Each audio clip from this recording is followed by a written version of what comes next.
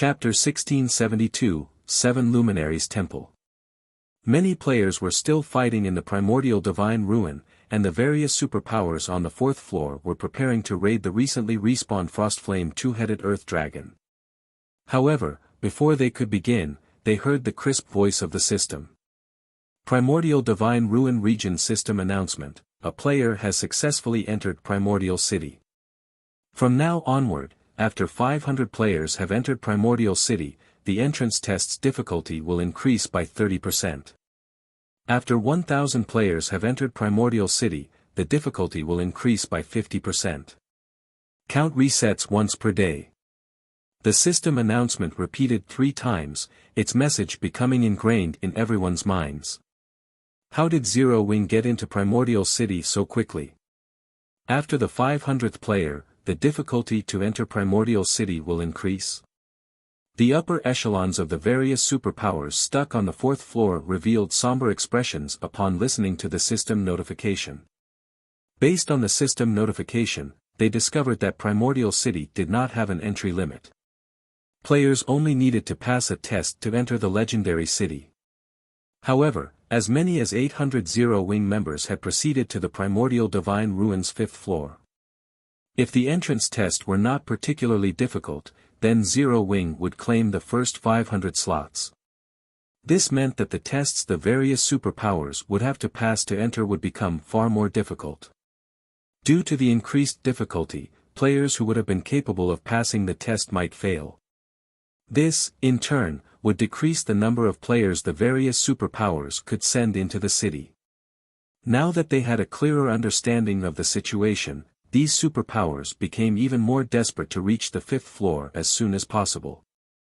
Meanwhile, news of Zero Wing entering Primordial City quickly spread outside of the ruin. What? Zero Wing is the first guild to send players into Primordial City?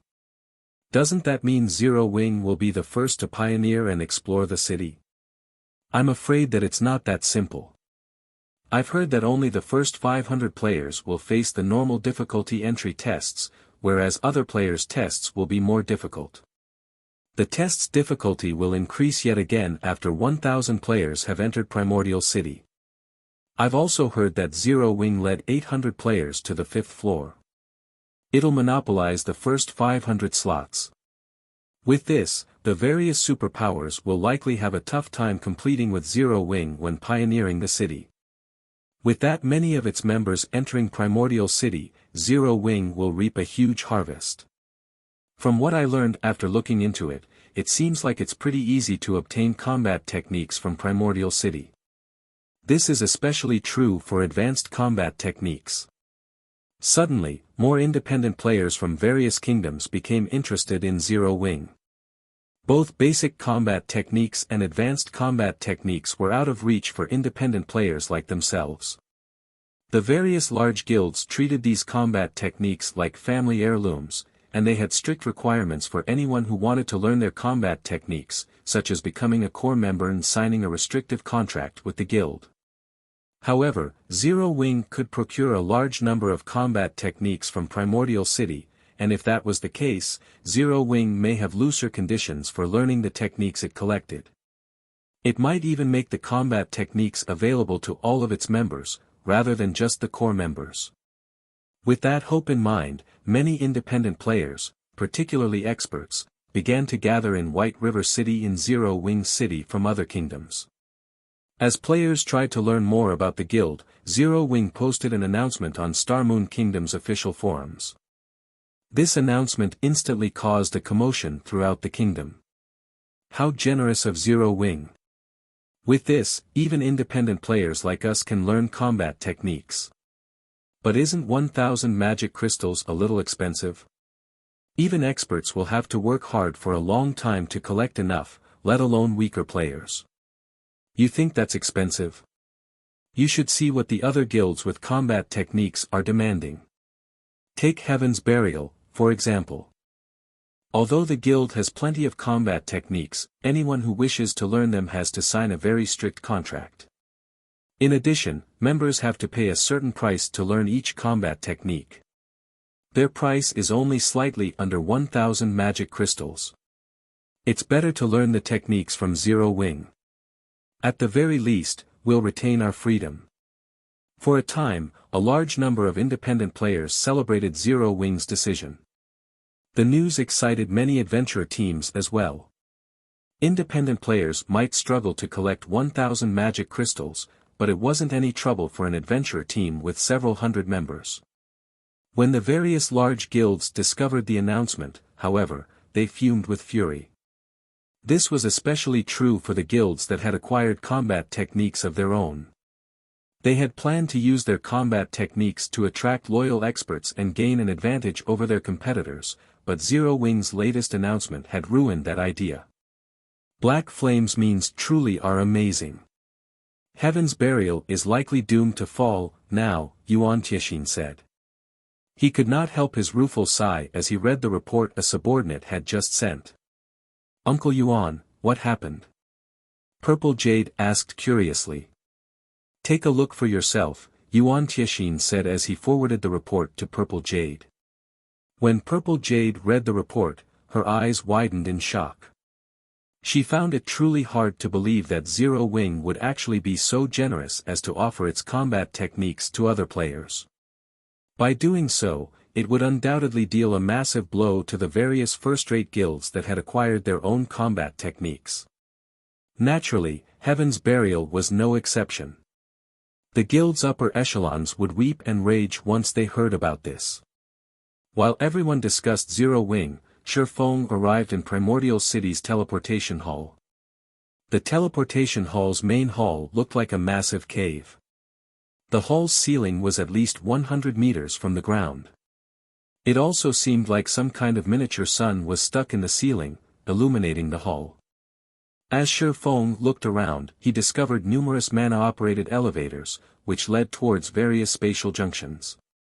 NPCs could arrive and leave Primordial City through these spatial junctions at any moment. These NPCs weren't limited to the human race, including members from other races as well. The instant Shifeng had arrived, both his mind and body had felt energized. The mana density here was no lower than that of Titan City. Players would definitely have an easier time practicing their combat or producing items here than elsewhere. Since Shifeng had visited Primordial City many times in his previous life, he didn't bother to look around the teleportation hall like some curious tourist. Instead, he quickly left the hall and ventured to Primordial City streets. Primordial City was a city of legend. The city had as many NPCs as the most populated NPC cities in God's domain. There were easily over 4 or 5 million NPCs within the city at all times, which was more than 10 times the number of NPCs in Starmoon Kingdom's capital. Moreover, unlike the NPCs in ordinary NPC cities, those in Primordial City were at least level 150. Tier 2 NPCs were insignificant here, usually serving as gate attendants. Tier 3 NPCs, which were rare in other NPC cities, strode down almost every street in Primordial City. One would even find Tier 4 NPCs window shopping. After leaving the teleportation hall, Shifeng summoned his demonic flame tiger and made his way towards the heart of Primordial City. Although Primordial City's layout was complex, Shifeng knew the city like the back of his hand. After traveling for around 20 minutes, he reached a towering temple. The temple before him was over 300 meters tall and occupied enough space to accommodate 100,000 people. It looked more like a mountain than a building. This temple was also the most important structure in Primordial City. The 7 Luminaries Temple. Chapter 1673, Primordial Scroll. Chapter 1673, Primordial Scroll. 2 mechanical puppets at the temple's entrance stopped Shifeng before he could enter the building. This is the 7 Luminaries Temple. Unauthorized individuals are not allowed entry. The 2 mechanical puppets crossed their great swords before the entrance, preventing Shifeng from proceeding. If any other player saw these mechanical puppets, they would definitely be given a fright. Both mechanical puppets were level 200 mythic monsters. They weren't ordinary mechanical puppets either, but magically enhanced puppets. Not only did they possess extremely high intellect, but they also wielded domains. In other words, they were Tier 4 mythic monsters with domain skills. Even Tier 4 NPCs with domains would not be a match for these magically enhanced puppets. Furthermore, these magically enhanced puppets were only the 7 Luminaries temple's gate attendants. There were much stronger guards within the temple itself. Based on Shifeng's knowledge, not even Tier 6 God-ranked players would dare to act presumptuously in the 7 Luminaries temple without losing their lives. Primordial City was one of the safest cities throughout God's domain. Neither monsters nor players dared to cause trouble here, and those who did were killed without question. Meanwhile, Shifeng wasn't surprised to find these magically enhanced puppets barring his path. The 7 Luminaries Temple was one of Primordial City's core buildings. It was also where players could exchange their contribution points for items. But only players who had become adventurers within the city were allowed inside, everyone else would be stopped at the door. If players wanted to become adventurers here, they had to pick up an adventurer quest from Primordial City's Adventurers Association. After completing their adventurer quest, players would be granted a Primordial City Adventurer emblem. Players would only be considered a common adventurer in the city once they had this emblem, and it would allow them to enjoy some of the benefits the city offered. However, since Shifeng was in a hurry, he hadn't stopped by the Adventurers Association to pick up the Adventurer's quest. In response to the crossed greatswords before him, Shifeng took out his city rookie emblem and showed it to the guards, asking, "Can I enter now?" The city rookie emblem granted him the status of a bronze adventurer in Primordial City. Although the status couldn't be upgraded, it was enough for now. If he had free time in the future, he could simply pick up the adventurer quest and obtain the real adventurer emblem. City rookie emblem confirmed. Identity confirmed. You may enter.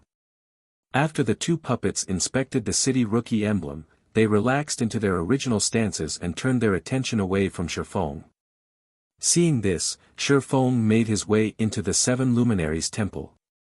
The 7 Luminaries Temple's lobby was a beautifully decorated plaza. The scenery was spectacular. It contained areas where people could rest and chat, and it even offered open-air restaurants and bars. The food and beverages sold here were unique to Primordial City and couldn't be removed from the city. But the taste of these items was simply unforgettable.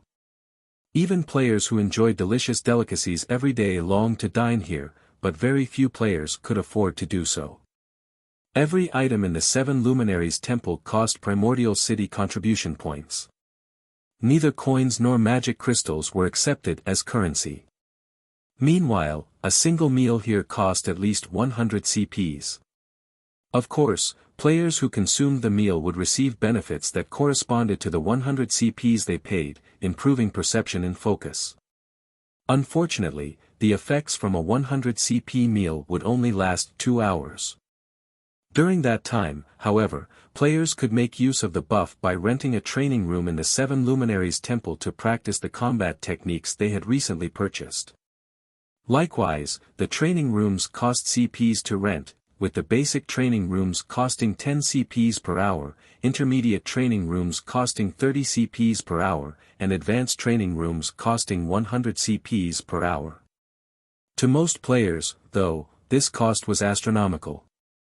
The system only granted free CPs on players' first visit to Primordial City, rewarding nothing for subsequent entries. Hence, it was very important that players carefully decide how to enter the Primordial City for their first visit. Aside from the first entry bonus, players could only obtain more contribution points by completing quests and through achievements in Primordial City. Shifeng didn't bother to look around after entering the 7 Luminaries Temple as he made his way for the exchange counter. "Sir, may I know what item you wish to purchase?" an elven beauty behind the counter asked with a smile.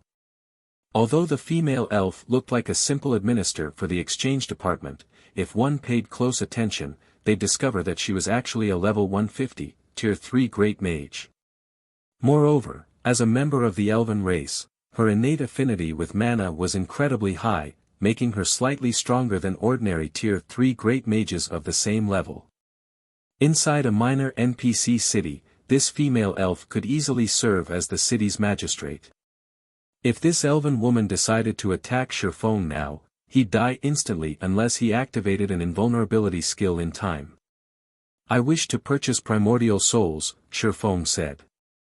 Primordial souls are extremely rare, so each will cost you 200 contribution points. We also have a daily exchange limit on primordial souls. Only 100 primordial souls are made available each day, the elf explained. May I know how many primordial souls you wish to purchase, sir? 20, Shifeng stated. Primordial souls were rare tools that could help players when they challenged their promotion quests. They were also unique to Primordial City. Naturally, Shifeng had to purchase as many primordial souls as he could afford now. Meanwhile, aside from the 5,000 CPs he had gained for clearing the Azura ranked entrance test, he had received a bonus of 3,000 CPs from the system, giving him a total of 8,000 CPs, so spending 4,000 on primordial souls wouldn't put him in the red. He also wasn't sure how many Zero Wing members would make it into Primordial City. Fortunately, unlike other players, he had the City Rookie emblem, which allowed him to earn CPs far more easily. Alright. The elf administrator then retrieved 20 bottles from the spatial storage unit behind her and said, "Sir, as a City Rookie, you enjoy a 10% discount on all purchases. Your total bill comes to 3,600 contribution points. Do you wish to purchase anything else?" After giving the matter some thought, Shifeng gritted his teeth and said, "I want to purchase 12 primordial scrolls and 1 teleportation stone to the darkness plane." Initially, he had planned to purchase advanced combat techniques after reaching Primordial City, but obtaining the Boneless Land's Lost Town was far more important right now. The darkness plane was one of the higher planes in God's domain, and the power of darkness on that plane was incredibly dense. Naturally, the monsters living in the darkness plane contained frightening amounts of power of darkness within them. When killed, they had a high chance of dropping a darkness stone fragment. Alchemists could use 100 of these fragments to synthesize a complete darkness stone, but their success rate was an excruciatingly low 30%. However, this was, by far, the best method to obtain darkness stones. On the other hand, if he tried to hunt darkness-type mythic monsters, the chance of obtaining a complete darkness stone was around 10%. When players in the past had to acquire darkness stones, they usually decided to do so in the darkness plane. However, as a higher plane, the darkness plane was extremely dangerous. With Shifeng's current strength, grinding there would be purely suicidal. He only dared to do so because he had the Bible of Darkness. If he wanted to increase his survival chances in the darkness plane, the primordial scrolls were necessary. The primordial scroll was a super rare scroll that could only be used in higher planes. Players could use the scroll to summon heroic spirits to aid them in battle, and it was akin to a Tier 3 summoning scroll. However, heroic spirits summoned this way operated differently from ordinary summoned creatures. A summoned heroic spirit's strength wasn't in direct combat. Rather, they tended to focus on support. They possessed plenty of support skills and spells that could significantly strengthen players' combat power. Like the primordial souls, there was a daily exchange limit for the primordial scrolls. Each primordial scroll costs 300 contribution points. Only bronze adventurers and above can purchase the Darkness Plane Teleportation Stone for 1,000 contribution points. Including the City Rookie discount, that puts your new total at 7,740 contribution points, the elf administrator reported, smiling as she took out the items Shifeng had requested. Shifeng then paid his bill, instantly becoming a poor bastard. But he didn't mind the huge expenditure. Compared to the value of the lost town, spending this many contribution points was nothing. He then mailed the primordial souls to Aqua Rose while he teleported to the darkness plane.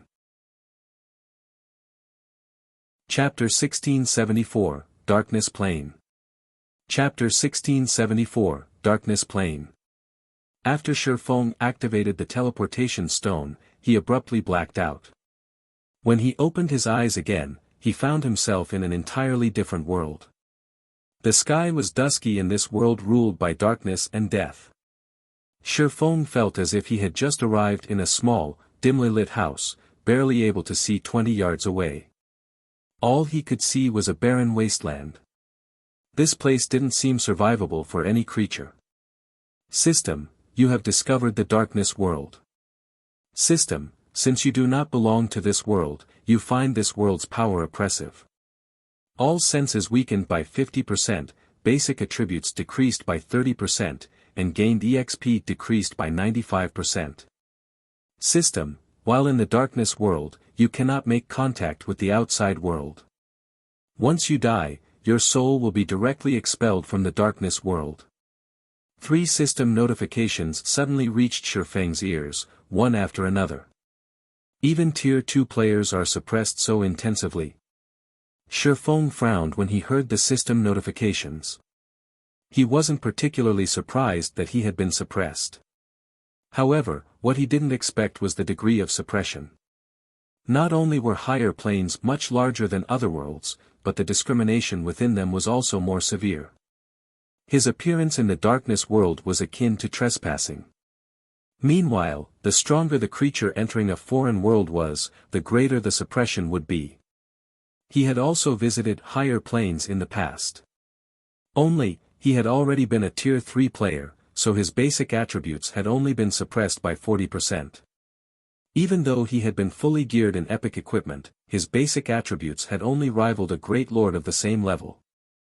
His physique had also been considerably weaker. He had even had trouble against the various higher planes great lords of the same level. He hadn't expected the suppression on Tier 2 existences to be so severe. Tier 2 existences stood at the very bottom of the power hierarchy in higher planes. Even at the same level and tier, the higher planes monsters were much stronger than monsters on the God's Domain continent. This was because their life ratings were much higher than ordinary monsters, as were their combat standards. On the continent of God's Domain, dragons were creatures of legend, but in the higher planes, monsters with life ratings to rival dragons were everywhere. Hence, before reaching a certain strength, players had an exceedingly low survival chance in a higher plane. Even though it was common knowledge that higher planes offered plenty of high rank and precious resources that were rare or non-existent on God's Domain's continent, the various superpowers in Shifeng's previous life hadn't casually explored these higher planes. Aside from the world's oppression and its monster's strength, the environment was the greatest difference between the higher planes and the continent of God's Domain. Take the darkness plane, for example. Upon arriving in this world, Shifeng had felt his body become considerably heavier than before. It felt as if the area's gravitational force had increased by 3 or 4 times. Moreover, the environment's power of darkness continuously corroded his body. Without extremely high darkness resistance, the ambient power of darkness would slay players even if they stood in place and did nothing. Not daring to waste time, Shifeng took out the Bible of Darkness and summoned a Tier 3 demon. In response, a demon in crimson scale armor, wielding a great sword, appeared before its summoner. Blood Demon, demonic creature, Tier 3 demon. Level 80. HP 34,000,000/34,000,000. Demons were considered dark creatures in God's domain, so in the darkness world, they wouldn't be oppressed. Moreover, thanks to the Bible of Darkness's demon ruler skill, the blood demon had grown stronger. This was why Shifeng had boldly visited the darkness plane.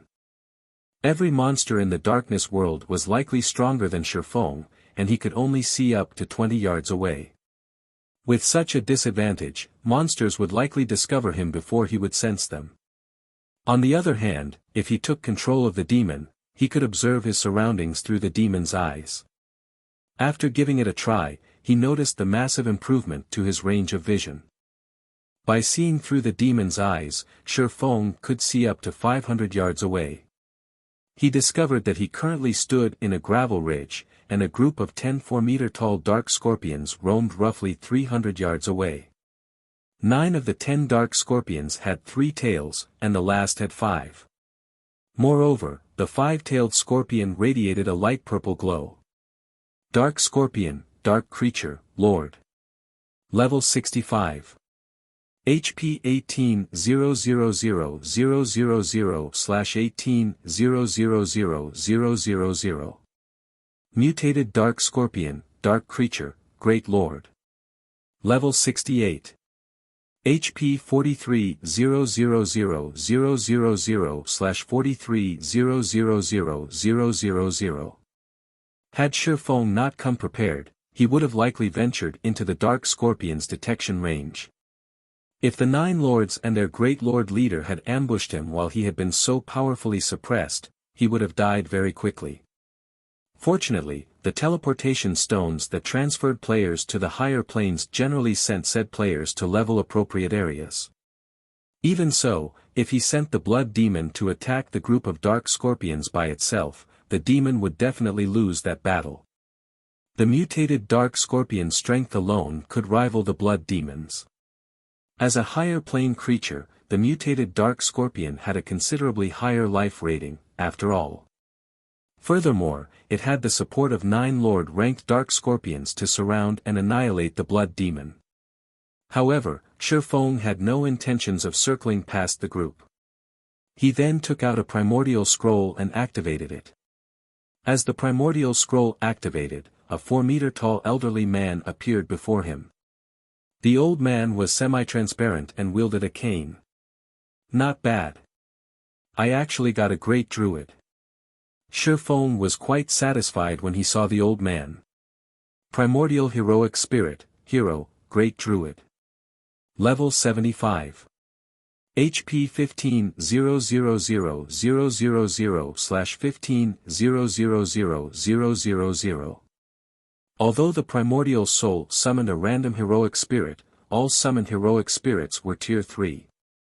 Unlike ordinary NPCs, Heroic Spirits wouldn't be oppressed in foreign worlds. In addition, they commanded plenty of Tier 3 spells and skills. They were the perfect support for players when grinding in higher planes. Any team that intended to grind in a higher plane would always purchase Primordial Scrolls before doing so. After summoning the Heroic Spirit, Shifeng had the Great Druid cast a series of Tier 3 support spells. Tier 3 Spell Forest's Protection increases the defense and basic attributes of all allies by 20% for 30 minutes. Does not stack with other attribute-increasing spells.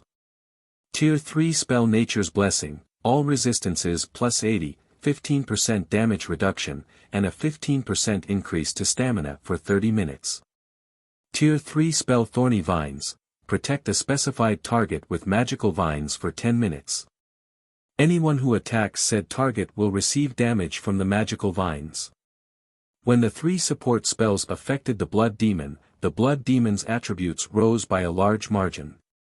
Following which, Shifeng controlled the Blood Demon and charged towards the Dark Scorpion group. When the Blood Demon was less than 200 yards away from the Dark Scorpions, it caught the monster's attention. Responding, the Dark Scorpions lashed their tails and hissed threateningly. Not waiting for the Dark Scorpions to attack, Shifeng used the Tier 3 spell, Blood Sanction.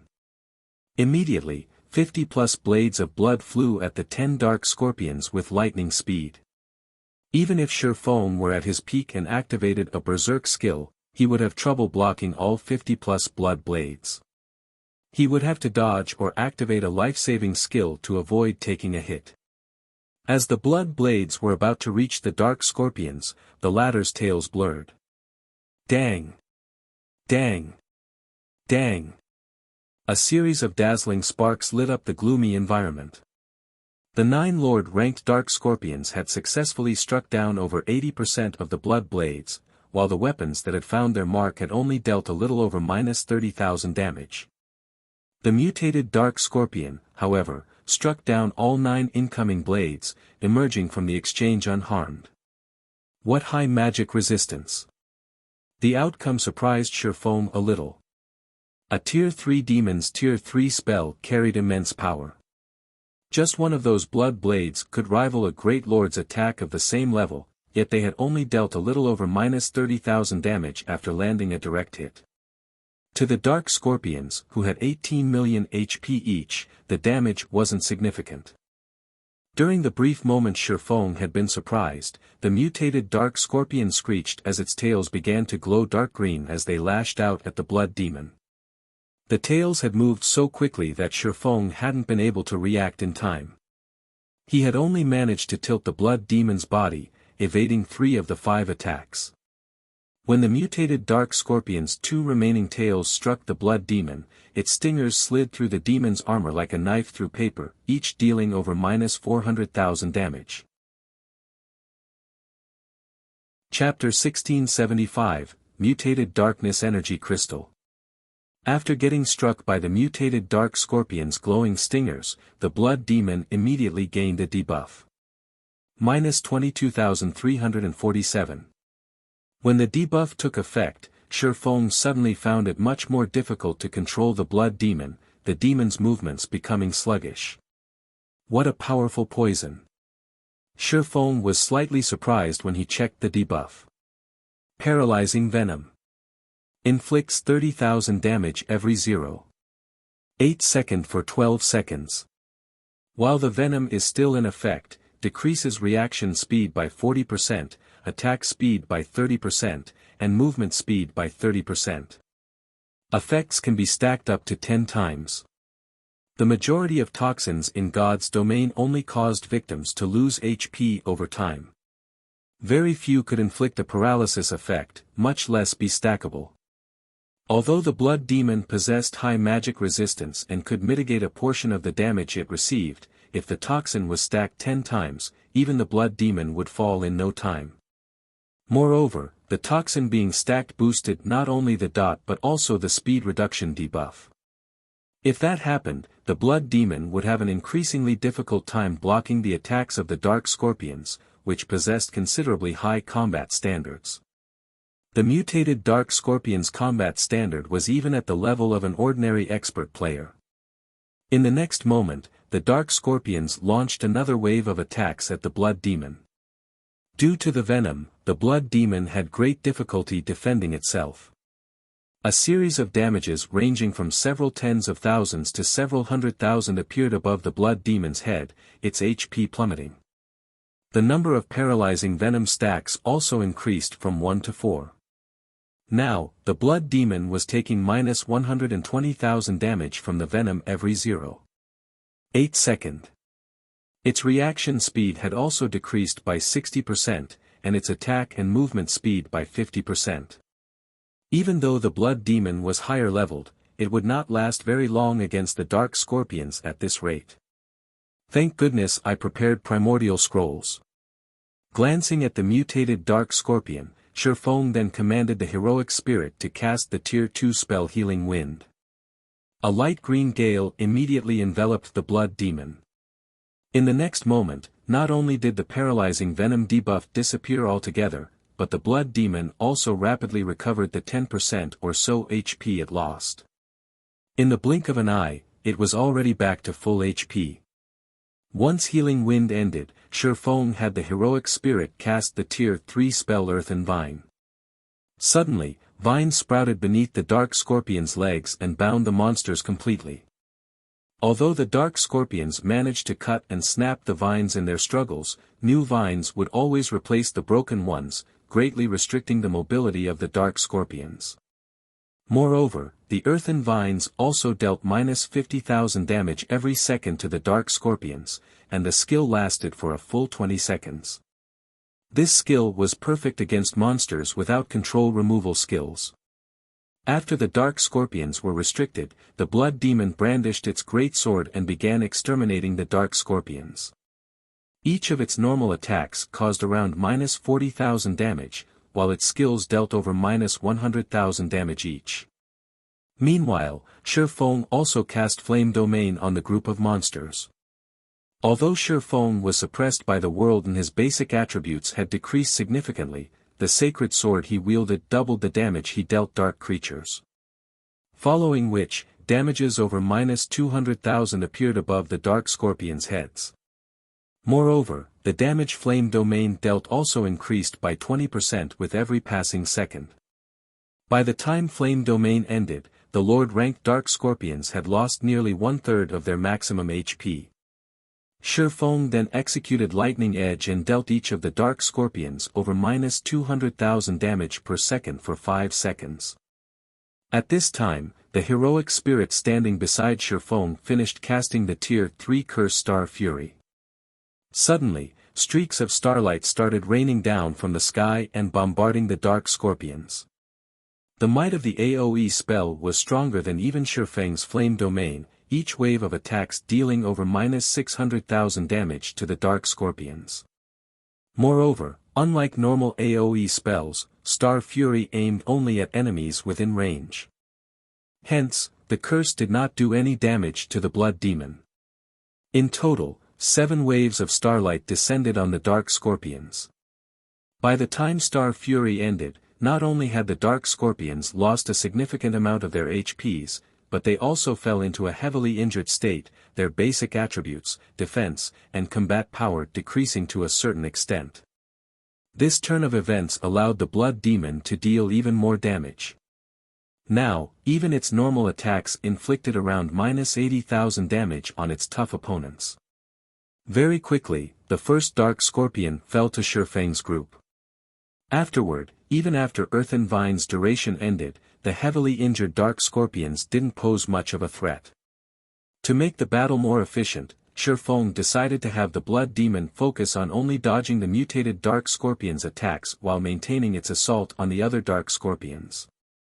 This strategy rendered the mutated Dark Scorpion useless in the battle. The Great Lord could only watch as its subordinates got picked off one after another. Only after the disposal of all the Lord-ranked monsters did Shifeng have the Blood Demon trade blow for blow with the Great Lord, foregoing all forms of evasion and defense. Although the Blood Demon would get poisoned and receive significant amounts of damage from doing so, there was the healing provided by the heroic spirit. Due to the Blood Demon's all-out offensive, the mutated Dark Scorpion lost HP rapidly. 72%. 70%. 65%. After roughly 10 minutes had passed since the battle began, Shifeng activated Divine Providence and landed the last hit on the mutated Dark Scorpion. Following which, the mutated Dark Scorpion let out an agonized screech as it collapsed before Shifeng's feet. At the same time, the Great Lord also dropped 8 items around its corpse. The monsters here are really tough. Shifeng breathed out a sigh of relief when he saw that the mutated Dark Scorpion was finally dead. Although Shifeng had long since known that the monsters in higher planes were powerful, he had never imagined that the monsters of the darkness world would be as powerful. Just dealing with a level 68 Great Lord had already taken him so much effort. If not for him having summoned a healing-type heroic spirit, he could have come out the loser in this battle. With how powerful the monsters in the darkness world were, if he came across a Grand Lord, he would most likely have no choice but to run away. However, while dealing with the Dark Scorpions was indeed very difficult, the loot they dropped pleased Shifeng greatly. The 9 Lord-ranked Dark Scorpions had dropped a total of 37 items. Among them, 15 were level 60 mysterious iron equipment and 8 were level 60 bronze equipment. The drop rate here was considerably better than on the continent of God's domain where Lord-ranked monsters past level 50 dropped only bronze equipment while mysterious iron equipment was dropped by only High Lords and Great Lords, and generally just 1 or 2 pieces of equipment at that. Aside from weapons, equipment, and materials, the 9 Dark Scorpions also dropped 3 Darkness Stone fragments. The drop rate for the fragments was considerably better than what Shifeng initially expected it to be.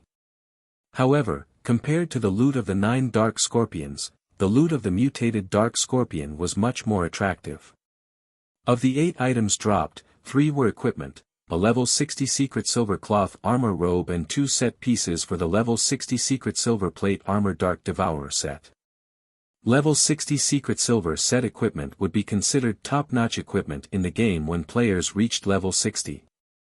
Moreover, the Dark Devourer set was actually an 8-piece set. The set's level requirement would be lowered to level 55 when 4 set pieces were gathered, and further to level 50 if one managed to complete the set. If players could equip level 60 Secret Silver set equipment at level 50, just the basic attributes they could gain from the set alone would surpass that of level 50 Dark Gold set equipment. Not to mention, the Dark Devourer set's other set effects were also plenty amazing.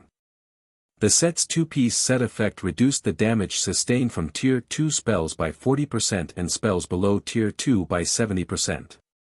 Meanwhile, the 6-piece set effect raised the wearer's strength and endurance by up to 30% when attacked. If he could allow the guild's MTs and Berserkers to equip the Dark Devourer set, they would be practically invincible among those of the same level.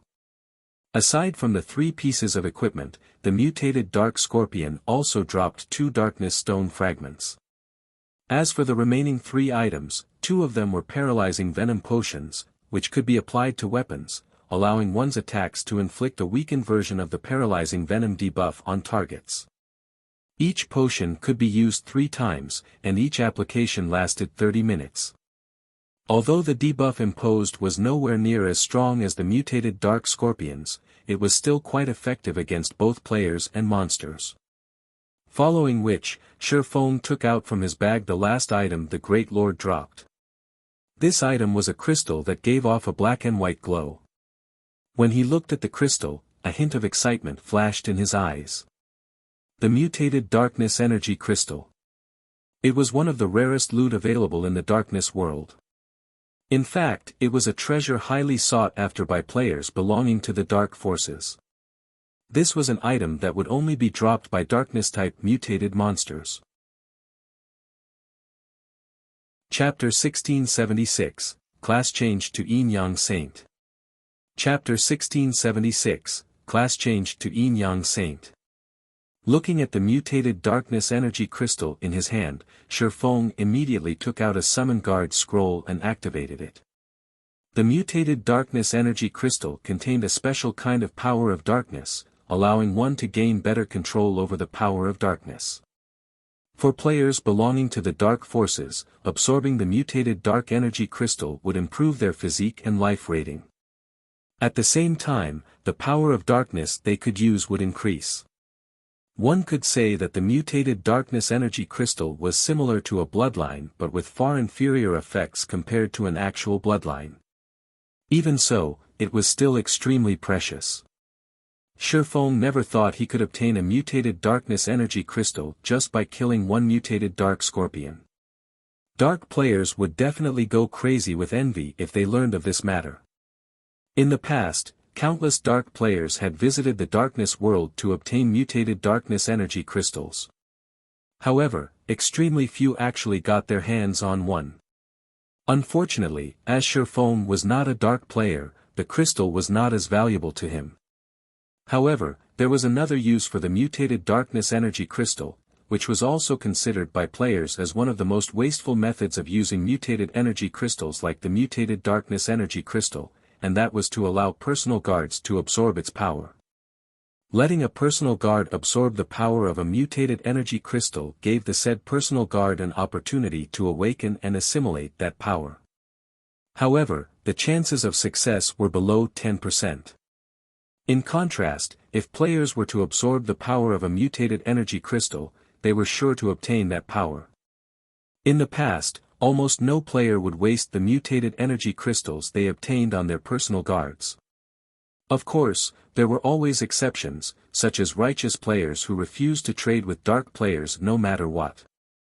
In such rare occasions, players would choose to give the mutated energy crystal to their personal guards instead and gamble on the small chance of success. Meanwhile, one of these exceptions had won their gamble, allowing their fine gold personal guard to obtain the power of fire. The result of this successful assimilation was a massive rise in combat power for the said personal guard. Afterward, the fine gold personal guard had even managed to get promoted to Tier 5. Normally, only dark gold guards had a chance to reach Tier 5 in God's domain. Meanwhile, after getting promoted to Tier 5, the evolved fine gold guard's combat power was even close to rivaling that of Tier 5 dark gold guards. Back then, this incident had caused a huge commotion throughout the entire God's domain. Spending a mutated energy crystal to obtain a Tier 5 personal guard was a very profitable trade.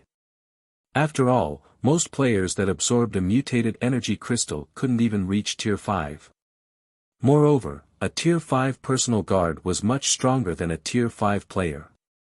The only downside was the difficulty of resurrecting personal guards that were killed. Due to this incident, the various superpowers had also reconsidered their opinions on spending mutated energy crystals on personal guards. Meanwhile, since the mutated darkness energy crystal was utterly useless to Shifeng, he might as well gamble it on one of his personal guards. After Shifeng completed the incantation for the Summon Guard scroll, a summoning magic array manifested before him. A moment later, the lithe figure of a woman appeared in it. This woman was none other than Anna, whom he had not seen for quite some time now. At this point, Anna had already reached level 80. Her leveling speed was simply astonishing. Shifeng could not help but acknowledge the questing efficiency of an epic personal guard. Her strength had improved considerably as well. Right now, even the level 80, Tier 3 Blood Demon was most likely no match for her. However, as this place was the darkness world, as soon as Anna appeared, a powerful force started suppressing her, causing her basic attributes to plummet. When her basic attributes settled, her overall combat power was no longer a match for the Tier 3 Blood Demon. Not wanting to waste time, Shifeng immediately passed the mutated darkness energy crystal to Anna. At the sight of the crystal, Anna's eyes glowed with great interest and excitement. Without needing Shifeng to do anything, Anna started writing divine runes and chanting an incantation. NPCs were much more proficient at utilizing mutated energy crystals than players were. Hence, NPCs were capable of using every type of mutated energy crystal available. Players, on the other hand, could only absorb mutated energy crystals that were suitable for their alignment and class. Suddenly, a gigantic, golden magic array appeared beneath Anna's feet. One-fold. Two-fold. Three-fold. The appearance of the magic array lit up the surrounding darkness brightly. After Anna was done casting the threefold magic array, she placed the mutated darkness energy crystal at its center. Suddenly, the surrounding power of darkness started surging towards the magic array, the massive flow of energy prompting Shifeng to step back in fright. As the magic array collected more power of darkness, the aura it exuded also steadily strengthened. At some point, the aura grew so overwhelming that Shifeng started to feel stifled. Even the monsters over 500 yards away unconsciously distanced themselves from the magic array. After the process continued for 5 long seconds, the magic array's horrific aura began dissipating. The gathered power of darkness then started flowing into Anna's body under the magic array's guidance. In the next moment, pitch-black runes appeared on Anna's body. As the number of runes increased, the feeling Anna gave off underwent a heaven-defying change.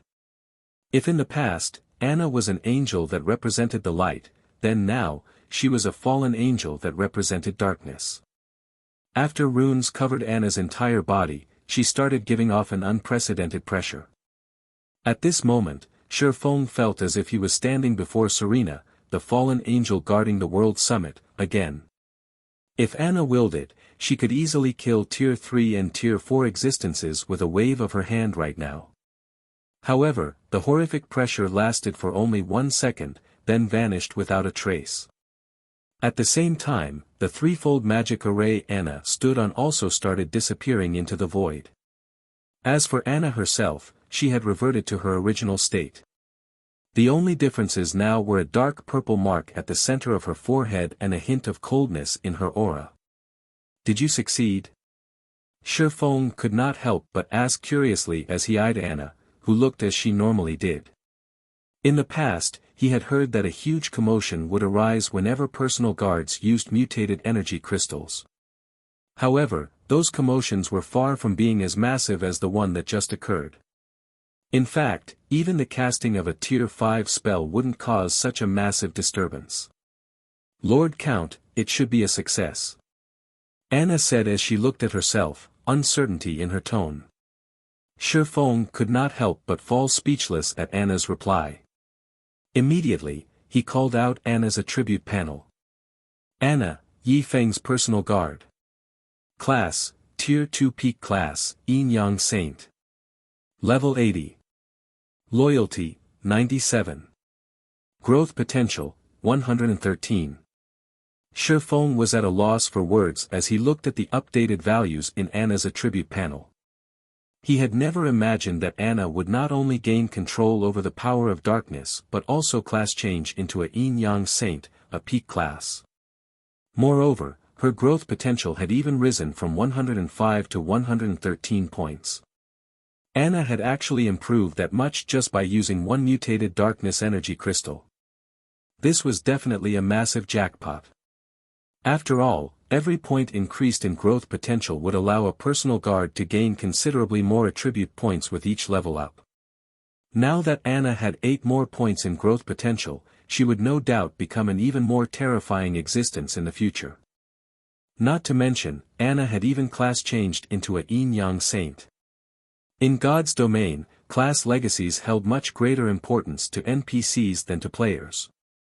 In a situation where both sides were of the same level and tier, an NPC with a basic class had almost no chance of defeating an NPC with an advanced class, and likewise an NPC with an advanced class had no chance of defeating an NPC with a peak class.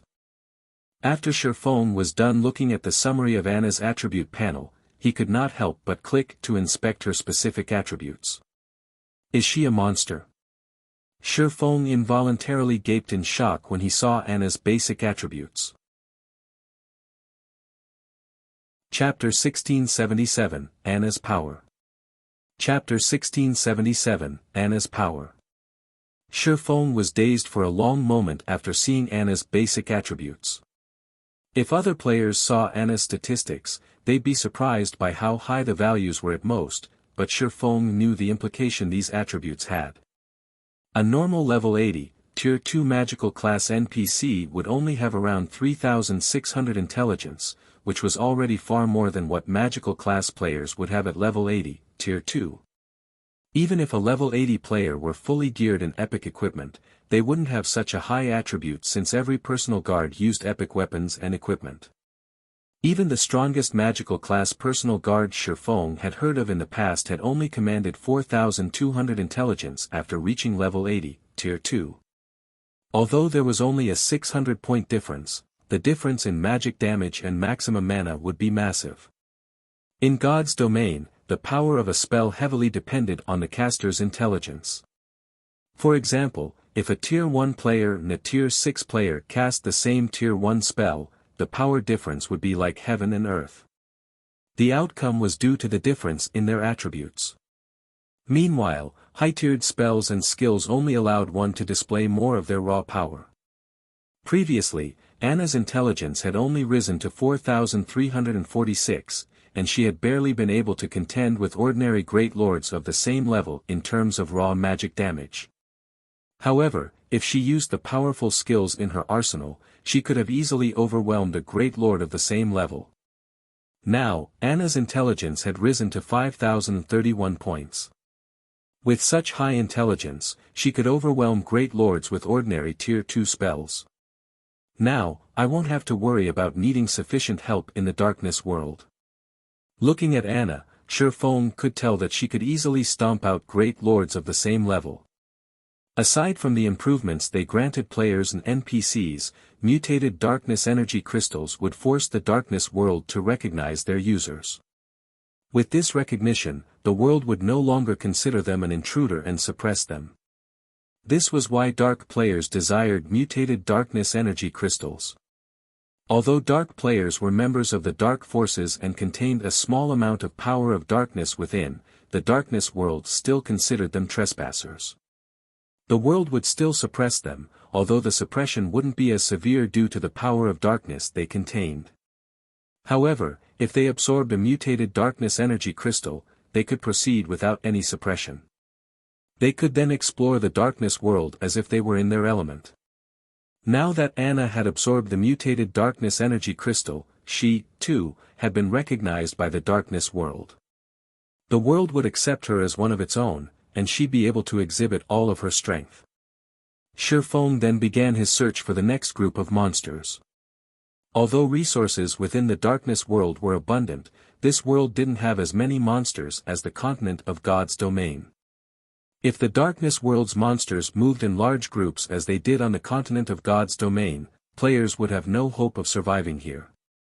Now that Shifeng had the powerful support Anna offered, hunting down monsters like the dark scorpions was a waste of time. He needed to find stronger monsters to allow Anna to display her full potential. After searching for around 30 minutes, Shifeng finally found a pack of two-headed dark wolves resting at the foot of a mountain. There were 12 dark wolves in total, including 1 Grand Lord and 11 Lords. The Lord-ranked wolves were around 4 meters tall, while the Grand Lord was double that size. Aside from looking like a miniature mountain, the Grand Lord-ranked dark wolf gave off an intense pressure. Two-headed dark wolf, dark creature, Lord. Level 67. HP 21,000,000/21,000,000. Two-headed dark wolf king, dark creature, Grand Lord. Level 70. HP 95,000,000/95,000,000. Challenging a Grand Lord in the darkness world was very dangerous, but even if Shifeng weren't a match for the monster, he was confident that he could retreat safely if needed. If he weren't, and he settled for weaker monsters, he wouldn't be able to acquire then 100 darkness stones he needed even after 10 solid days of grinding. The darkness world's Grand Lords had a chance of dropping complete darkness stones. On the other hand, only mythic rank or above darkness-type monsters would drop the stones on the God's domain continent. That being said, Grand Lords in this world had a slightly lower chance of dropping them. However, he could use Icarus's heart to compensate for the low drop rate. As long as the Grand Lords had a chance of dropping the stones, it was worth a try. Shifeng had only planned to challenge Grand Lords after he could summon 3 demons with the Bible of Darkness. He'd also be able to use another Primordial scroll in 2 hours. With 5 Tier 3 monsters and a healer, he had a considerably good chance of defeating the Grand Lords. At worst, he could always suppress his opponents with the Ring of Gospel. But now that he had a monster of a personal guard like Anna, there was no need to wait. Alright, let's begin. Shifeng commanded once everyone was in position. Anna instantly began to write divine runes, chanting an incantation at the same time. A short moment later, 10 level 80 Lord-ranked Rock Guardians formed before Anna. A level 80 Great Lord-ranked Golden Giant had joined them. Due to the significant boost to Anna's intelligence, her summoned creatures had also received a boost to their attributes. The summoned creatures were 15% stronger than they had been previously, but Anna wasn't done yet. Following which, she cast Magic Strengthening, further increasing the Rock Guardians and Golden Giants' basic attributes. In the blink of an eye, Shifeng had a powerful monster army. As the 11 summoned creatures prepared to charge, the old man beside Shifeng cast enhancement buffs on them as well, strengthening the summoned creatures even further. Go! Shifeng commanded once the preparations were complete. The Golden Giant and Blood Demon led the charge with the 10 Rock Guardians closely behind them. When the group of summoned creatures came within 200 yards of the Dark Wolf pack, the Dark Wolves howled with anger. The 2-headed Dark Wolf King stood and glared at the Golden Giant and Blood Demon. Emanating a low growl, it pushed its paws against the ground and shot forward. The Dark Wolf King was as fast as lightning, leaving a trail of afterimages and powerful gales of wind. The Dark Wolf King arrived before the Golden Giant almost instantly, smacking the Great Lord with one of its front paws. Pine! Under Anna's control, the Golden Giant raised its arms to protect itself. When the Dark Wolf King's paw collided with the Golden Giant's arms, the ground beneath the summoned Great Lord cracked and shattered, and the Golden Giant sunk into the ground. The Dark Wolf King's strength was higher than Shifeng had expected, and despite blocking the attack, the Golden Giant had lost over 100,000 HP. Realizing that its first attack had failed to get rid of its target, the Dark Wolf King turned and swiped its tail at the Golden Giant. As the Wolf King's bushy tail moved, power of darkness gathered around it, turning the harmless-looking tail into a sharp blade that sliced at the Golden Giant. Tier 2 Skill, Darkness Blade. When the attack landed, the impact sent the Golden Giant flying over 20 yards back. Following which, a damage of over -2,300,000 appeared above the Golden Giant's head. The Dark Wolf King's strength was on an entirely different level than the Grand Lord's on God's Domain's continent. Fortunately, although the two attacks dealt a lot of damage, the Golden Giant had 55 million HP, losing a little over 2 million HP was nothing. With the primordial heroic spirit healing it from a safe distance, the Golden Giant could definitely withstand the Dark Wolf King's attacks. In contrast, the Blood Demon and 10 Rock Giants completely overwhelmed the 11 two-headed Dark Wolves that had followed their alpha. Even without any healing, the Rock Giants could dominate the Dark Wolves in a one-on-one fight. Furthermore, they had the help of the Tier 3 Blood Demon. Naturally, Anna didn't sit idle. After becoming a Yin-Yang saint, she had gained more than just summoning skills. She now had powerful attack spells in her arsenal. Anna cast Holy Light Spear, a Tier 2 Light-type spell, launching 18 Holy Spears at the Dark Wolf pack. Each spear carried nearly as much strength as a Tier 3 Great Lord of the same level. Moreover, the Holy Spears dealt an additional 50% damage to dark creatures. When the Holy Spears found their marks, the Dark Wolves cried in agony as damages of over -400,000 appeared above their heads. In less than 10 minutes, Shifeng's team had wiped out the 11 Lord-ranked two-headed Dark Wolves, the creatures decorating the ground with loot upon their deaths. Now, only the two-headed Dark Wolf King remained, still fighting the Golden Giant. However, the Golden Giant looked miserable.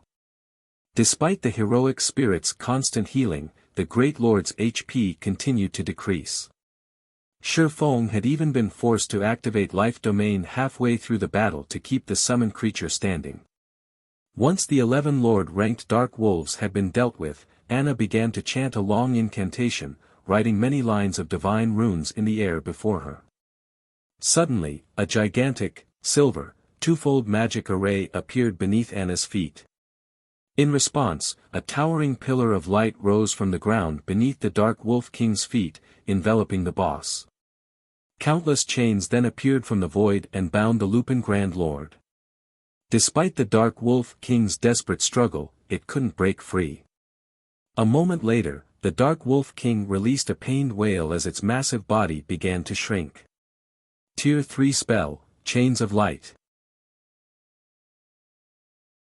Chapter 1678, Power to Transcend Tears.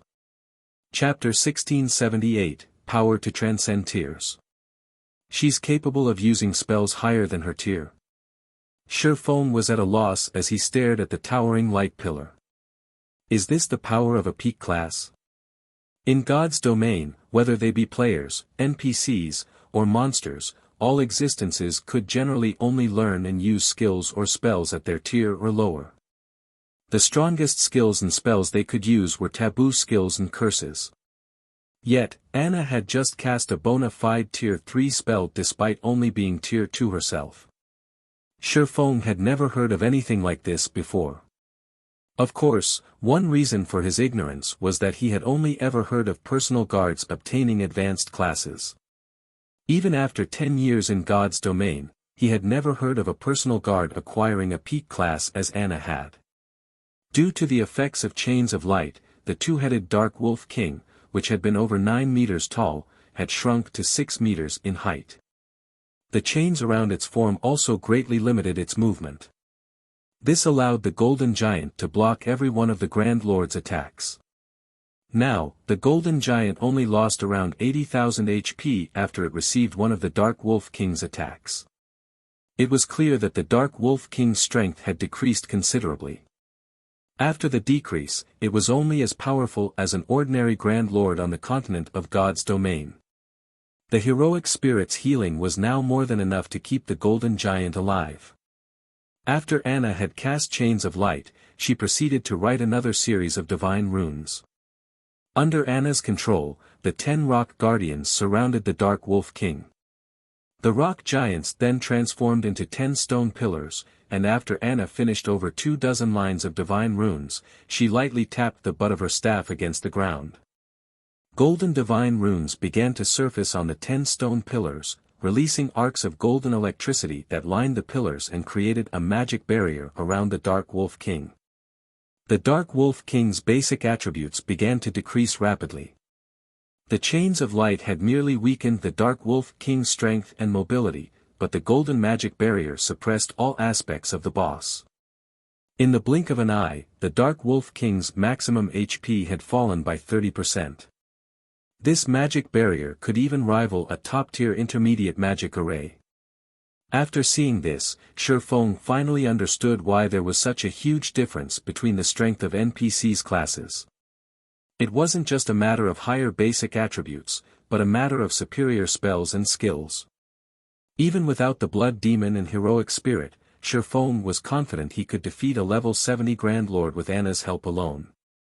If the party had a strong healer, Anna could even whittle down the Dark Wolf King without too much exertion. This will save me plenty of primordial scrolls. As Shifeng watched the two-headed Dark Wolf King, whose attributes had already fallen below a Grand Lord standard, he realized that he wouldn't have to rely on primordial scrolls to grind in the darkness world anymore. The heroic spirits players summoned with primordial scrolls could only exist for 12 hours. Meanwhile, Shifeng only had 12 of these scrolls. Even if he used them efficiently, they would only last him for several days. With Anna's help, though, he could grind in the darkness world for much longer. Due to the magic barrier, the Golden Giant had a much easier time dealing with the Dark Wolf King. The Great Lord even began to trade blows with the Grand Lord, increasing the party's overall DPS. After including the Blood Demon, Anna, and Shifeng's attacks, the Dark Wolf King's HP began to deplete steadily. Although the Grand Lord's battle recovery and high defense slowed their progress, it was only a matter of time before the Dark Wolf King died. 90%. 85%. 80%. When the two-headed Dark Wolf King's HP fell to 20%, it released a sudden, angry howl. Its two-headed body then split down the middle, each head taking on its own form. Division. Shifeng's expression darkened when he saw the two Dark Wolf Kings. Bosses that had grasped doppelganger skills in God's domain were extremely difficult to defeat. Unfortunately, slaying bosses that had grasped division skills was even harder. With doppelganger skills, a boss's main body and its doppelganger shared HP. If either form were killed, regardless of whether or not players slew the main body, both would die. However, bosses with division skills were a different story. Each copy had its own, independent HP. This essentially meant that players had to face two bosses simultaneously. Moreover, when a boss used a division skill, all debuffs on the boss would be removed. In the next moment, the chains of light originally binding the two-headed Dark Wolf King vanished. The two Dark Wolf Kings then revealed a sinister grin as they looked at Shifeng's group, their expressions seemingly saying, "You're dead meat now." The two Dark Wolf Kings immediately pounced on the Golden Giant and the Blood Demon. Gathering power of darkness in their paws, they smacked their respective targets. Both the Golden Giant and the Blood Demon attempted to block the incoming attacks, but just as they seemed to succeed, the Dark Wolf King's paws transformed into shadows, piercing the elemental and demon's defenses. The attack struck their targets, and both the Golden Giant and the Blood Demon were thrown over 20 yards away, a damage exceeding -2 million appearing above each of their heads. Before the two summoned creatures could regain their footing, the two Dark Wolf Kings pounced again, launching the same attacks. The prior scene replayed, with the Golden Giant and the Blood Demon flying backward and losing over 2 million HP each. As expected of a Grand Lord in the darkness world. In addition to a division skill, it has an unblockable offensive skill. This boss could even annihilate a 20-man team of Tier 2 experts of the same level. Despite realizing the seriousness of the summoned creature's situation, Shifeng remained unfazed. Instead, he calmly told Anna, "Let's see what you've got." Nodding, Anna's aura abruptly changed. The dark purple mark on her forehead disappeared, transforming into runes that covered her body. After Anna obtained a peak class, she had learned 2 over-tier spells and 1 epic ranked skill. Although she had displayed the Tier 3 spell, Chains of Light, she had yet to reveal her other over-tier spell and epic skill. The move Anna had just used was none other than the epic skill, Yin-Yang Power. Not only did Anna's basic attributes soar under the skill's power, but the strength of her light and darkness type skills and spells would also rise by 1 tier, to a maximum of Tier 4. This was the Berserk skill unique to peak legacies. Anna's Tier 2 spells and skills already had the power to rival Tier 3 attacks, but now her attacks were even more powerful than a Grand Lord's of the same level. Furthermore, while Yin-Yang Power was in effect, all of her spells and skills would increase by 1 tier. It was by no means an exaggeration to consider Anna a level 80, Tier 3 NPC. Anna proceeded to cast the Tier 2 spell, Holy Light Spear once more, but unlike her previous use, the number of holy spears she summoned had doubled to 36. Moreover, each spear carried more power than before. Under Anna's control, the holy spears transformed into streaks of white light that bombarded the 2 Dark Wolf Kings. While the 2 Dark Wolf Kings happily bullied the Golden Giant and Blood Demon, the holy spears appeared before them. Even with the Dark Wolf King's incredible reaction speeds, they only blocked half of the incoming spears, the rest of the shining weapons found their marks. When the holy spears met the Dark Wolf King's tough fur, the 2 Grand Lords howled in pain. Each spear dealt over -600,000 damage. By the time the 2 Dark Wolf Kings had recovered from the Holy Spear's bombardment, Anna had finished casting the Tier 2 spell, Feathers of Light. Suddenly, countless white, immaculate feathers descended from the sky, decorating the area around the 2 Grand Lords. Anna, who stood outside of the rock giant's magic barrier, grabbed at a feather that had fallen before her. She then gave the feather a gentle pinch. Boom! Boom! Boom! The hundreds of immaculate feathers surrounding the 2 Dark Wolf Kings began to explode, one after another. Although each feather's explosion was not particularly powerful and only devoured a few tens of thousands of the Grand Lord's HPs, the total accumulated damage was frightening.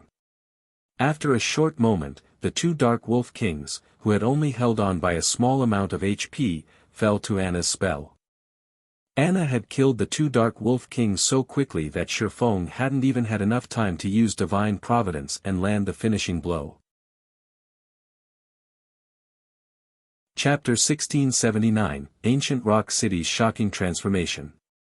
Chapter 1679, Ancient Rock City's Shocking Transformation. Seeing the corpses of the divided 2-headed Dark Wolf King reaffirmed Anna's strength for Shifeng. Although light-type spells had striking effects against dark creatures, they shouldn't allow a level 80, Tier 2 NPC to overwhelm the 2-headed Dark Wolf King to this extent. Not even ordinary Tier 3 NPCs of the same level were capable of such a feat. The only downside to Anna's Yin-Yang power was its 100-second duration and a long 6-hour cooldown. If she could use this Berserk skill frequently, she could massacre one level 70 Grand Lord after another. When the 2-headed Dark Wolf King had died, it had dropped a pile of loot before them. It had also granted both Shifeng and Anna a large amount of EXP. Although Shifeng's EXP gain in the Darkness world had been drastically reduced, his experience bar still increased by a noticeable amount.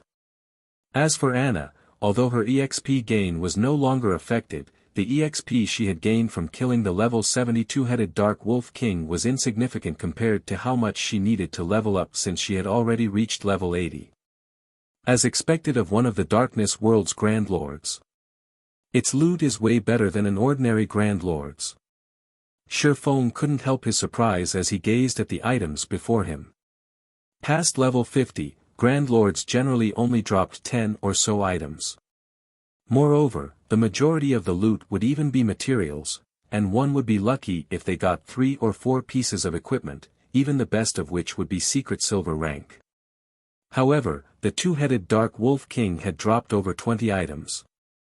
Although the majority of the loot was still materials, the boss had dropped 5 pieces of equipment. 3 of the pieces were level 60 secret silver equipment, including 1 pair of boots belonging to the level 60 secret silver ranked Dark Devourer set. The last 2 pieces were level 60 fine gold equipment, one of which was a set piece for the level 60 fine gold ranked Fantasy Demon set. Although the Fantasy Demon set was only a 6-piece set, players could equip the set at level 55 instead of level 60 once they had gathered 4 pieces.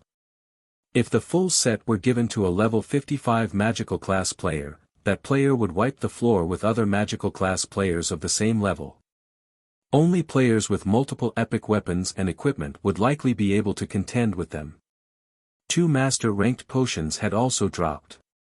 Among them, one was the Mana Awakening Potion. It was a rare berserk potion that increased players' spell effects by 200% for 30 seconds. The other potion was a Resuscitation Potion. If players consumed the potion after resurrecting, they could recover a portion of the lost EXP. These 2 potions had easily sold for over 100 gold each on the market in the past. In addition, the two-headed Dark Wolf King had dropped a Darkness Stone and 3 Darkness Stone fragments. However, what surprised Shurfong most was a translucent crystal ball. The Detection Crystal Ball. This was a top-tier item for outdoor explorations. It was particularly useful at night, when visibility was poor. The Detection Crystal Ball could be used to detect all monsters within a certain range, which was determined by the Detection Crystal Ball's rank. A Bronze Detection Crystal Ball had a range of 500 yards, while Mysterious Iron-ranked crystal balls could detect enemies within 700 yards, and Secret Silver-ranked ones could reach 1,000 yards. It allowed players to avoid monster ambushes. The Detection Crystal Ball the Wolf King had dropped was Fine Gold rank, with a range of 1,500 yards. Not only could this item's detection reach further than the Blood Demon's vision, but it could also spot every monster within that range. It did not matter even if the monsters were camouflaged or hidden behind terrain. Unfortunately, it did cost 1 magic crystal to operate per hour. Ordinary players might not be willing to pay this price, but it wasn't an issue for Shurfong, and it would be of great help as he explored the Darkness World. There weren't as many monsters in the Darkness World as there were on the continent of God's domain, making them troublesome to find.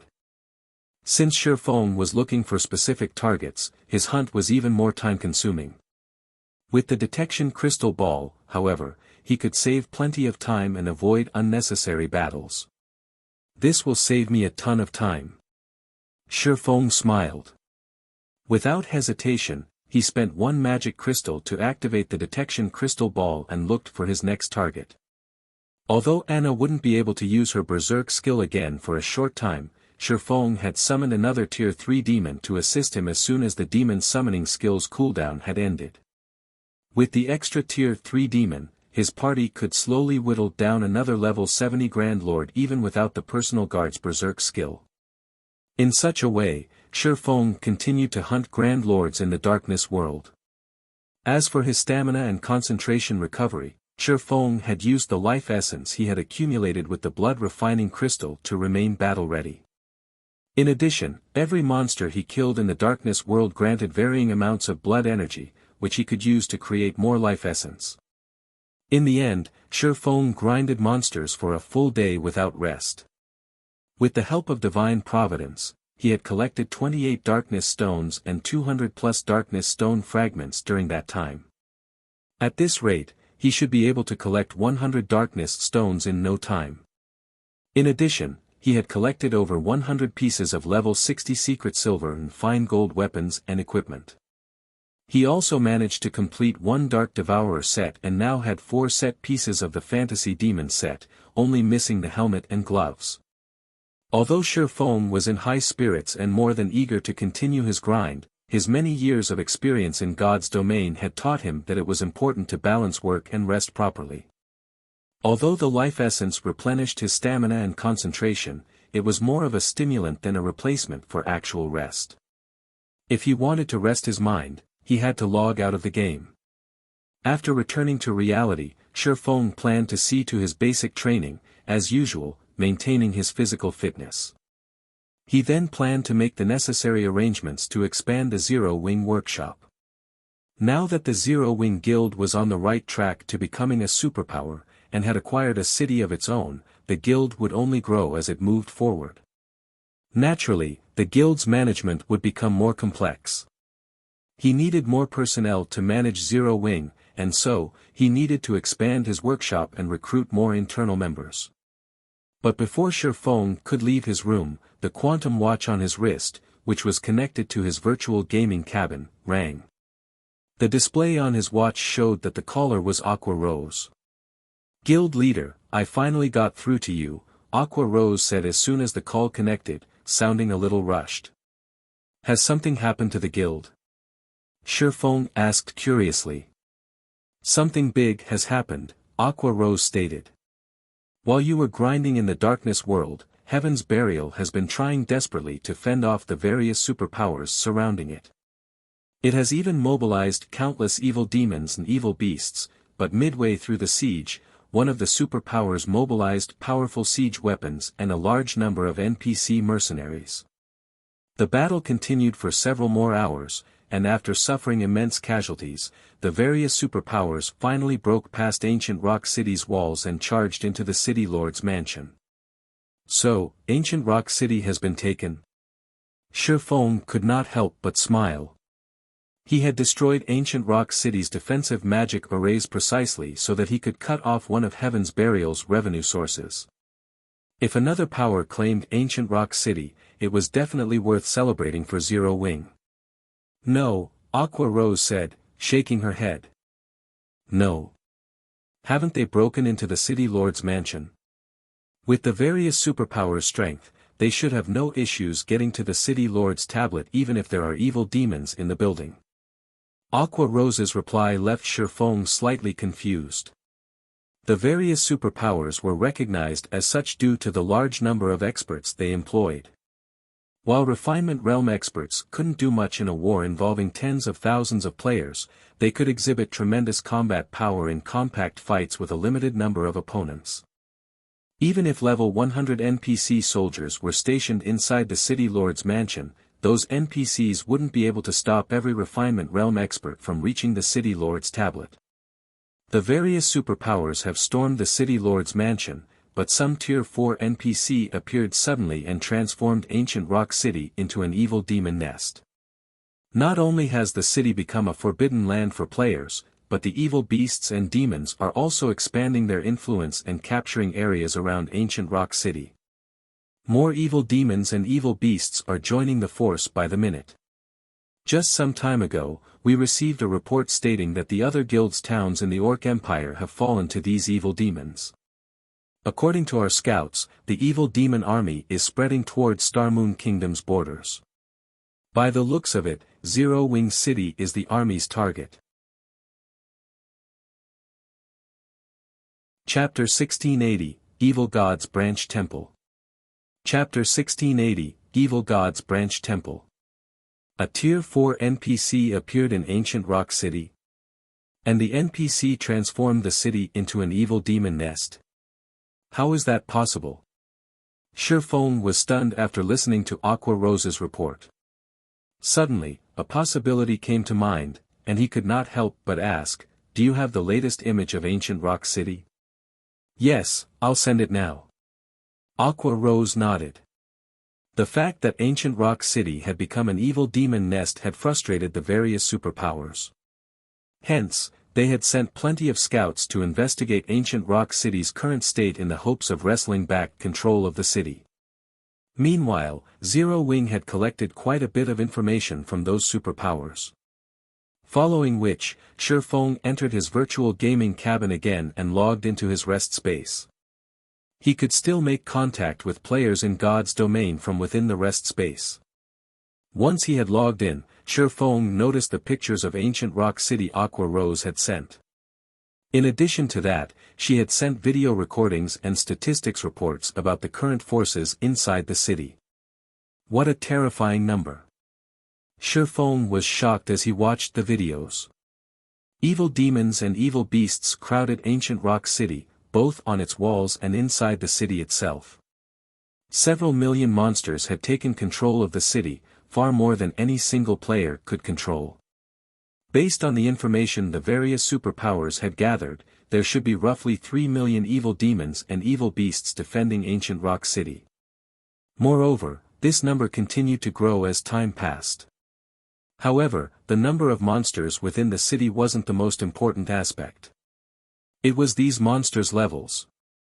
The lowest leveled monster present in the city was level 50, while the higher leveled ones had reached level 80. Moreover, there were mythic ranked evil beasts and evil demons outside of the city. Based on current reports, there should be more than 10 mythic ranked evil beasts and evil demons protecting ancient rock city. There was also a level 80, tier 4 NPC stationed in the city. This NPC was the true Grim Reaper to players due to its tier 4 domain skill. Based on the reports, hostile players that tried to approach this tier 4 NPC would be transformed into evil demons before they could get near the NPC. Sure enough. Shifeng frowned as he gazed at the towering temple in the heart of ancient rock city. They sure are ruthless. They actually built a branch of the evil god's temple in ancient rock city. The only way to transform a city into an evil demon nest was to create an evil god's temple branch temple in the city. If a branch temple descended, one could instantly teleport all of the evil beasts and demons under their command to the temple, essentially fortifying the city with an army. However, it was extremely difficult to get a branch temple to descend. First, the descent's target must not have any defensive magic arrays, and second, one would need a large number of precious materials and souls. Once a branch temple descended, the occupied city would crumble. Although it was only a branch temple, the density of the evil energy it exuded would be horrific. This evil energy would corrupt the land the branch temple occupied, and only a tier 5 high priest or above would be able to cleanse the corrupted land. If the land remained corrupt, ordinary players wouldn't be able to survive there. Now that a branch temple had descended, ancient rock city had been undoubtedly crippled. The city's fate as an evil demon nest was sealed. Becoming a guild city again was practically impossible. Guild leader, what should we do? The evil demon and evil beast armies are clearly marching towards Zero Wing City. Even if we petition the kingdom's armies to suppress these monsters at the border, there are too many of them. In addition, more evil beasts and evil demons join the march as time passes. On the off chance that the kingdom's armies fail to hold off these monsters and they reach Zero Wing City, we'll definitely be in trouble, Aqua Rose expressed her concern. If such a frightening number of evil beasts and evil demons assaulted Zero Wing City, it would only be a matter of time before the city fell even if it had a stronger defensive magic array than Stone Forest Town. Mythic ranked creatures marched alongside the evil beasts and demons toward Zero Wing City, after all. Even if Zero Wing City's defensive magic array could stop those monsters' attacks, there was a limit to how long the magic array could hold. Once it broke, the city's players would quickly follow. If they did not think of a plan to stop the monster army now, Zero Wing City would be finished. Shifeng felt a headache brew as he looked at the dense swarm of evil demons and evil beasts.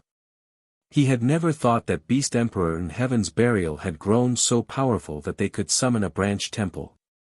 It wasn't exactly a simple task, and the price of doing so was unimaginable.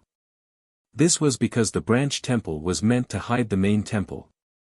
If Beast Emperor and Heaven's Burial had tried to mobilize their monster armies from within Star Moon Kingdom, even if Shifeng had sat back and done nothing, the kingdom's NPCs would discover the evil god's temple within Star Moon Kingdom immediately. At that time, the kingdom would doubtlessly dispatch its armies to exterminate the temple. But a branch temple was a different story. Since Beast Emperor and Heaven's Burial teleported their monsters from the main temple to the branch temple, it was impossible to track down the main temple before these armies mobilized within the kingdom. Meanwhile, even if the branch temple were destroyed, the evil demon and evil beast armies were already outside of Star Moon Kingdom. They would not teleport back to the main temple due to the branch temple's destruction. Notify Snow and have her organize the guild's experts to coordinate with the kingdom's armies immediately. We need to stop as much of that monster army as possible. Also, figure out a way to collect as many magic crystals as possible. Before I return, have everyone put as much distance as possible between them and the monster army. That includes other guilds members and independent players. Make sure they don't become sacrifices for that army, Shifeng ordered after giving the matter some thought. The evil god's temple had been a constant thorn in the side for God's domain's various major powers in the past. The main reason for this the temple members' ability to create evil beasts and demons through their defeated opponents. If a force weren't strong enough and tried to challenge the evil beasts and evil demons, they'd only become food for those monsters. There were two methods to keep its forces from spreading when the evil god's temple plagued the country. The first was to exterminate every evil beast and demon found with overwhelming strength, while the second was to destroy the main temple. In reality, the evil god's temples across the continent of God's domain served as evil energy transfer devices. When activated, the evil god's temples would send evil energy throughout the continent, creating a suitable environment for its evil beasts and demons. As long as one destroyed the activated evil god's temple, they could stop the transfer of evil energy. After losing its source, the evil energy that had spread would gradually thin until the environment became hostile for evil beasts and demons once again. Some of the weaker monsters might even die as a result, while the stronger monsters would grow weaker and become easier to defeat. However, the whereabouts of Star Moon Kingdom's evil god's temple remained unknown, and destroying the heavily guarded branch temple in the Orc Empire was impossible. The only hope of fending off the monster army that marched towards Zero Wing City was to send expert players to work alongside the NPC armies, whittling away as many of the evil beasts and demons as possible. The monster army could only grow if it had sacrifices, it couldn't bolster its numbers without a cost. Understood. I'll notify Snow right away. Aqua Rose nodded before disconnecting the call. Not daring to waste time, Shifeng immediately logged back into God's domain and continued to grind for darkness stones. Meanwhile, over 500,000 players had gathered in a forest at the border of Stone Forest Town's map. Among them, over 100,000 wore Heaven's Burial's guild emblem. Every one of these players was level 47 and above, and they were all very well equipped. However, every one of these players wore tense expressions. Beast Emperor, I've prepared the 400,000 players you've asked for. I hope that you will fulfill your promise. Singular Burial, who stood atop a hillside, told the middle-aged man beside him. The middle-aged man had ashen skin covered in runes.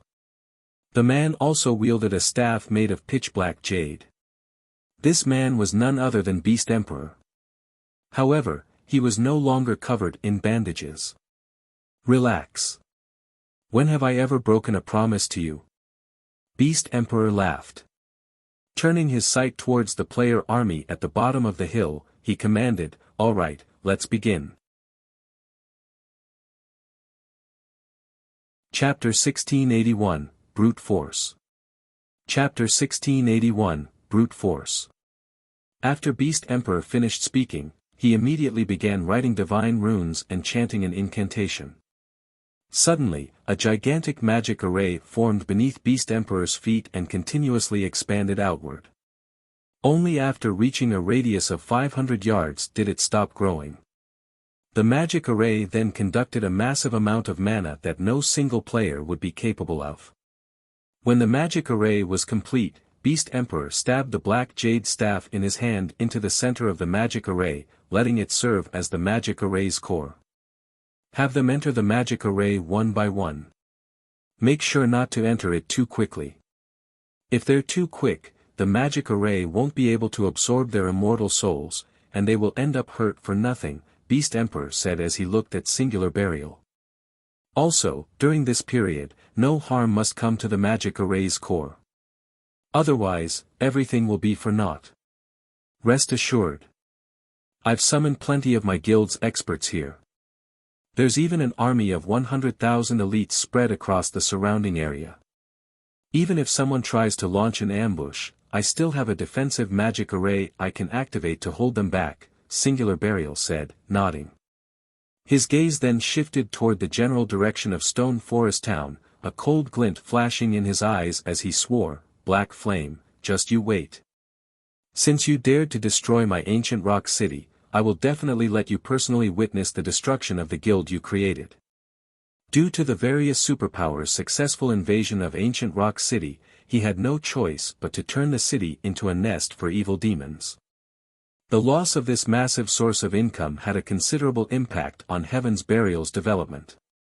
In fact, some of the major corporations supporting Heaven's Burial had already withdrawn their funds, instantly shattering Singular Burial's dream of making the guild a superpower. As for the remaining corporations backing Heaven's Burial, they were staying only because they believed in Lei Jingyang's and his own abilities. If not for the two of them, these major corporations would have drastically reduced the funding they provided Heaven's Burial. Hence, it was definitely not an exaggeration to say that the hatred he felt for Zero Wing could blot out the sky. Originally, the plan was to take action against Zero Wing. However, after the battle at Ancient Rock City, Singular Burial changed his mind. He also wanted Zero Wing's members to have a taste of getting whittled down and destroyed bit by bit. First, he would take away Stone Forest Town. Next, he would deal with Zero Wing City.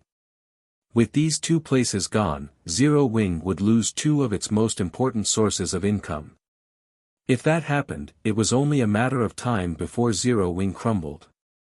Meanwhile, all Black Flame would be able to do at that time was watch as Zero Wing dissolved into nothingness while Stone Forest Town and Zero Wing City fell into the hands of Heaven's Burial. From then on, Heaven's Burial would replace Zero Wing as Star Moon Kingdom's absolute overlord.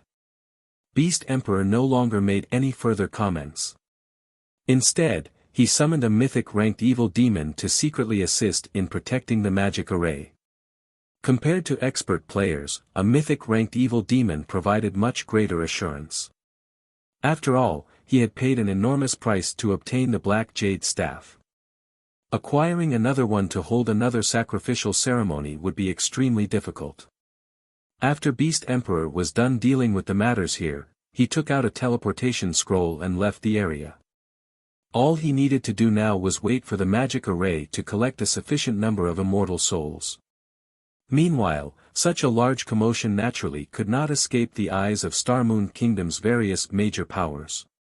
What's Heaven's Burial trying to do by gathering so many players over at Stone Forest Town?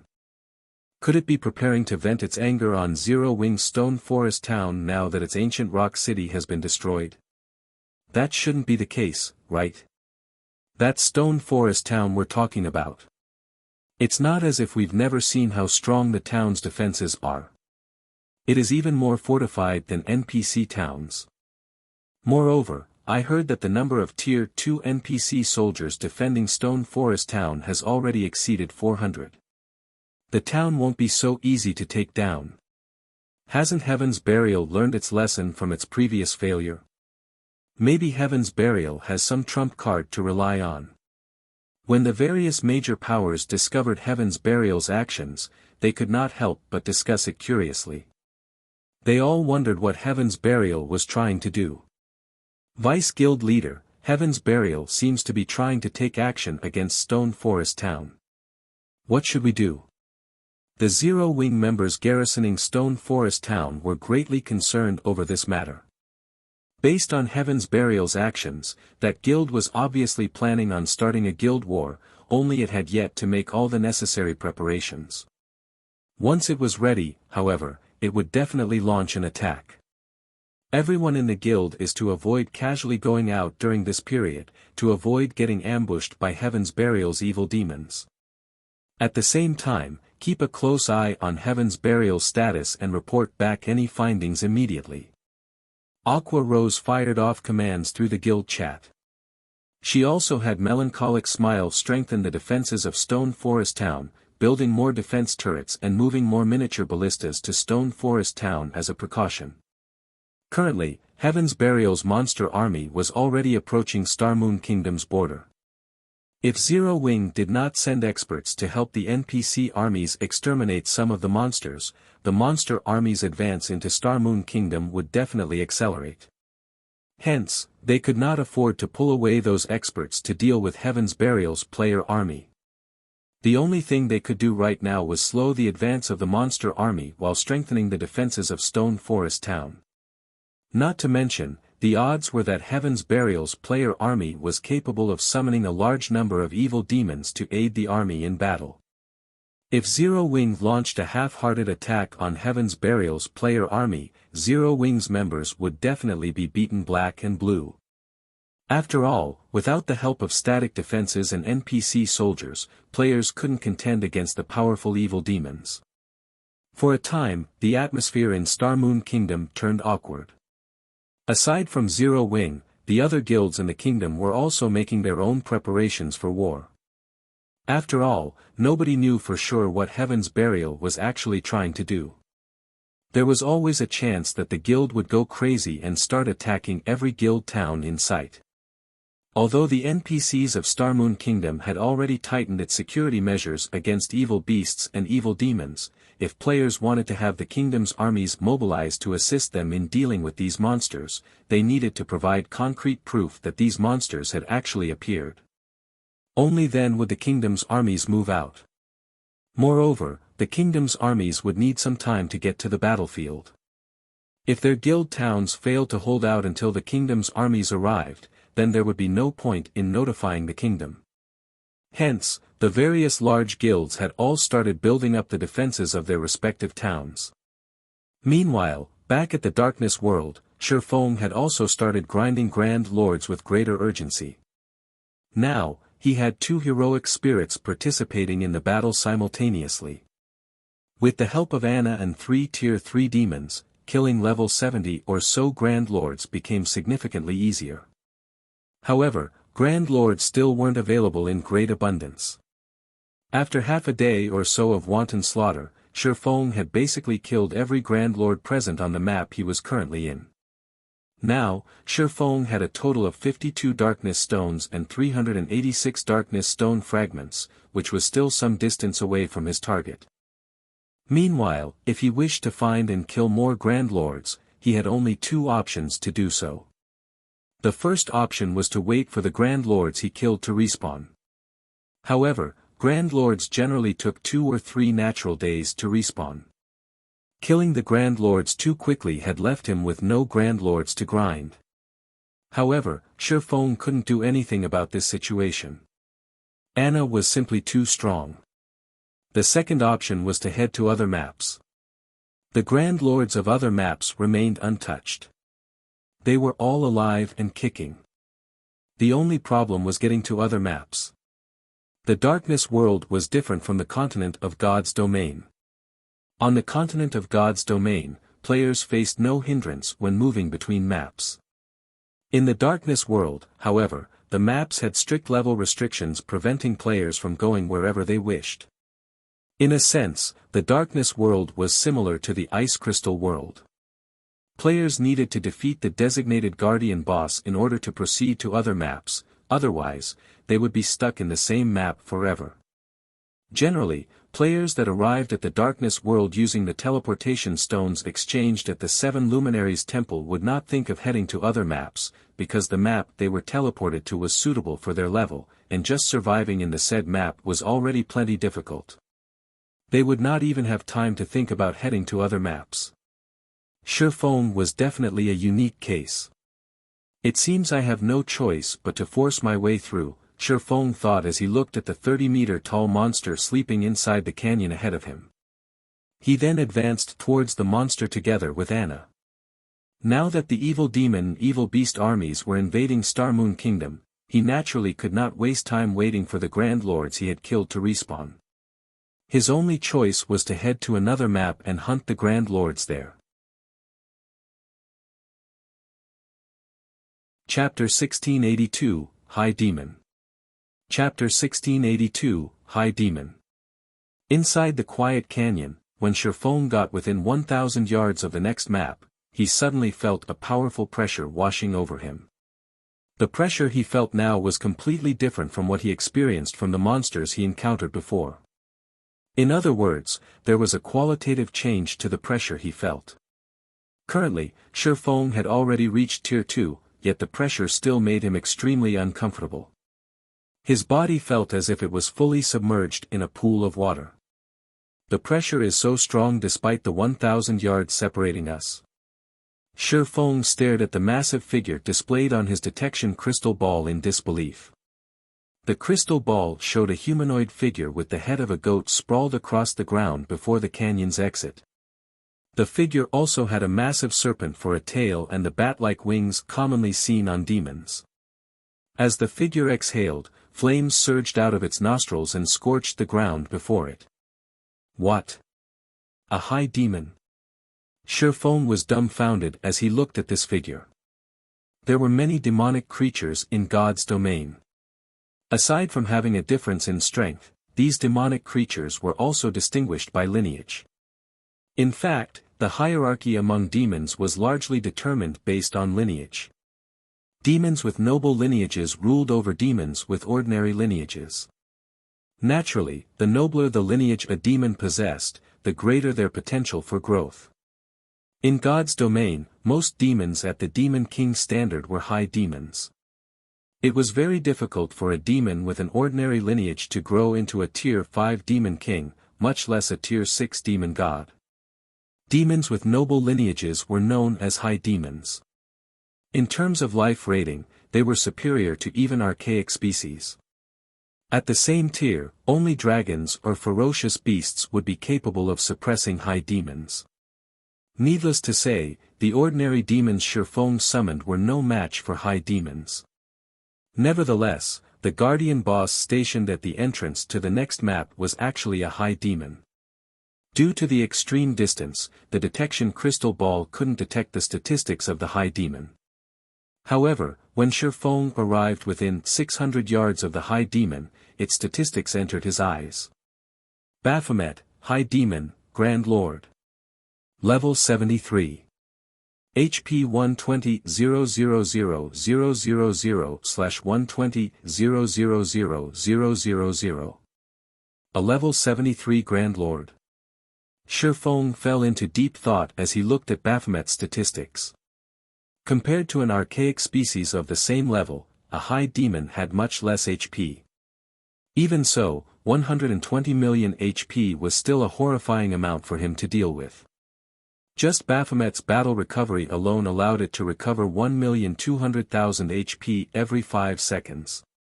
If his DPS was lower than 240,000, Baphomet would be an invincible existence to him.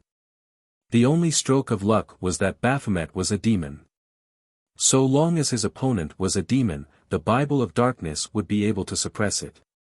Although he couldn't use the Bible of Darkness to turn Baphomet into his subordinate, he could greatly suppress the high demon's basic attributes. Moreover, this suppression was absolute, its effects would not weaken in the slightest, unlike how magic arrays and the like did when the target monster was too strong. All the same, a high demon was still a high demon. Baphomet wasn't just strong in terms of basic attributes. The skills, spells, and combat standard it possessed were beyond those of an ordinary demon. I can only give it a try. Gritting his teeth, Shifeng took out another primordial scroll from his bag and summoned a third primordial heroic spirit. Although Zero Wing City's defenses were far superior to an ordinary guild city's, the current situation was unlike before. The quantity and quality of the evil beasts and evil demons surging into Star Moon Kingdom were extraordinary. If the monsters broke through the defensive network of the kingdom's army and reached Zero Wing City, Shifeng was unsure whether Zero Wing City could hold its ground against them. If he could secure the Lost Town before this happened, the numerous mana weapons stored inside the Lost Town would undoubtedly raise Zero Wing's strength by a significant margin. At that time, the chances of defending Zero Wing City would also improve significantly. Looking at Baphomet, Shifeng did not hurry to have his 3 demons charge at the high demon. Instead, he waited out the cooldown of Anna's skills. Afterward, he had the 3 heroic spirits cast one buff after another on everyone in the group, causing their basic attributes to skyrocket, particularly those of the level 80 Golden Giant, which already possessed immense strength. After being buffed up by the 3 heroic spirits, its strength was already close to rivaling a Grand Lord's of the same level. Following which, Shurfong gave the command to attack. Taking the lead, the Golden Giant and 3 Tier 3 demons charged forward, the 10 Rock Guardians following closely after them. If a player were to witness this scene, they would definitely turn around and flee. However, Baphomet simply yawned, paying no heed whatsoever to the approaching enemies. Only when the Golden Giant and 3 demons arrived within 200 yards of Baphomet did the High Demon look at the Golden Giant. Suddenly, as if they had just stepped into a muddy swamp, the Golden Giant, demons, and Rock Guardian's speed decreased abruptly. Moreover, their movement speed wasn't the only thing reduced, even their reaction speeds turned sluggish. Following which, Baphomet stomped on the ground and disappeared from where it stood. When Baphomet reappeared, it had moved over 50 yards from its original position. The High Demon was practically faster than even an ordinary mythic monster.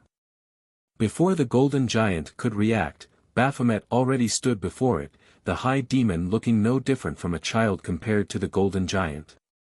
After appearing before the Golden Giant, Baphomet waved its hand lightly as if it were sweeping away dust. In the next moment, the Golden Giant and the demons and Rock Guardians standing beside and behind the Golden Giant were all sent flying over 20 yards back, damages appearing above the summoned creatures' heads. Among the group, the Golden Giant, which possessed the highest defense, lost over 700,000 HP, whereas the Lord-ranked Rock Guardians lost over 1 million HP each. Sure enough, it's very strong. Shurfong was deeply shocked by the strength Baphomet displayed. Baphomet was much more powerful than any of the Grand Lord-ranked archaic species he had gone up against before. Moreover, based on the performance Baphomet just displayed, Shurfong could tell that the High Demon's combat standard should be at the 6th floor trial tower standard. With the High Demon's mythical speed, even a 100-man team of Tier 2 experts would be like fish on a chopping board if it went up against Baphomet. Afterward, a series of exchanges took place between both sides. Unfortunately, although the Golden Giant and 3 demons retaliated, they only managed to land a few spells on Baphomet. Relying on its mythical speed, the High Demon easily dodged every normal attack sent at it. In contrast, despite being healed by Tier 3 heroic spirits, the Golden Giant and demons still continually lost HP. Although the Golden Giant and demons tried blocking and dodging Baphomet's attacks, their weakened reaction speeds prevented them from doing so. However, as Baphomet paid attention only to the Golden Giant and Tier 3 demons, Shurfong was able to get within 100 yards of the High Demon unnoticed and immediately activated Demon Ruler. Suddenly, a ripple of power left the Bible of Darkness Shurfong held. Baphomet's basic attributes promptly plummeted by 30%. The effect of Demon Ruler was remarkable. However, this was still not the end. Anna, who had long since completed her own preparations, had the Rock Giants form a magic array and suppressed Baphomet even more. However, the magic array was evidently inferior to Demon Ruler. In the end, Baphomet retained 60% of its original basic attributes, and it still suppressed the Golden Giant and Tier 3 demons. But instead of dodging all of the Golden Giant and demons' attacks, the High Demon was now forced to parry and block instead. Nevertheless, the Golden Giant failed to inflict any significant damage on Baphomet. Seeing this, Shurfong had no choice but to spend 5,000 magic crystals and activate the Ring of Gospel's World Projection. When World Projection descended on Baphomet, the High Demon's speed decreased once more. However, even after World Projection suppression took effect, Baphomet still retained 50% of its basic attributes and still overwhelmed the Golden Giant. How is it so powerful? Shurfong was next to speechless as he stared at Baphomet. If not for the Bible of Darkness's suppression, he would have long since turned around and fled by now. After thinking up to this point, he turned to look at Anna, a bitter smile on his face as he said, "It seems we can't hold back anything at all." Following which, he commanded Anna to use her other overtier spell, which was also the strongest spell Anna currently possessed. Tier 3 Curse, Yin Yang Judgment. Yin Yang Judgment's cooldown was 1 natural day. Unless absolutely necessary, Shifeng did not wish to use the curse at all. However, if he did not use it now, it was only a matter of time before Baphomet defeated his team. After all, world projection had a short duration of only 10 minutes, each use costing him 5,000 magic crystals. He did not have enough magic crystals to fight a protracted battle with the High Demon. Chapter 1683, First Kill Baphomet. Chapter 1683, First Kill Baphomet. After Anna completed the final verse of her incantation, 2 magic arrays, one glowing white and the other, black, appeared above Baphomet. The mana surrounding the magic array then grew restless, blurring space around the High Demon. Such a huge disturbance attracted Baphomet's attention, and the High Demon's immediate reaction was to turn and flee. But Anna didn't give Baphomet the chance to escape. Waving her staff, she activated the magic array looming above Baphomet. Suddenly, a 50-meter-long golden, holy spear descended from the sky. The instant the spear fell, space around the magic array in Baphomet froze, drastically decreasing the High Demon's movement speed. Before Baphomet could attempt to defend itself, the holy spear collided with the monster. Boom! As a result, a towering, black-white light pillar rose into the air. When the pillar had manifested, the world around Baphomet shook violently, and resulting shockwave pushed the Golden Giant and the Tier 3 demons under Shifeng's control back by over 20 yards. After the light pillar had disappeared, it revealed a massive crater where Baphomet had stood, with the High Lord lying at the body.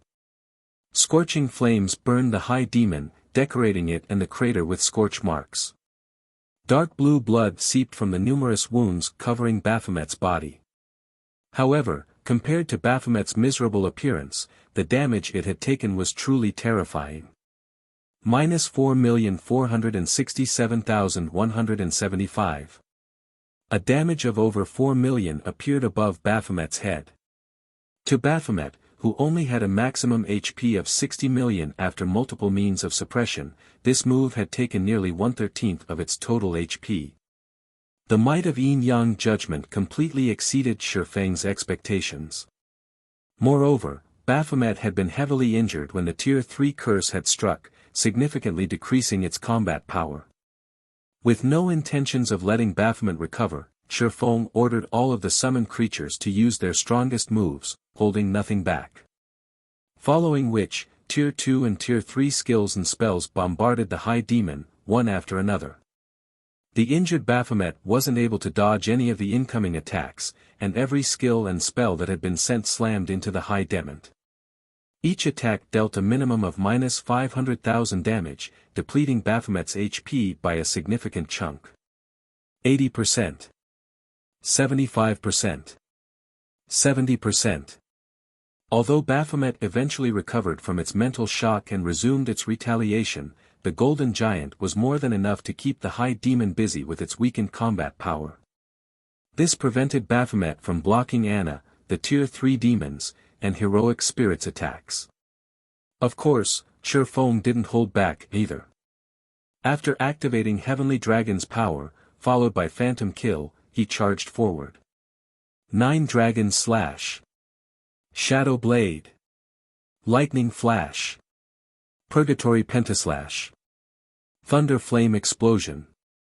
Flame Burst. Thanks to Killing Ray, every one of Shifeng's skills dealt double damage to Baphomet, and damages in the tens of thousands appeared above the boss's head. Although his damage was no match for the Tier 3 demons, who weren't suppressed by the Darkness World, it was still considerable. 50%. 40%. 30%. As time passed and Baphomet's HP continuously decreased, it continued to recover. Gradually, its reaction speed recovered, and eventually, the level 80 Golden Giant wasn't able to keep up with its attacks. This forced the heroic spirits at the rear line to shift their focus from offense to healing. Once Baphomet's HP fell to 20%, the High Demon revealed a sinister grin. It began to swipe its claws at the air around it, sending powerful gales at Shifeng and his team. Before Shifeng and the others could launch another assault, Baphomet had finished chanting an incantation. The ground before the High Demon then cracked and shattered as towering, pitch-black flames spewed from the cracks. When the flames had dissipated, a crimson longsword engraved with pitch-black runes had taken their place. The moment the longsword appeared, Shifeng felt the surrounding power of darkness surge towards the weapon. The concentrated power of darkness became a black mist that circulated the crimson blade. Releasing the one-handed sword in its right hand, Baphomet grabbed the crimson longsword. The moment the High Demon touched the weapon, black flames danced along the sword's blade. Soul fire. Shifeng's expression darkened when he saw the flames. The punishment for challenging it is actually this severe. Although he had known that a High Demon would have powerful attack methods, he hadn't expected Baphomet to use soul fire in battle. This was a player's nightmare. Soul fire was capable of burning souls, and not even players' immortal souls were immune to its effects. If players were killed by soul fire, not only would their death penalty increase, but they would also be prevented from logging into God's domain for multiple days. Of course, this mechanic had likely been created to prevent players from challenging the Guardian boss a second time within a short period. However, Shifeng didn't want to waste too much time in the darkness world. If he suddenly couldn't log into the game for several days, Zero Wing would be finished. Without waiting for Shifeng to respond, Baphomet stomped its hoofs on the ground and vanished. It then reappeared before the Golden Giant, cutting down at the Great Lord with its flaming longsword. Failing to react in time, the Golden Giant succumbed to Baphomet's attack, a damage over -1,300,000 appearing above its head. Pitch-black flames licked at the wood the longsword had created. Seeing this, the heroic spirits immediately cast their healing spells on the Golden Giant. However, when the healing spells touched the Great Lord, their effects seemed to have changed. Not only did the Golden Giant still sport the wound, but the pitch-black flames also burned with their original vigor. In fact, the Golden Giant had only received 30% of the spell's normal healing. When he saw this, Shifeng's expression darkened further. Reduced healing effects was still acceptable, but the fact that the wounds Baphomet had inflicted couldn't be healed complicated the situation. As the Golden Giant accumulated more injuries, it would suffer a heavily injured state sooner or later. If that happened, its combat power would fall, and it would be helpless against the High Demon. If the Golden Giant couldn't deal sufficient damage, it would lose Baphomet's aggro. The High Demon would then be free to target someone else. Quick! Attack it with everything you've got. Shifeng commanded Anna. At the same time, he took 2 Tier 3 magic scrolls from his bag and activated them, one after another. Holding nothing back, Anna activated Yin-Yang power, her mana overflowing from her body. 1 Tier 3 spell after another bombarded Baphomet. However, even after noticing the incoming spells, Baphomet simply revealed a sneer as it lightly swung its crimson longsword, sending a wave of black fire to devour the approaching spells. The pitch-black flames corroded the Tier 3 spell's power relentlessly. By the time the spells actually reached Baphomet, they were weaker than Tier 2 spells. Baphomet then swung its longsword again and easily crushed the incoming attacks. Fortunately, although Baphomet had superior strength, it couldn't completely dodge the Tier 3 demon's attacks. Although its HP fell much slower than before, it still decreased at a steady rate. After using the 2 Tier 3 magic scrolls, Shifeng proceeded to activate Blade Liberation. Currently, both Baphomet's defense and reaction speed were recovering, and as a result, it continued to take less damage. Despite bombarding Baphomet with a series of powerful attacks, they had only reduced Baphomet's HP to 12%. In contrast, the Golden Giant had become heavily injured after receiving 10 hits from the High Demon's Crimson Longsword, and it could no longer serve as a proper MT. Baphomet then turned its attention to the Tier 3 demons. If this continued, it was only a matter of time before they team-wiped. After activating Blade Liberation, Shifeng's attributes skyrocketed yet again, and his basic attributes now surpassed the level 80 Golden Giants. Following which, Shifeng activated Instant Strike and appeared before Baphomet. Swords Orbit. Dang! Dang! Dang! Unfortunately, Baphomet managed to block the majority of Shifeng's slashes. Only the occasional slash slipped past the High Demon's guard and dealt a little over -100,000 damage. With how much HP Baphomet had remaining, the High Demon wasn't particularly concerned with this amount of damage. Even after Shifeng fought for several seconds and launched dozens of slashes, the High Demon still had 5% of its HP remaining. Meanwhile, once Shifeng had lost Instant Strike's buff, Baphomet gained the upper hand. In fact, due to Shifeng's weakened state, he lacked any ability to retaliate. He could only defend himself. Fortunately, Anna finally finished her incantation. Angel Summoning. Suddenly, a Tier 4 Valkyrie dropped onto the battlefield. Taking a step forward, the Valkyrie instantly appeared before Baphomet and swung her holy spear. Despite being a High Demon, the impact still sent Baphomet flying back over 20 yards, robbing it of its defensive stance. Immediately, the Valkyrie threw her holy spear, which easily pierced through the defenseless High Demon and dealt over -4 million damage. In the blink of an eye, Baphomet's HP fell below 1 million. Taking advantage of this opportunity, Shifeng activated Divine Providence and pointed Killing Ray at Baphomet. Flame Domain. Lightning Edge. Under Shifeng's command, a raging inferno and countless sword lights devoured Baphomet. Damages of over -200,000 appeared above Baphomet's head, one after another, tearing what little remained of the High Demon's HP away. Baphomet then died and collapsed to the ground. Following which, Shifeng watched his experience bar increase rapidly. At the same time, the sound of a system notification reached his ears. System, congratulations. You have obtained the first kill on Baphomet, the guardian boss of Dark Sin Canyon. Rewards doubled. Acquired High Demon Soul. Chapter 1684, Repairing the Bible of Darkness. Chapter 1684, Repairing the Bible of Darkness. After watching Baphomet die, Shifeng breathed a deep sigh of relief. Despite the fact that the Darkness World reduced Shifeng's EXP gain, his experience bar had risen by 7%, pushing him to 62% of level 65. If not for the 95% reduction in EXP gain, he definitely would have climbed to level 66. With the High Demon's death, loot rained down from above, creating a dazzling sight to behold. If the various superpowers learned of this, they'd die from envy. The Darkness World's monsters already dropped excellent loot, and as a map's guardian boss, Baphomet's loot was far better than the map's other monsters. Including the first kill bonus, one could just imagine how bountiful the High Demon's loot was. Giving the loot a rough glance, Shifeng estimated that there should be over 100 items. As items rained from the sky, a crystal, radiating a golden glow, landed before Shifeng. His curiosity piqued, Shifeng promptly picked up the crystal and inspected it.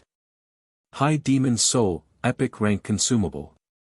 Sacrifice magic crystals to create a new body for High Demon Baphomet. Spend 2,000 magic crystals to create a Tier 3 body that is 10 levels higher than the user, 5,000 magic crystals to create a Tier 4 body that is 15 levels higher than the user. Can be used 3 times. Cooldown, 5 minutes. Current usage count, 0. What a powerful epic consumable. Shifeng was stunned as he read the crystal's introductory text. Epic consumables were incredibly rare in God's domain, and each one was incomparably powerful. Take the Demon King's Horn, for example. It had enabled Showdown to destroy a city's defensive magic array instantly. Meanwhile, the High Demon's Soul was similarly extraordinary. At this stage of the game, a Tier 4 High Demon was practically invincible to players. Moreover, Showdown could use the item 3 times. Also, the High Demon's Soul was different from the Divine Beast's Descent magic array. In the latter's case, if the magic array's operation were interrupted, the summoned Divine Beast would disappear. In the case of the High Demon's Soul, the summoned High Demon would only be cancelled if the owner were killed. It was a perfect tool of war. Showdown then stored the High Demon's Soul and collected the loot scattered across the ground. In total, Baphomet had dropped 154 items, including 45 epic materials and 31 magic scrolls. Among the magic scrolls, 6 were Tier 3 magic scrolls, 2 large-scale destruction magic scrolls, 1 summoning scroll, 2 defensive magic scrolls, and 1 single-target attack magic scroll. There was also 1 Tier 4 large-scale destruction magic scroll. The Guardian boss had dropped 1 Grandmaster and 33 Master-ranked potions, as well. The Grandmaster potion was a growth potion that when consumed, would temporarily increase the user's potential and forcefully elevate them by a single tier. This potion wasn't particularly useful to Tier 1 players, but to Tier 2 players and above, this potion's effects were even stronger than a Berserk skill. A Berserk skill only granted players additional basic attributes. However, this growth potion elevated players by a single tier. Not only would this increase grant players a boost to their basic attributes, but players' physique would also improve. This potion would be miraculously effective in dungeons. As for the remaining 44 items, there were 10 designs and recipes of various kinds among them. There was even a Master-ranked potion recipe and a Master-ranked engineering design. The Master-ranked potion in question was the Life Potion. Not only would this potion heal players for 70% of their maximum HP instantly when consumed, but it would also grant an hot buff that recovered 2% of the user's HP every second for 10 seconds. In addition, it healed any heavy injuries and replenished 10% of the player's stamina and concentration. Unfortunately, the potion had a 5-minute cooldown, so it could only be used once or twice in most battles. Even so, it was much stronger than any advanced ranked recovery potion available on the market currently. Aside from the HP regeneration it provided, the fact that it could heal heavy injuries and replenish stamina and concentration made it extremely valuable. The potion would be particularly effective when players fought intense battles and when their stamina and concentration were nearly exhausted. The potion would also be very useful against bosses that increased stamina and concentration consumption. Although the life potion only recovered 10% of the player's stamina and concentration, it could save the player's life or help the team defeat a powerful boss if used during a critical moment. When the life potion had been introduced to the market in Showdown's previous life, each bottle had easily sold for 5 gold. However, the life potion recipe was extremely rare, and even the various superpowers had only acquired a few copies after going to great lengths. Each copy of the recipe could easily sell for an exorbitant 8,000 gold if put up for auction. As for the Master-ranked engineering design Baphomet had dropped, it was the Hang Glider design. Like its real-world counterpart, the Hang Glider allowed players to glide through the air. Moreover, the Hang Glider was much faster than any mount. The Master-ranked Hang Glider provided a 350% movement speed increase.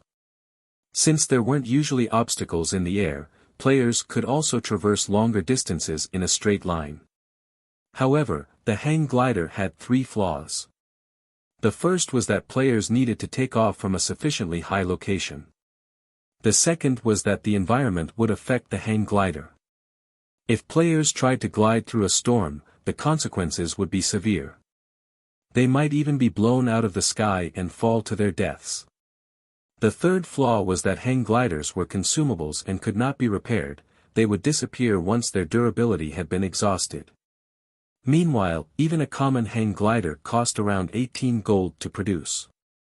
They weren't much cheaper than common mounts, what players could use indefinitely. However, To players who valued time and speed, these flaws did very little to stop them from using the hang gliders. In the past, many experts had opted to use hang gliders whenever they could to save on travel time. They paid no attention to the cost. As Shurfeng gazed at the hang glider design, his eyes sparkled with joy. Since mounts weren't yet popular in God's domain, players' demand for hang gliders would be intense if he sold them. At this point, the various large guilds were starting to shift the focus of their development to neutral maps between kingdoms and empires, after all. In a situation where no one had obtained a town building order or town migration order, players were forced to walk to these neutral maps. In addition, neutral maps themselves were very large.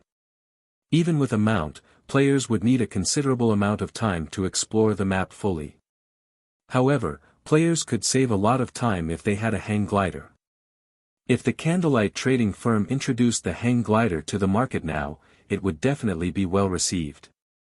In addition, since Candlelight would have the monopoly over the hang gliders, it would make a fortune off of the transportation tool. The extra funds would help Zero Wing City's development tremendously. Meanwhile, among the other 8 recipes and designs Baphomet had dropped, there was also an advanced hang glider design. Although the advanced hang glider was inferior to the master hang glider, it still increased players' movement speed by 300%. It seems I'll have to find some time to grind hang glider recipes, Shurfeng thought to himself. Although the master hang glider was super rare, the advanced version wasn't. Level 70 plus Grand Lords and above all had a chance of dropping the recipe. The field bosses of a few particular maps even higher drop rates. In the past, the various large guilds had generally opted to grind those field bosses to obtain more advanced hang glider recipes. Zero Wing's main force was already considerably strong. With the help of his Bible of Darkness, they could definitely grind for more advanced hang glider recipes. After storing the master hang glider design, Shurfeng shifted his sight to a tattered page in his bag. The words on the page had long since become indiscernible. However, the page still radiated a faint trace of divine might. Moreover, the surrounding power of darkness gathered around the page when he pulled it from his bag. When Shurfeng inspected this page, he became indescribably excited. This was because this page was actually part of the Bible of Darkness. Despite repairing the Bible of Darkness's core, it wasn't complete. The book was still missing pages. The page before him was none other than one of those missing pages. System, you have discovered a page of the Bible of Darkness. Do you wish to spend 500 magic crystals to assimilate this page with the Bible of Darkness and repair it? Repair. Shurfeng chose to repair the Bible of Darkness without hesitation. Chapter 1685, Dark Armament. When Shurfeng agreed to repair the Bible of Darkness, the book flew out of his bag space and hovered before him. The book then opened to reveal the missing page's location. At the same time, the missing page transformed into a black mist that melded with the Bible of Darkness. 3 seconds later, the page had joined the book as seamlessly as if it had never left in the first place. After the Bible of Darkness had recovered one of its missing pages, the power of darkness that gathered around the book became denser, and now a black mist settled over the book. The Bible of Darkness has improved by so much. After repairing the Bible of Darkness, its appearance indicated that it had become far more powerful. Although the book's aura wasn't much stronger than before, its control of power of darkness had improved. In fact, the Bible of Darkness's control over the power of darkness had improved so much that Shurfeng could feel the darkness world suppression weaken slightly. Originally, this world had suppressed his basic attributes by 30%, but now, it had dropped to 25%. The suppression on his senses had also decreased from 50% to 40%. Unfortunately, his EXP gain was still reduced by 95%. Immediately, Shurfeng inspected the repaired Bible of Darkness. Bible of Darkness, fragmented legendary item. The Bible of Darkness had been destroyed during the Great Destruction. The core magic array has since been repaired using the source of spacetime thus far. If one can gather the other fragments, they can restore the Bible's power, gaining dominance over all demonic creatures and become the Lord of Demons. Skill 1. Demon Summoning, summons the demon gate with the power of darkness, calling forth a random demon that is no higher than 1 tier and 15 levels than the summoner, maximum tier cannot exceed tier 5. Holder of the Bible of Darkness can command the summoned demon for up to 6 hours. Cooldown, 2 hours 30 minutes. Skill 2. Gate of Darkness, allows teleportation to the Dark Denver. Can also be used in the Dark Den to teleport to the outside world. Can teleport a maximum of 30 people at a single time. Cooldown, 1 day. Skill 3. Light of Darkness, strengthen a player with the power of darkness, allowing said player to wield the power of darkness. Can strengthen up to a maximum of 1,500 people. Every player strengthened provides one source of darkness to the wielder of the Bible of Darkness. Skill 4. Power of Darkness, fill your body with the power of darkness, increasing all attributes by 120%, decreasing cooldown of all skills by 30%, and increase damage by 50%. Duration will be equal to number of source of darkness *0. 5 seconds. Power of Darkness cannot stack. Can only strengthen players up to a maximum of tier 5 classes. Cooldown, 5 hours. Skill 5. Demon Ruler. Passive effect, increases the attributes of demonic creatures under user's control by 35%. Forcibly decreases the attributes of all enemy demonic creatures within a 1,000-yard radius by 30%. Active effect, when activated, there is a 12% chance to control a demonic creature that is no higher than 2 tiers and 30 levels than the user for 2 hours. Can control up to tier 5 creatures. Can control up to a maximum of 3 creatures at a time. Cooldown, 5 minutes. Skill 6. Dark Armament, by sacrificing sources of darkness, transform the Bible of Darkness into a weapon suitable for the user. Duration is equal to number of source of darkness *3 seconds. During this period, the Bible of Darkness's other skills cannot be used. Cooldown, 6 hours. Dark Armament. The appearance of a new skill had surprised Shifeng. Is this what the missing page contained? He had only expected to find some minor improvements to the Bible of Darkness's skills after incorporating the missing page. He had never thought that the page would add a new skill. Weapons were the foundation of a player's combat power. Players could only wield high attack power with a powerful weapon. At the end of the day, berserk skills were unreliable. On the other hand, a powerful weapon could permanently increase a player's combat power. Although the Bible of Darkness's weapon wouldn't last forever, it could still last up to 75 minutes, which was much longer than any berserk skill. It was enough time for players to end a large-scale battle. After examining the Bible of Darkness for a few more minutes, Shifeng stored it and began to appraise the other items Baphomet had dropped. Of the remaining 34 items, there was 1 darkness stone and 6 darkness stone fragments. The rest of the items were weapons and equipment, the most valuable of which was a pair of epic ranked boots called the Trickster's Legs. When equipped, the Trickster's Legs would offer a significant boost to the wearer's movement speed and reaction speed. It was an excellent pair of boots that only level 50 players and above could equip. There were also 5 pieces of level 60 dark gold equipment, 12 pieces of level 60 fine gold equipment, and 9 pieces of level 60 secret silver equipment.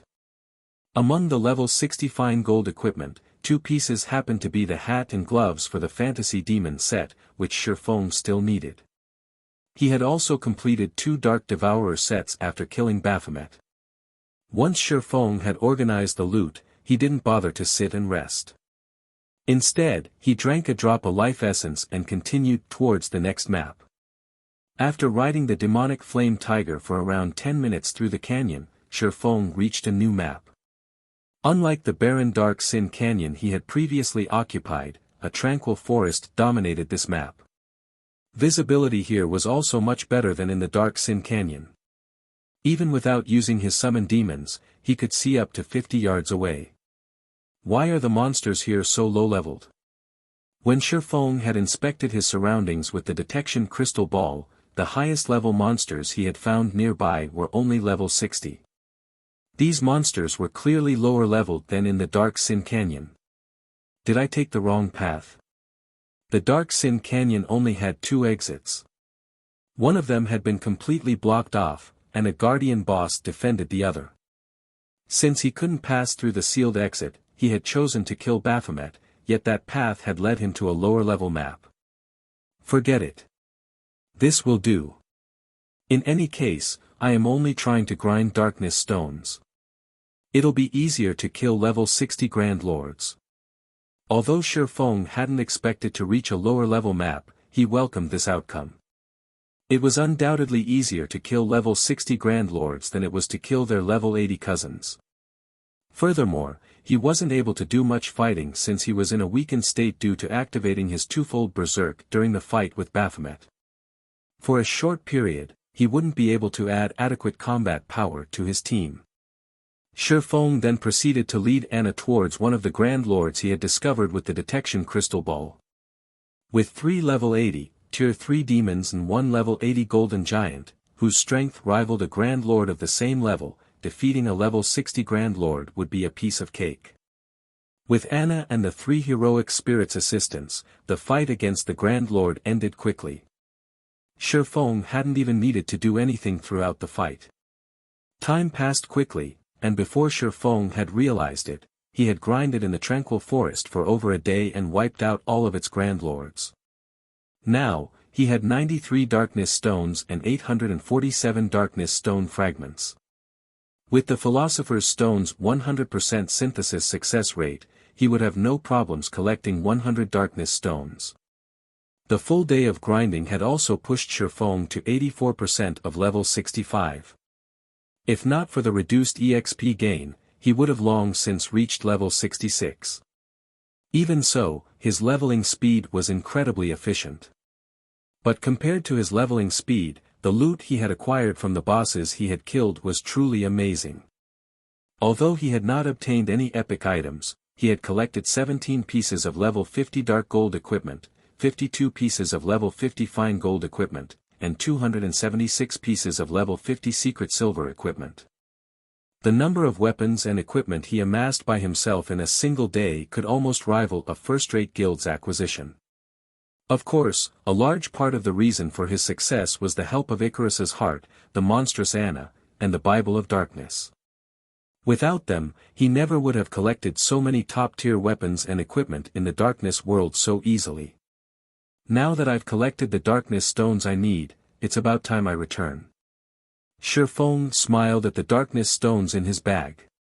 With this, he had completed his quest to obtain the lost town. Following which, Shifeng took out a White River City return scroll and activated it. After 20 seconds, Shifeng transformed into a streak of white light and departed from the darkness world. Chapter 1686, Stoneclaw Mountain Sealed. Chapter 1686, Stoneclaw Mountain Sealed. Starmoon Kingdom, White River City. After Shifeng left the teleportation hall, he immediately noticed far fewer players on the street than before. Moreover, when players noticed the zero-wing emblem pinned on Shifeng's black cloak, they gave him unusual looks. When independent players on the streets had noticed Zero Wing's emblem previously, they had gazed at the player wearing it with envy and admiration, but now, they looked at Shifeng with sympathy in their eyes. Shifeng was confused. He had only been away from White River City for a few days, yet the city had changed so massively. What happened here? Shifeng began to pay closer attention to the players walking down the street. He soon discovered that independent players weren't the only ones behaving oddly. When players from small guilds noticed him, they revealed ridiculing expressions. This confused Shifeng even further. No matter what was said or done, Zero Wing was Star Moon Kingdom's publicly acknowledged #1 guild. Even if the Zero Wing's development had suffered lately due to the war with Heaven's Burial, the guild hadn't fallen so far that even small guild's member would look down on it. Shifeng had even dealt Heaven's Burial a severe blow recently. Now that Heaven's Burial had lost its income from ancient Rock City, the guild's development potential had plummeted. It could no longer compete with Zero Wing's growth. Look, that guy's wearing Zero Wing's bronze emblem. He should be one of Zero Wing's experts, yet he still has time to wander aimlessly. I bet he ran back here once he realized that victory isn't possible. Heaven's Burial's latest strategy is too ruthless. Zero Wing is almost guaranteed to lose Stone Forest Town, and all of the various large guilds are fending for themselves. Heaven's Burial even declared that any guild that offers Zero Wing assistances will join its hit list, and any of Zero Wing's members that withdraw will be spared its wrath. That's right. Who would have imagined that Heaven's Burial would close off the Stoneclaw Mountains map with such a powerful barrier? Not only has all communication been cut off, but they've also disabled return scrolls. Moreover, the barrier only has one exit. Based on what I've heard, a large army of evil demons and evil beasts guard that exit, and Heaven's Burial isn't letting any player leave the map, keeping players from notifying the kingdom's armies. Heaven's Burial isn't letting any player leave the map to notify the kingdom's armies. The Stoneclaw Mountains map has been locked down for nearly 7 hours now. With Heaven's Burial's strength, it should have already captured Stone Forest Town. I'm not sure.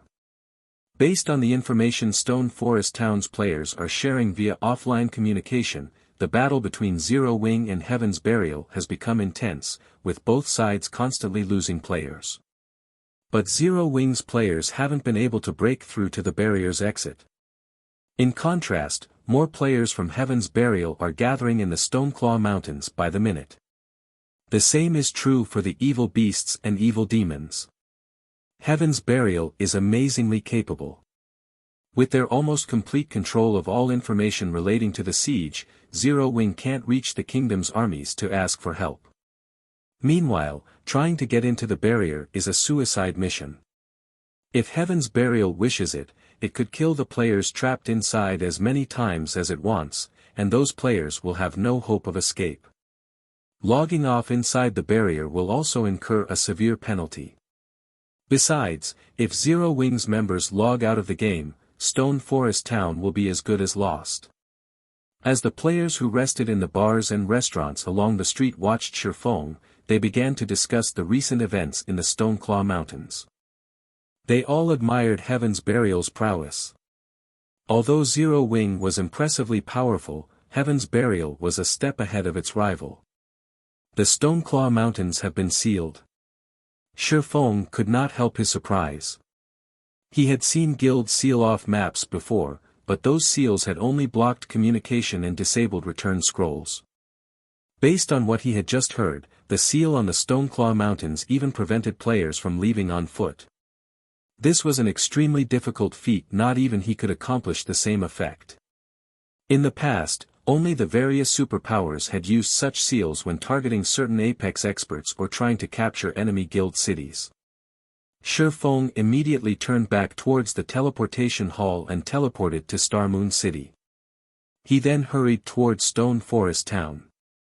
Meanwhile, the normally blue sky over the Stoneclaw Mountains had dulled to a dismal gray. A barrier of evil energy had enveloped the entire map, and while inside this barrier, players' stamina and concentration would be sapped away, even if they did nothing but stand in place. Their minds also felt foggy due to the barrier's power. In contrast, the evil demons inside the barrier were in their element. Both their movement and intellect had improved, as had their basic attributes. Standing on one of Stone Forest Town's walls, Aqua Rose watched the swarm of monsters and players gather some distance away with a somber expression. Suddenly, a level 50 ranger clad in blue walked up to Aqua Rose and reported, "Vice Guild Leader Aqua, based on our scouts' observations, another player army has entered the barrier. By the looks of it, they seem to be from Blackwater." There are roughly 20,000 players, over 6,000 of which are level 49 or above. Moreover, they have brought 8 catapults with them. 6,000 experts and 8 catapults. Aqua Rose's expression darkened further after hearing this. Currently, Zero Wing only had around 100,000 members protecting Stone Forest Town, and a large majority of them were players she had gathered and led to the town to reinforce its defenses. Meanwhile, Heaven's Burial had gathered over 300,000 members before Stone Forest Town. Although only around 170,000 of them were elite members, and the rest were normal members, the normal members were not to be underestimated. Even the weakest among them was level 45. Furthermore, Heaven's Burial had the support of a large force of evil demons. Rough estimates counted over 100,000 of these monsters. Moreover, more monsters joined the force as time passed. Although most of the evil demons were relatively weak, with only level 45 elites, they continued to devour monsters around the Stoneclaw Mountains, growing stronger. In fact, Heaven's Burial had yet to besiege Stone Forest Town because it concentrated on accumulating more strength. During this period, Aqua Rose and Zero Wing's experts had made multiple attempts to assault the barrier's exit and send information out of the map to notify the kingdom's armies, hoping that the NPCs would show up to exterminate the evil demon army. However, the evil demons and Heaven's Burial's members guarding the exits had foiled every attempt. The evil demons guarding the exit were simply too powerful. There was even a mythic-ranked evil demon among them. Even Fire Dance, who had the greatest chances of escaping the barrier, had been defeated and killed in just a few moves. She hadn't even had the power to resist the mythic-ranked evil demon. Now that Blackwater had dispatched 6,000 experts and 8 catapults as reinforcements, Heaven's Burial's strength in this siege had increased further. Although Aqua Rose wanted nothing more than to charge out there and destroy the 8 catapults Blackwater had sent, the evil demon army would undoubtedly assault any force she led out of Stone Forest Town. By leaving the town, they'd simply nourish the evil demons, ultimately helping Heaven's Burial capture Stone Forest Town. Ha ha ha. Vice Guild Leader Aqua, I suggest that you give up this struggle. Stone Forest Town will be mine. In fact, I won't just settle for Stone Forest Town. I'll take Zero Wing City as well. Listen up, Zero Wing members. You do well to abandon any hope of winning this war and withdraw from your guild now. Staying will only spell your doom once my monster army charges into Stone Forest Town. We've already sealed off the Stoneclaw Mountains, so even in death, none of you will leave this place alive. You'll only die, again and again. So, withdraw from your guild while you still have the chance. Singular Burial announced with a voice amplification device as he watched Aqua Rose on the town's ramparts. You should also know that currently, Blackwater's army and another army of evil demons are on their way. Once they arrive, not even Heaven will be able to save you. The players in Stone Forest Town fell silent after listening to Singular Burial's declaration with solemn expressions. Are we going to fall, just like this? Everything Singular Burial had said seemed true. All they could do now was wait for death to reach them. Suddenly, a figure appeared above the town before a deep voice echoed throughout the area, reaching Stone Forest Town and Heaven's Burial's army and ingraining its question into everyone's minds. Is that so? Chapter 1687, Strong Reversal. Chapter 1687, Strong Reversal. As the deep voice from above reached the players, everyone turned towards it. Black Flame. The Sword King. Everyone quickly discovered a cloaked man hovering in the air. The man carried 2 long swords at his waist and radiated a majestic aura. Upon recognizing this man's appearance, many players gasped in surprise. This man had been responsible for so many miracles already. From killing an enemy commander whilst surrounded by an army of thousands to deterring an army of tens of thousands single-handedly, this man had defied common sense. He had even slain one well-known expert after another and wounded multiple superpowers. Just recently, he had charged into Ancient Rock City alone and destroyed 2 of the city's defensive magic arrays. To top it all off, he had left that city with his life. The man was definitely Star Moon Kingdom's #1 expert. Guild leader? The guild leader's back. He's really here. Many of Zero Wing's members on Stone Forest Town's walls were ecstatic when they saw Shifeng's figure in the distant sky, and the depressing atmosphere that had surrounded them lifted instantly as fighting spirit overwhelmed these players. As they gazed up at Shifeng, a hint of fanaticism even flashed in their eyes. The guild leader? Has he already completed his quest? Although Aqua Rose was similarly excited to see Shifeng, a seed of guilt sprouted in her heart. Shifeng had entrusted her with Zero Wing's management before he had left. Heaven's Burial had cornered the guild. Novel full. Guild leader, you're finally back. When Blackie, Fire Dance, Cola, Shadow Sword, Turtledove, and Zero Wing's other core members saw Shifeng, they seemed to have grown an extra backbone as they brimmed with confidence. Is Black Flame finally getting involved? Notify the higher-ups immediately, tell them that Black Flame has arrived. The various superpowers spies stationed in Stone Forest Town exploded into action when they saw Shifeng above the town. Some of these spies immediately logged out of the game to report the situation to their superiors. Although logging off would incur penalties, this information was worth the price. After all, Shifeng's appearance alone had changed the situation. Zero Wing's members had already lost their fighting spirit after seeing the countless enemies around them. However, every one of these players reacted as if they were on some kind of high when they saw their guild leader, madness burning in their eyes. Very quickly, the major powers who watched this war received news of Shifeng's arrival in Stone Forest Town. So, Black Flame has finally made an appearance? And here I thought that he had given up on Stone Forest Town. It seems he still intends to fight this out until the very end. When Galaxy Past, who rested the Star Alliance's residence in Star Moon City, received the latest report from his subordinate, he could not help but shake his head and sigh. Heaven's Burial had thrown everything it had into this last assault. The guild had clearly stopped holding back. Even if Stone Forest Town's defenses were very powerful, the evil demon army was no laughing matter. Unlike evil beasts, evil demons were intelligent. They also had faster reaction speeds. They wouldn't succumb to the town's static defenses as easily as the evil beasts. Moreover, based on the information they had collected thus far, any player killed an evil demon killed inside the barrier would become a sacrifice, turning into a new evil demon for Heaven's Burial very quickly. Just thinking about it made Galaxy Past shudder with fear.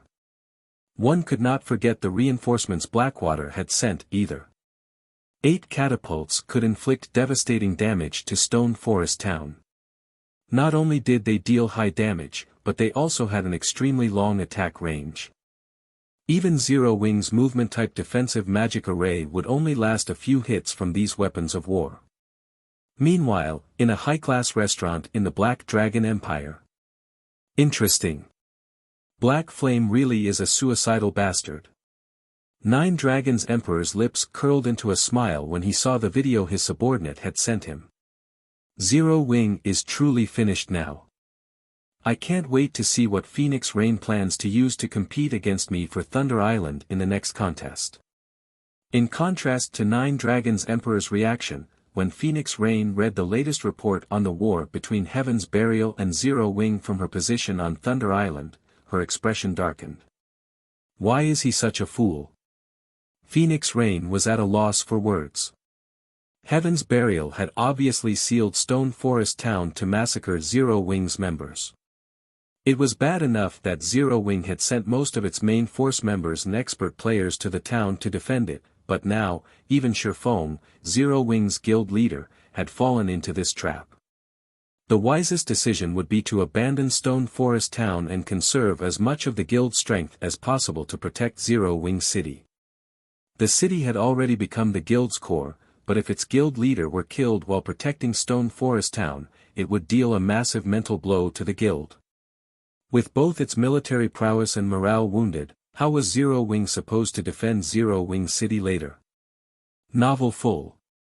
Standing amidst Heaven's Burial's army, which waited outside of Stone Forest Town, Singular Burial had his sight locked onto Shifeng, glaring at the man with a chilling gaze. Due to Black Flame, the foundation he had built for the future Heaven's Burial Empire had been utterly destroyed. If Black Flame hadn't destroyed Ancient Rock City's defensive magic arrays, the various superpowers wouldn't have sieged the city, forcing him to sacrifice his city to the evil god's branch temple. However, it was his turn to share the feeling of destruction with Zero Wing. Black Flame, your words sure are bold. What can you possibly do by yourself? You dared to destroy my city's defensive magic arrays, and today, I will take Stone Forest Town from you as compensation. Singular Burial sneered at Shifeng. As soon as Singular Burial finished speaking, the evil demon army behind Heaven's Burial's army loosed an earth-shattering roar. The roars of over 100,000 evil demons echoed throughout the Stoneclaw Mountains, and the pressure the monsters released made everyone in Stone Forest Town shudder. Some players' legs even lost their strength. The players in Stone Forest Town were reminded of the evil demon army's strength once more. If the pressure the evil demon army radiated were already so powerful, the consequences would be unimaginable if the monster army took action. Although Shifeng was powerful, what could one person possibly do against so many formidable monsters? There were also Heaven's Burial's players to contend with. In the end, Shifeng had only come to die alongside Zero Wing's members by coming to Stone Forest Town. Since you people from Heaven's Burial like Stone Forest Town so much, then you can stay here forever. Shifeng immediately retrieved a pitch-black energy bead from his bag. The instant he took out this bead, Heaven's Burial's members below him felt their souls shudder. This bead's power had even affected their consciousness. This energy bead was none other than the destruction crystal Shifeng had obtained from recasting the disintegration armor. Before anyone could react, Shifeng loosened his grip on the destruction crystal. The pitch-black energy bead then landed among Heaven's Burial's army. Boom! The moment the destruction crystal touched the ground, it exploded with a silver radiance. Instantly, the ground beneath the destruction crystal sank as the power of destruction spread across the land. Neither living beings nor inanimate objects were spared. Anything and anyone the power of destruction came in contact with vanished, leaving nothing behind. Not even the weapons and equipment players had dropped as they had died had survived the blast. Everything had happened so quickly that before Heaven's Burial's members could even react, an empty plot of land had been created amidst their massive army. For a time, silence descended on Heaven's Burial's forces as if time itself had frozen. Zero Wing's members, who stood on Stone Forest Town's walls, were just as stupefied by the scene that had just occurred. They hadn't expected Shifeng to make such a sudden move, not even giving Heaven's Burial's members a second to react. And the results of his attack were even so horrific. Chapter 1688, Strength of One Person. Chapter 1688, Strength of One Person. The destruction crystal had a 1,000-yard radius. The AoE could rival a Tier 5 large-scale destruction spell. However, unlike Tier 5 large-scale destruction spells, the destruction crystal destroyed everything it touched on a fundamental level. It did not rely on great power to destroy its targets, and even a small fraction of the power of destruction would destroy any player's body it encountered. It would even damage their immortal souls and corrode them to a certain extent. Unfortunately, the power of destruction would weaken at the edges as it spread. Most of the players 500 yards or more from the explosion's epicenter were still alive, some of them were even still standing. Only, they had all been contaminated to varying degrees from their contact with the power of destruction. This contamination had significantly decreased their basic attributes, and their HPs slowly depleted over time. As for their stamina and concentration, they steadily lost both. Although these players were technically still alive, they could no longer add to the force's combat power. In addition, every player within the radius had lost a drastic amount of their weapons and equipment's durability. All mysterious iron weapons and equipment had turned into dust the moment the power of destruction had touched it, regardless of how little or how much power of destruction they had come into contact with. Not even secret silver equipment would survive within 300 yards of the epicenter. Only fine gold equipment had any hope of surviving the contamination within this range. Only dark gold equipment or better would have survived the contamination within 100 yards of the epicenter. Even so, dark gold weapons and equipment within this radius had still lost over 1/3 of their durability. All of this had happened in a mere instant, and Heaven's Burial hadn't had any time to react. The sudden development hadn't only stunned Heaven's Burial's members, but players within Stone Forest Town also gaped at the result. Heaven's Burial's members were all level 45 and above. If they died and lost a level, they'd have a challenging time recovering their losses.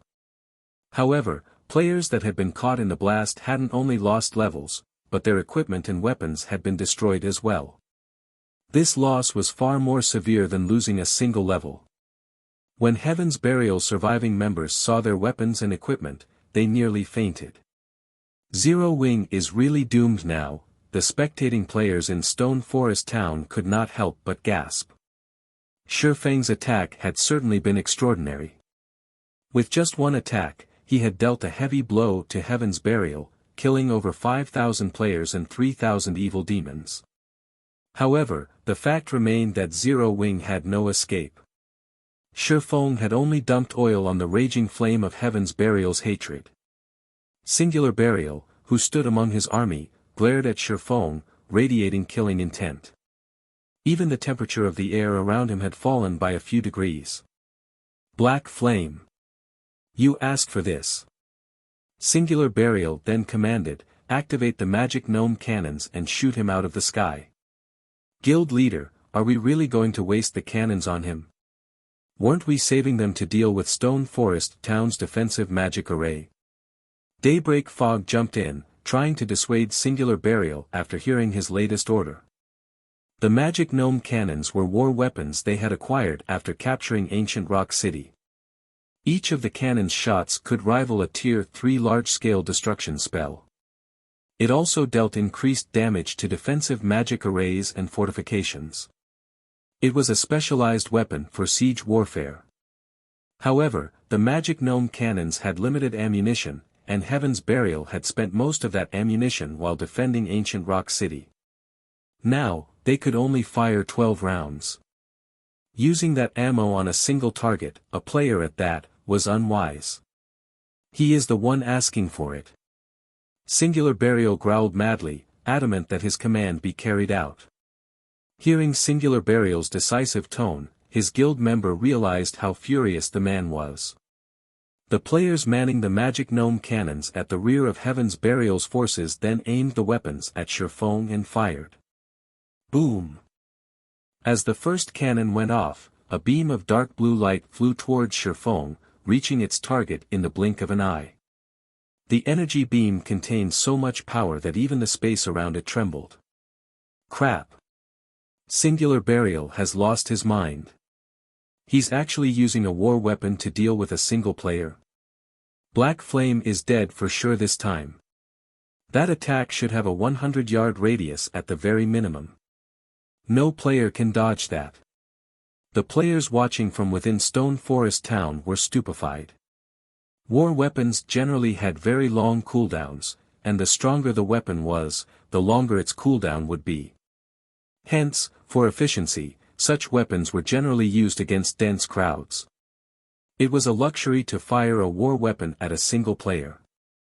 Just as the dark blue energy beam was about to smash into Shifeng, he activated Heavenly Dragon's power, increasing his HP by 500%, defense by 300%, strength by 150%, and agility by 60%. The intensity of his aura instantly skyrocketed, and it felt as if some primordial beast had just woken from a long sleep. Following which, Shifeng swung Killing Ray towards the incoming energy beam. Lightning Edge. Countless arcs of lightning flew from Shifeng's blade, forming a long, blue river that collided with the incoming energy beam. When the attacks collided, a brilliant radiance illuminated the battlefield. While everyone was momentarily blinded, a strong gust of wind pushed at them. Heaven's Burial's members standing near the collision were even forced to retreat several yards. After the two attacks fought for supremacy, the magic gnome cannon's energy beam devoured the river of lightning and proceeded to devour Shifeng. However, before Singular Burial could cry out in joyous victory, the smoke in the sky scattered and revealed Shifeng's still living figure. Shifeng was actually alive and still hovering in the air. In fact, he was nowhere near dead, he had only lost around 1/8 of his HP. He didn't die. How is that possible? Seeing Shifeng alive and kicking, the players watching from Stone Forest Town were dumbfounded. The eyes of Heaven's Burial's members nearly fell from their sockets when they saw the result of the attacks. How is this possible? Did he use some invulnerability skill? No, that can't be right, he has lost HP. But, if he didn't use an invulnerability skill, why did he only lose a little HP? For a moment, Singular Burial failed to comprehend what had just happened. He had considered the possibility that Shifeng may have a few methods to dodge the magic gnome cannon's attack. For example, the enemy swordsman could use an invulnerability skill or a Tier 3 defensive magic scroll to block the energy beam. He could also use the teleportation skill he had used many times in the past. However, of all the possibilities he had considered, none of them included Shifeng receiving the attack head-on. Continue firing. I refuse to believe he can endure. Singular Burial gave out the command to attack again, gritting his teeth. The magic gnome cannon had a 45-second cooldown, but Heaven's Burial had secured 3 magic gnome cannons from Ancient Rock City. They still had 2 more they could rely on. Suddenly, another magic gnome cannon fired at Shifeng. Boom! Once more, a dark blue energy beam threatened to devour the hovering swordsman. This time, however, Shifeng did not use an AoE skill. Instead, he activated Flame Burst and used Killing Ray to block the energy beam. Once the energy beam had passed, Shifeng had slid back nearly 20 yards before he stabilized his position in the air. He also lost close to 1/6 of his maximum HP. Although he had fared worse than before, he was still alive and well. Attack! Continue attacking him. Singular Burial commanded, madness flashing in his eyes. The third magic gnome cannon fired immediately. Seeing another dark blue energy beam approach, Shifeng moved forward to meet it. Boom! As the smoke scattered, Shifeng remained in the air. He also still had more than 50% of his HP. Is that it? Shifeng asked as he leisurely dusted himself off. Glancing at Singular Burial, he chuckled and wondered aloud, are you telling me that this is all Heaven's Burial is capable of? Silence fell on the battlefield as everyone watched Shifeng. Chapter 1689, Summoning a High Demon. Chapter 1689, Summoning a High Demon. How is this possible? Horror filled Singular Burial's eyes as he stared at Shifeng. He was very familiar with the magic gnome cannon's power, and he simply couldn't accept the fact that Shifeng had just taken 3 hits head-on and survived, much less held on to more than 50% of his HP. Even a Tier 2 metric tons would be vaporized, even after activating a life-saving skill, if they were struck by the magic gnome cannons. Yet, 3 of these powerful weapons' attacks had failed to kill Shifeng. Is he some NPC or a humanoid monster? As Heaven's Burial's members looked up at Shifeng's proud, hovering figure, they were overwhelmed with horror and confusion. The strength Shifeng had just displayed was beyond players' abilities. This kind of power lingered in the realms of NPCs and monsters. When they thought about how they were supposed to fight such a monster, a chill crawled down their spines. If not even attacks that could rival Tier 3 large-scale destruction spells could deal significant damage to this swordsman, their attacks would be raindrops pelting his skin. Shifeng's combat standard was also exceedingly high. he wouldn't simply let them attack him like a common monster. If Shi Feng charged into their army's ranks, the consequences would be unimaginable.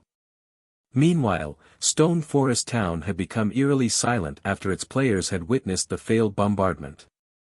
So, this is the strength of Star Moon Kingdom's #1 expert.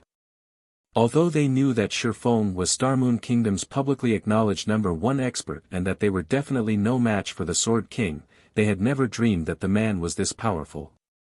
Being able to face weapons of war was a feat beyond players.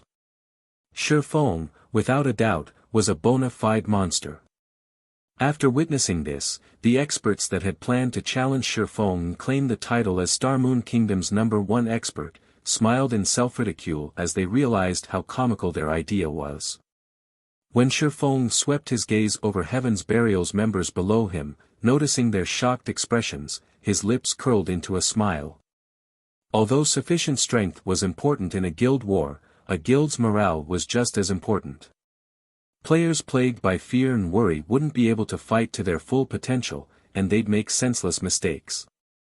In contrast, if a guild's morale were high, its players would exhibit their full potential and perform better than normal. Trying to defeat an enemy while outnumbered wouldn't be entirely impossible. It seems that it was quite effective. Shi Feng was very satisfied with his performance when he saw his enemies' overwhelmed expressions. While war weapons were indeed powerful, they were not unstoppable. Current players were simply too weak to take a hit from such weapons. Tier 3 large-scale destruction spells could certainly kill Tier 1 players, and not even Tier 2 players could normally survive such an attack. But what about Tier 3 and Tier 4 players? Once players reached Tier 3 large-scale destruction spells would only pose a threat, they wouldn't be unstoppable. After reaching Tier 4, players could even shatter a Tier 3 large-scale destruction spell. The reason Shi Feng had dared to face the Magic Gnome Cannon's attacks was due to his sufficiently high basic attributes and magic resistance. In addition, Heavenly Dragon's power increased his HP and defense by a significant margin. Most importantly, the Disintegration Armor's disintegration field could weaken skills and spells above Tier 2 by 60%. With all of these factors in play, he had chosen to receive the Magic Gnome Cannon's energy beams head-on. Even so, he had still received a considerable amount of damage.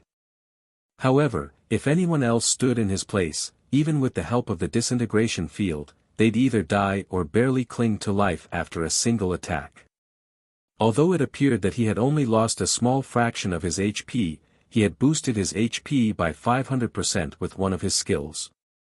Losing 1/6 of that HP was the equivalent to losing as much HP as he normally possessed. Moreover, receiving Tier 3 large-scale destruction spells head-on was a considerable burden on his equipment's durability. After 3 shots from the gnome cannons, his dark gold equipment's durability had fallen by nearly 1/4. If he received another dozen or so energy beams, all of his items would be destroyed, aside from his epic and fragmented legendary items. Seeing that Heaven's Burial's members panic, Shi Feng promptly took the Tier 4 large-scale destruction magic scroll, which he had obtained after killing Baphomet, from his bag and activated it. Tier 4 spell, Dark Prison. Before Heaven's Burial's members could recover from their shock, a pitch-black ball appeared among the army. This pitch-black ball then expanded, quickly and silently enveloping a 500-yard radius. After remaining motionless for 2 seconds, the black ball burst, and a towering pillar of black light took its place. Instantly, all players who had failed to activate invulnerability skills died as they were caught within the light pillar. With this single attack, Heaven's Burial had lost an additional 6,000+ members. Zero Wing, heed my command. Leave town and wipe out Heaven's Burial. Leave none of them alive. Bring the miniature ballistas and movement-type defensive magic array. Shi Feng shouted from his position in the air, his voice echoing across the battlefield. Upon hearing Shi Feng's command, Zero Wing's members' blood boiled as they roared with power. Under Aqua Rose and the other core members' command, everyone charged out of Stone Forest Town and dashed toward Heaven's Burial's 300,000-strong army. Hundreds of miniature ballistas and the movement-type defensive magic array followed closely behind. Damn it! How does Black Flame wield this kind of power? We can't win. Black Flame is a monster. I don't want to die. Compared to the physical destruction from Shifeng's Tier 4 large-scale destruction magic scroll, the mental blow had been crippling. After seeing so many more of their companions instantly die, many of Heaven's Burial members turned and fled. Shifeng had just used 2 large-scale destruction spells with such horrific power in a row. Who knew if he had more in store? Moreover, seeing how miserably their guild members had died had truly terrified them. This was especially true for the first group of players that had fallen to the destruction crystal. The attack had even obliterated most of those players' equipment. Shifeng was basically immortal in their eyes. They couldn't bear to remain in this nightmare for a moment longer. Black Flame. Singular Burial frowned as he watched his army descend into chaos. Hurriedly, he commanded through the team chat, "Send in the evil demon army, now." Guild leader, are we really going to attack now? Blackwater's reinforcements haven't arrived yet. If we start now, I'm afraid that Daybreak Fog knew the kind of strength the evil demon army possessed. The majority were newly spawned evil demons. While these evil demons might be able to slaughter players, they would be mostly useless against the NPC soldiers in Stone Forest Town. They'd struggle to break through the town's defenses with these monsters. It doesn't matter. Singular Burial understood the potential consequences of attack too early as well. However, if they did nothing to recover from the mental blow Zero Wing had just dealt, facing the enemy guild would become even more difficult. However, very quickly, Singular Burial revealed a sneer as he said, "Zero Wing's members have taken the initiative to leave the town. This is the perfect opportunity to annihilate them. Notify Flame Blood to send in the mythic ranked evil demons and beasts." Understood. Daybreak Fog recognized Singular Burial's reasoning. Immediately, she contacted Flame Blood and ordered him to take action. Immediately, a commotion occurred within the nearby forest. Within seconds, 1 level 80 mythic ranked evil demon and 4 level 80 mythic ranked evil beasts emerged. As they appeared, their deafening roars reached the battlefield. The pressure they exuded even stole the breath from the nearby Heaven's Burial members. The sudden inclusion of these mythic ranked evil beasts and demon discouraged Zero Wing's members. In contrast, some of Heaven's Burial's morale returned. Black Flame, it's time to pay for your arrogance. Singular Burial smirked when he saw that Zero Wing's army had already moved a considerable distance away from Stone Forest Town. With a wave of his hand, he commanded the mythic ranked evil beasts and evil demon to charge into Zero Wing's ranks. Shifeng then returned to the ground. Once he landed, he pulled a crystal ball with a golden glow from his bag. "Come, Baphomet!" Shifeng shouted. At the same time, 5,000 magic crystals vanished from his bag space. Chapter 1690, Mythic Showdown. Chapter 1690, Mythic Showdown. After sacrificing 5,000 magic crystals to activate the High Demon Soul, a gigantic magic array formed before Shifeng. However, unlike other magic arrays, this one did not absorb mana from its environment. Rather, power of darkness gushed from the array and flooded its surroundings as if it were a portal to the darkness world. The dense power of darkness quickly formed a layer of dark mist around the magic array. It was so dense that it even dispersed the ambient evil energy. After 3 seconds of this process, the black mist concentrated into a colossal form. The moment the mist began to coalesce into this gigantic form, it radiated an overwhelming aura that spread into its surroundings. Moreover, as the body took shape, its aura became stronger. After another 5 seconds, Baphomet's 30-meter-tall frame arrived on the battlefield. However, unlike the Baphomet Shifeng had killed, this Baphomet was multitude stronger. The previous Baphomet had merely been a level 73 Grand Lord, but the monster before Shurfeng was level 80 Mythic ranked High Demon. Moreover, due to the Bible of Darkness's Demon Ruler skill, Baphomet's basic attributes increased by another 35%. Baphomet, High Demon, Mythic. Level 80. HP 324,000,000/324,000,000. When the evil demon army was within 100 yards of Zero Wing's army, Baphomet stopped the ground lightly and disappeared.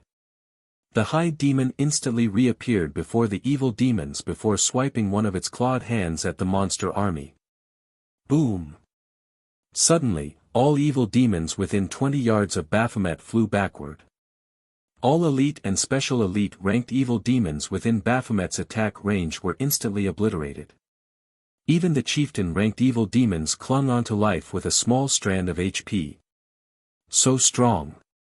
Zero Wing's members, who were charging into battle, could not help but gasp when they saw this. It was obvious that the swipe had been one of Baphomet's normal attacks. The High Demon hadn't used an AoE skill, yet it had instantly destroyed several dozen evil demons. The resulting impact had even flattened the previously uneven ground before the High Demon. Naturally, Baphomet didn't give its enemies the time to react as it swung its other clawed hand. Boom! Once more, dozens of evil demons died. Several Lord-ranked evil demons flew through the air as they sustained heavy injuries. For a time, Baphomet continued on an unstoppable rampage. The High Demon massacred the evil demons as if it were squashing on ants. Although the nearby evil demons had tried to retaliate, Baphomet had barely taken damage. The chieftain-ranked evil demons only dealt around -300 damage to the High Demon, whereas the Lord-ranked evil demons dealt around -1000 damage. These attacks weren't even a scratch to Baphomet. With its battle recovery, Baphomet regained 3,240,000 HP every 5 seconds. Furthermore, the evil demons didn't have long-ranged attacks. At most, they could launch a few mid-ranged attacks. Although Baphomet was massive, only 200 or so evil demons could attack it at one time. Even if Baphomet stood there and did nothing, the evil demons couldn't kill it. In the few seconds since Baphomet had joined the battlefield, the High Demon had killed hundreds of evil demons. Among them, over 24 had been chieftains, and 1 had been a lord. Although the loss was insignificant compared to Heaven's Burial's 100,000-strong force of evil demons, Singular Burial's expression twisted as he watched the High Demon slaughter. He had never expected Zero Wing to have a trump card like this. He had assumed that Zero Wing would summon divine dragons as it had during their previous war. If that were the case, he intended to sneak the mythic-ranked evil demons past Zero Wing's defenses to target the magic array that summoned the dragons directly. However, it was a different story if Shurfeng summoned a mythic monster with an item. Dealing with Baphomet wouldn't be easy. Send 2 mythic evil beasts to hold that demon back. The mythic evil demon will go after Black Flame. I want to see how Zero Wing intends to defeat us. Singular Burial commanded. Evil demons were best against players. Although Shurfeng was not an easy target, he was a small pest, slightly larger than his companions, before a mythic-ranked evil demon. 2 of the 4 mythic-ranked evil beasts turned toward Baphomet, whereas the mythic-ranked evil demon charged at Shurfeng. However, before the evil demon could reach Shurfeng, a gigantic figure intercepted it. This figure belonged to none other than Baphomet. Baphomet was 30 meters tall. And the mythic-ranked evil demon was only 5 meters tall. The High Demon loomed over the evil demon like a building. Do you think you can stop it? Singular Burial sneered. A mythic-ranked evil demon's combat standards were even superior to ordinary experts, and its strength was higher than a mythic-ranked evil beast's. Its only weakness was its low, 150 million HP. Against players, however, this much HP was more than enough. Without hesitation, the mythic-ranked evil demon brandished one of its claws at Baphomet. As its claw moved, grey mist rapidly enveloped it. Space tore as the claws passed. Tier 3 skill, Dark Annihilation Claw. Although the attack was only a Tier 3 skill, the evil demon's overwhelming strength and speed improved it. Seeing the approaching attack, Baphomet swung one of its own clawed hands to meet the attack, rather than try to dodge. Boom! When the two claws collided, space around them shattered. The ground below the collision sank, while nearby evil demons were thrown through the air. Evil demons below chieftain rank and within 20 yards of the impact died instantly from the resulting shockwaves. After the two demons pushed against each other for a few seconds, the Dark Annihilation Claw's effects vanished, and the Mythic-ranked evil demon was forced back by 5 steps before it stabilized itself. The difference between the two monsters' strength was obvious at a glance. The Heaven's Burial members that had brimmed with fighting spirit were stupefied, especially Singular Burial. How is any of this possible? How can that thing stop the evil demon's Tier 3 skill with a normal attack? Singular Burial simply could not understand how a demon could possess such horrific strength that not even a Mythic-ranked evil demon could compete with it. However, Singular Burial quickly recovered his senses. Baphomet was only one creature, and he had a total of 5 mythic monsters under his command. Even if Baphomet were more powerful, it couldn't stop 5 mythic monsters at once. As long as they killed Shurfong, Baphomet would vanish. Singular Burial immediately contacted Flame Blood, who controlled the mythic monsters in secret, and instructed him to send all 5 to kill Shurfong. He also told Flame Blood to keep the other evil demons away from Baphomet as much as possible, focusing on Zero Wing's members. As Singular Burial had expected, although Baphomet was powerful, it couldn't stop 5 mythic monsters of the same level. It took everything the High Demon had to pin down 1 evil demon and 2 evil beasts. However, Zero Wing's army had arrived on the battlefield, and the movement-type defensive magic array enveloped Shurfong in its protection. Meanwhile, several hundred ballistas launched their payload simultaneously. The scene of hundreds of exploding arrows flying towards their targets was spectacular. The Explosion 7 halted the Mythic-ranked evil beasts' advance for a moment. The weaker evil demons began to die in droves. A single volley of arrows had claimed several hundred evil demons' lives. However, the evil demon army launched its own assault against the movement-type magic array. From time to time, the 2 mythic-ranked evil beasts, which had avoided Baphomet's care, snuck past the High Demon to land 1 or 2 attacks on the magic array. Heaven's Burial also continued to bombard the array with the magic gnome cannons. With so many attacks against it, cracks began to surface on the magic array's barrier. Fortunately, the array quickly repaired itself, and after this continued for several minutes, Zero Wing had no choice but to replenish the movement-type defensive magic array's energy reserves. It's still standing. Envy flashed in Singular Burial's gaze as he watched the movement-type defensive magic array. Although it wasn't as strong as the barrier around a city, it could be reactivated the moment after it shattered. So what if you can withstand the evil demon army for now? How many magic crystals can you afford to spend? Heaven's Burial, charge. Zero Wing won't last much longer. Singular Burial shouted. Heaven's Burial's members could also see that, although Black Flame's previous performance had been stunning, Zero Wing couldn't avoid annihilation. When Zero Wing's members heard Singular Burial's shout, their expressions darkened. The evil demon was already a formidable force. If Heaven's Burial's players joined the fray. Sure enough, I'm pushing my luck by relying on one Baphomet. The battle's current state didn't particularly surprise Shurfong. Fortunately, Zero Wing City had accumulated quite a number of magic crystals lately. Following which, he retrieved the High Demon's soul from his bag and sacrificed another 5,000 magic crystals to it. Another gigantic magic array joined the battlefield, and after a few seconds, a new Baphomet manifested within the movement-type defensive magic array.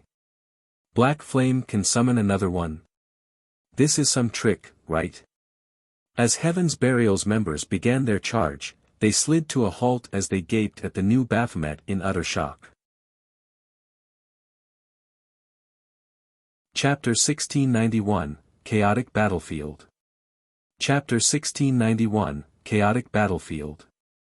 Baphomet's 30-meter-tall figure was eye-catching inside the movement-type defensive magic array. The players standing around it looked like ants, and the High Demon was difficult to miss. Both this new Baphomet's aura and basic attributes were identical to the first Baphomet Shurfeng had summoned. He can actually summon two such powerful monsters. Singular Burial and Heaven's Burial's upper echelons looked on in abject horror. They had already witnessed Baphomet's power. Not only did the High Demon have more strength than both the Mythic-ranked Evil Demon and the Evil Beasts, but it could also tank one Mythic Evil Demon and two Mythic Evil Beasts by itself. Even the other two Mythic-ranked Evil Beasts struggled to find opportunities to sneak past the first Baphomet to attack Zero Wing. To put it simply, Baphomet's basic attributes and combat standard were already horrific. Yet, another monster of its caliber had joined the battle. This raised Zero Wing's combat potential to the next level. When the second Baphomet had manifested, some of Zero Wing's members, who had begun to despair, cheered. The two Mythic-ranked Evil Beasts were the biggest problem they faced, but now that a second Baphomet had joined them, they wouldn't need to worry about any of the Mythic monsters. With all five of Heaven's Burial's Mythic monsters at bay, they could rely on their defensive magic array and miniature ballistas to give Heaven's Burial's demon army the fight of its lifetime. Novel full. Suddenly, the second Baphomet vanished and reappeared before one of the two unhindered Mythic-ranked Evil Beasts. Baphomet then swung its clawed hand at the Evil Beasts. Boom! The impact forced the level 80 Mythic Evil Beast to retreat several steps. Noticing the new, powerful foe, the other Mythic Evil Beast turned and headbutted Baphomet. Rather than dodge the incoming attack, Baphomet stomped the ground and swung its other claw, easily stopping the Evil Beast's all-out attack. The resulting impact pushed the Evil Beast back by several steps. The difference in strength between both sides was obvious at a glance. For a time, the two Baphomets pinned down Heaven's Burial's five Mythic monsters, giving the monsters no opportunity to attack the movement-type defensive magic array. As a result, Heaven's Burial's damage against the array drastically decreased. Even with the rest of the Evil Demon army attacking desperately, the depletion of the magic array's energy reserves slowed. Now, it would take far more time to drain the defensive magic array's energy. Furthermore, Zero Wing's members could replenish the reserves at any given moment. This allowed the miniature ballistas and ranged players in the defensive magic array to attack without restraint.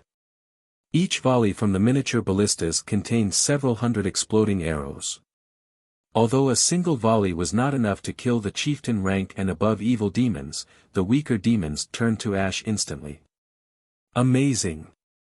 So, this is Zero Wing's foundation. Even if the guild didn't have those two mythic monsters, Heaven's Burial would still find its members difficult to annihilate. The spectating players inside Stone Forest Town were stunned by the spectacular sight of several hundred miniature ballistas launching simultaneous attacks. Meanwhile, Singular Burial, who commanded the battle from afar, glared at Shurfeng. He felt as if someone thrust a blade into his heart with each exploding arrow volley from the miniature ballistas.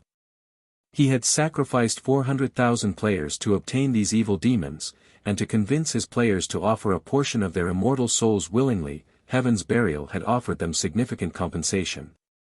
Yet, in the few short minutes since the battle had begun, over 20,000 evil demons had fallen. In contrast, Zero Wing had yet to suffer a single casualty as the impenetrable defensive magic array protected its members. After a short moment, Zero Wing had regained the advantage.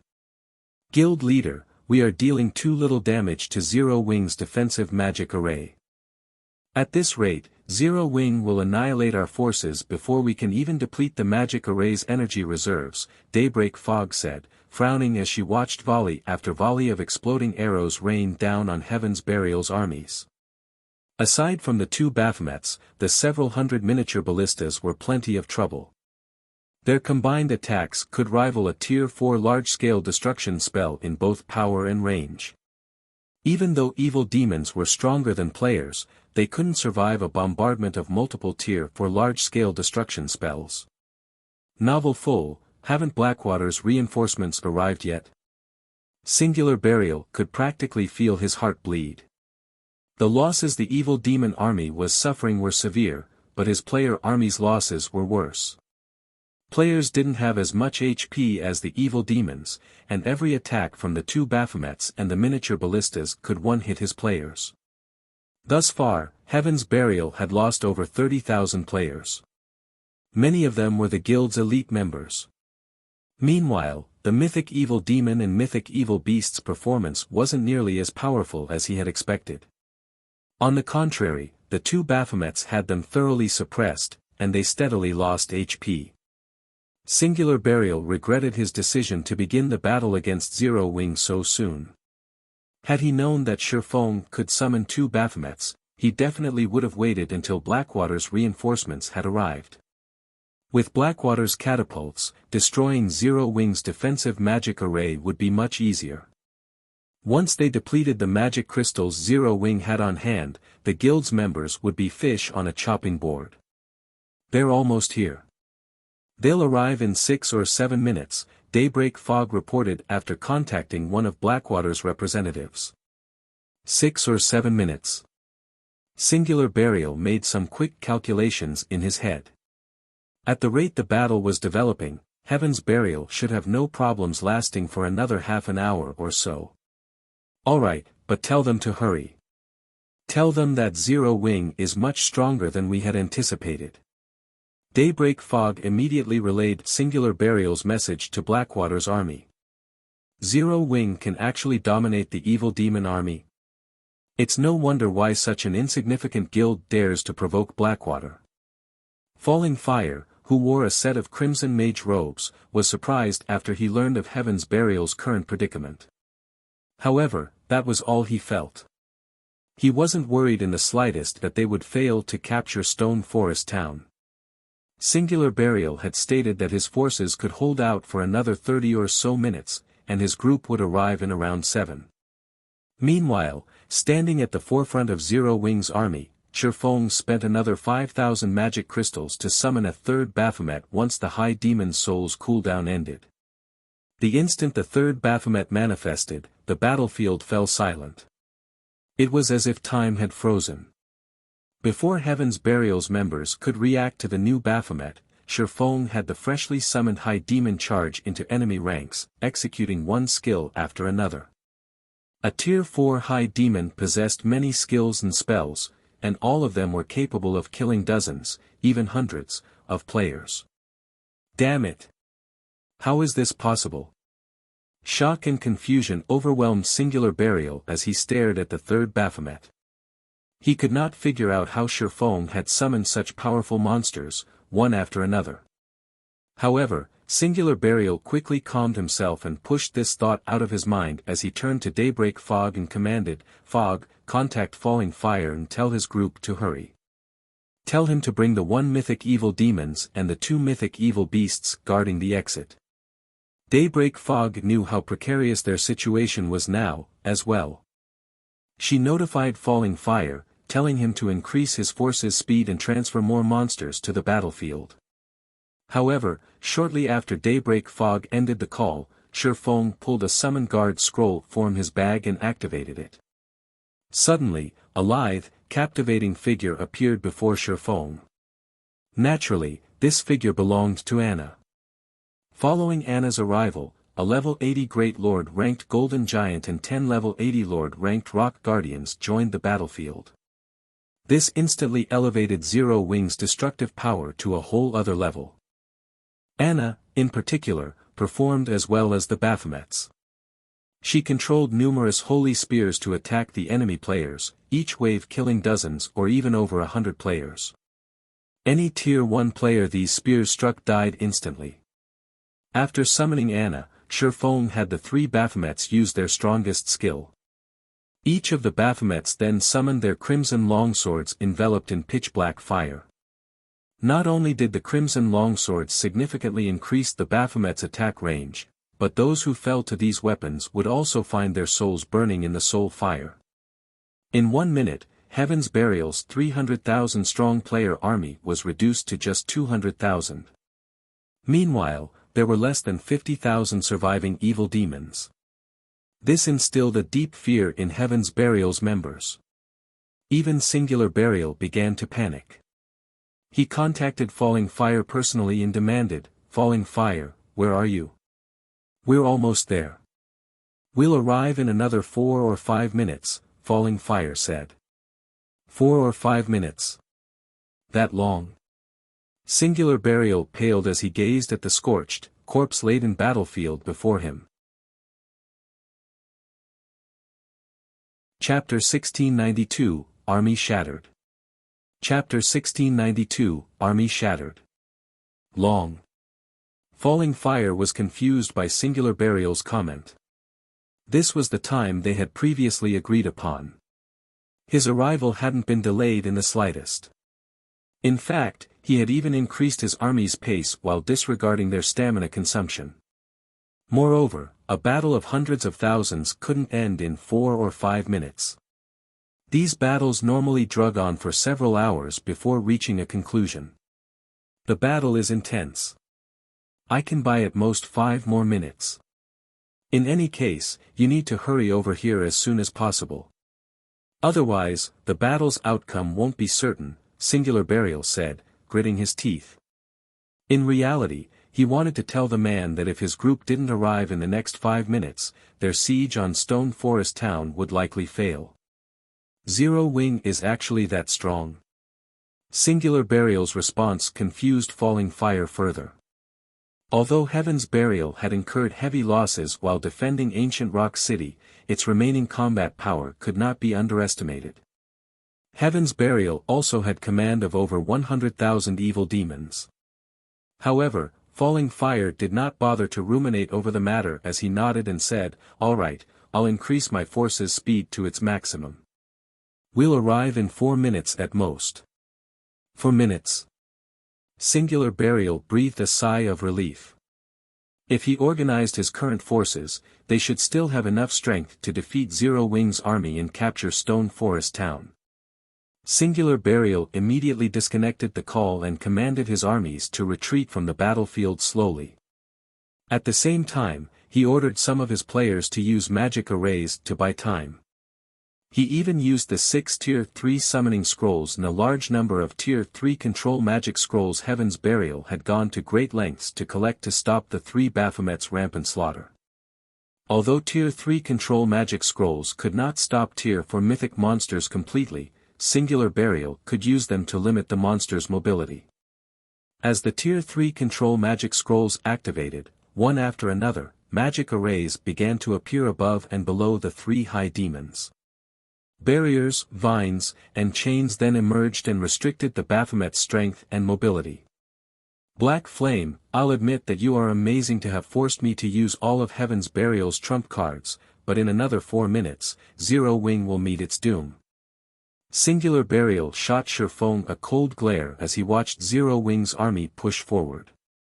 The strength Zero Wing had displayed in this battle had greatly exceeded his expectations.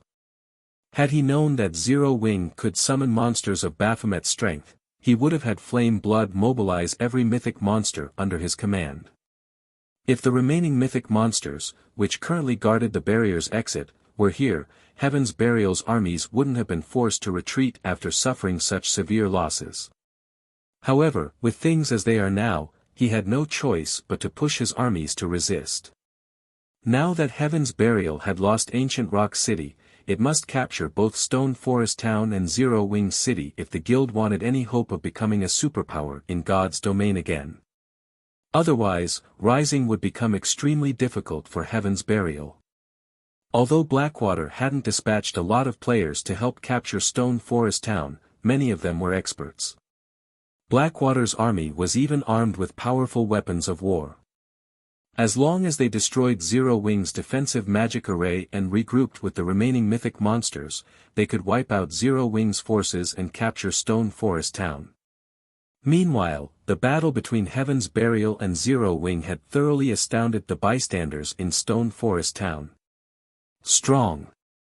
Too strong. This battle was no longer a simple guild war. It looked like a war between kingdoms. All sorts of mythic monsters had been dispatched to add to the army's combat power. Each side used Tier 3 and Tier 4 magic scrolls one after another. The experts that ordinary players like them normally looked up to were insignificant here. All of these players finally understood what a real guild war looked like. The guild wars they had witnessed previously were child's play compared to this. The war between Zero Wing and Heaven's Burial was no longer a simple competition between players.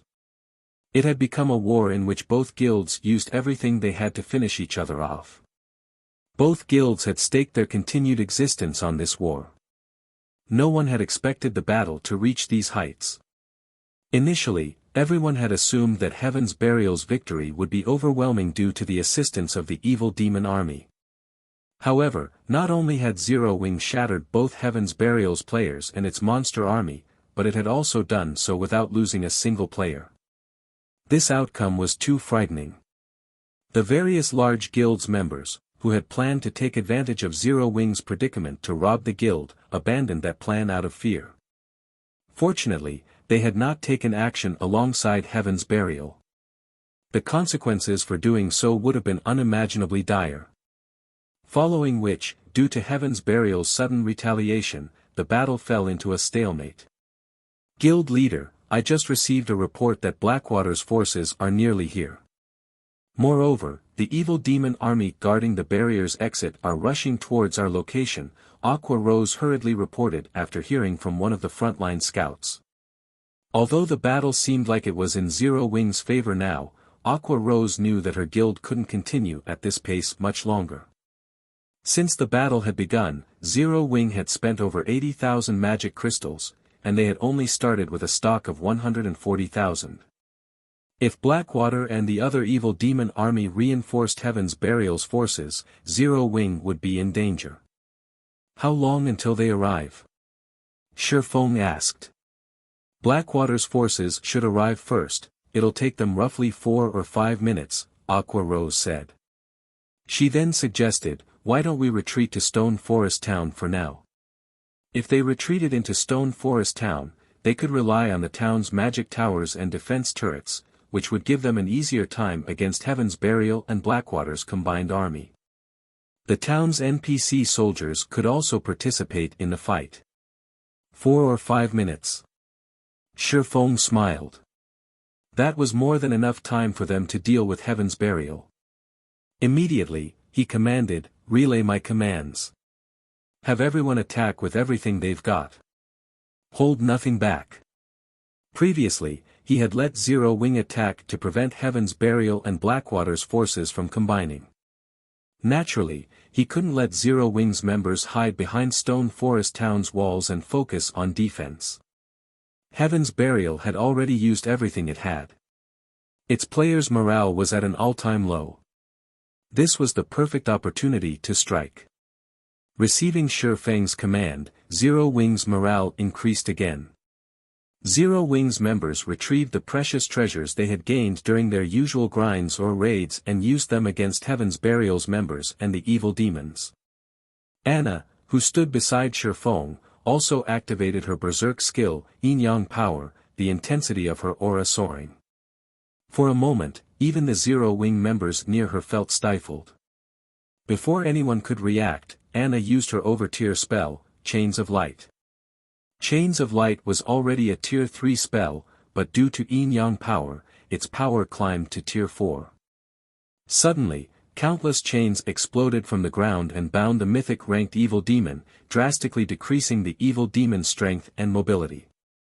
Now, the evil demon could not even compare to an ordinary mythic monster. By the time Chains of Light had bound the mythic evil demon, Anna had finished casting the Tier 3 curse, Yin-Yang Judgment, which she had double-cast alongside Chains of Light. Anna then pointed her staff at the distant mythic evil demon, and 2 magic arrays, one glowing white and the other black, appeared in the sky above her target. Under her command, a holy spear dropped from above, sliding through the defenseless mythic evil demon's body. Boom! The world shook as a brilliant, black-white pillar devoured the evil demon. -7,451,374. In one hit, the mythic evil demon had lost a significant chunk of its HP and was covered in wounds and scorch marks. The evil demon looked miserable. At the same time, it fell into a heavily injured state, reducing its combat power and defense. Now, it was only as powerful as an ordinary Grand Lord. The scene stunned every player on the battlefield. With one strike, the mythic evil demon had lost more than 5% of its HP. At this point, Showdown commanded the two Baphomets that fought near the mythic evil demon to use the Tier 4 skill, Dimensional Slash. Two streaks of black light then cut down the heavily injured mythic evil demon. -9,613,474. -9,576,174. Two frightening damages appeared above the mythic evil demon's head simultaneously, instantly lowering the evil demon's HP to under the 60% threshold. Damn it!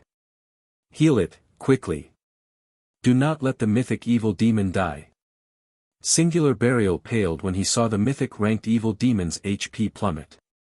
He had never thought that Zero Wing would still have such a hand to play. Regardless of how much Singular Burial shouted at his team, the mythic evil demon's HP continued to decrease. Heavily injured, the evil demon even struggled to block Anna and the two Baphomet's attacks. Meanwhile, each Baphomet easily dealt over 1,000,000 damage with their normal attacks, and if the high demons used Tier 3 or Tier 4 skills, they'd deal several millions of damage. Heaven's Burial's healers simply couldn't keep up. Nearly 30 seconds later, the mythic evil demon fell to Anna's holy light spear and dropped over a dozen items. When they saw the items, many players wanted to charge in and claim the loot for themselves, but with the two Baphomets standing guard, they quickly dismissed the thought.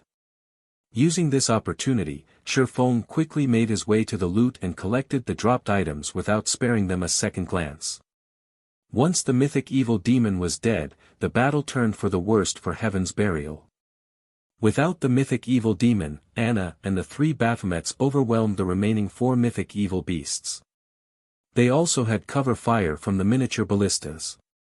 Despite Singular Burial's command for the mythic evil beasts to retreat from the battlefield, one of the monsters fell less than a minute after the evil demon had died.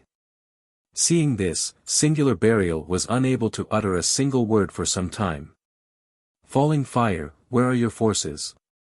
Daybreak Fog asked desperately after contacting Falling Fire. We're almost there. We'll reach the battlefield in another minute, Falling Fire replied. 1 minute? That long? Daybreak Fog could not help but sigh when she heard Falling Fire's reply. Glancing around at the remaining mythic-ranked evil beasts, she shook her head and said, "Forget it. You are better off not coming. The battle here is over. We'll regroup at the barrier's exit." The battle's over. What is the meaning of this? Falling Fire demanded, shocked. We lost, Daybreak Fog answered after mustering her final strand of willpower. She then disconnected the call. Chapter 1693, Stay Here. Chapter 1693, Stay Here. Heaven's Burial lost? How did it happen so quickly? Falling Fire was stupefied when he heard Daybreak Fog's final sentence. He simply could not fathom how such an outcome had occurred. Heaven's Burial had sent over 300,000 players and 100,000 evil demons to siege Stone Forest Town. The army had even included 5 mythic-ranked monsters. With such a force, even capturing a guild city should be a problem, much less a guild town. Furthermore, the battle at Stone Forest Town had begun and ended in less than half an hour. Even killing 400,000 common monsters would take more time than that, yet he had just learned that Heaven's Burial had lost in such a short time. No matter how he thought about it, he simply couldn't bring himself to believe Daybreak Fog's claim. Moreover, Singular Burial had confidently assured him that they could last another 5 minutes, but only 3 minutes had passed since that conversation, and the battle was over. For a moment, he even wondered if Singular Burial was toying with him. However, with how much Heaven's Burial had riding on this battle, Falling Fire doubted that Singular Burial would make such a joke.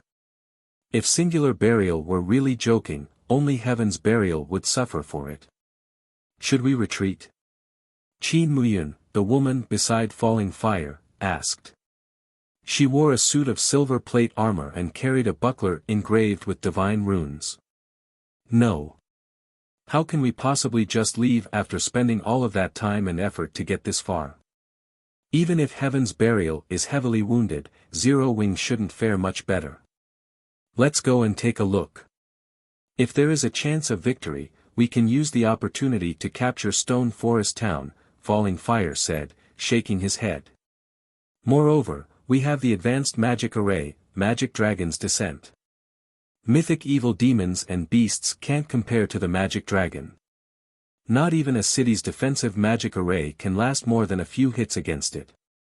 Capturing Stone Forest Town will be child's play. Qin Muyun nodded her agreement.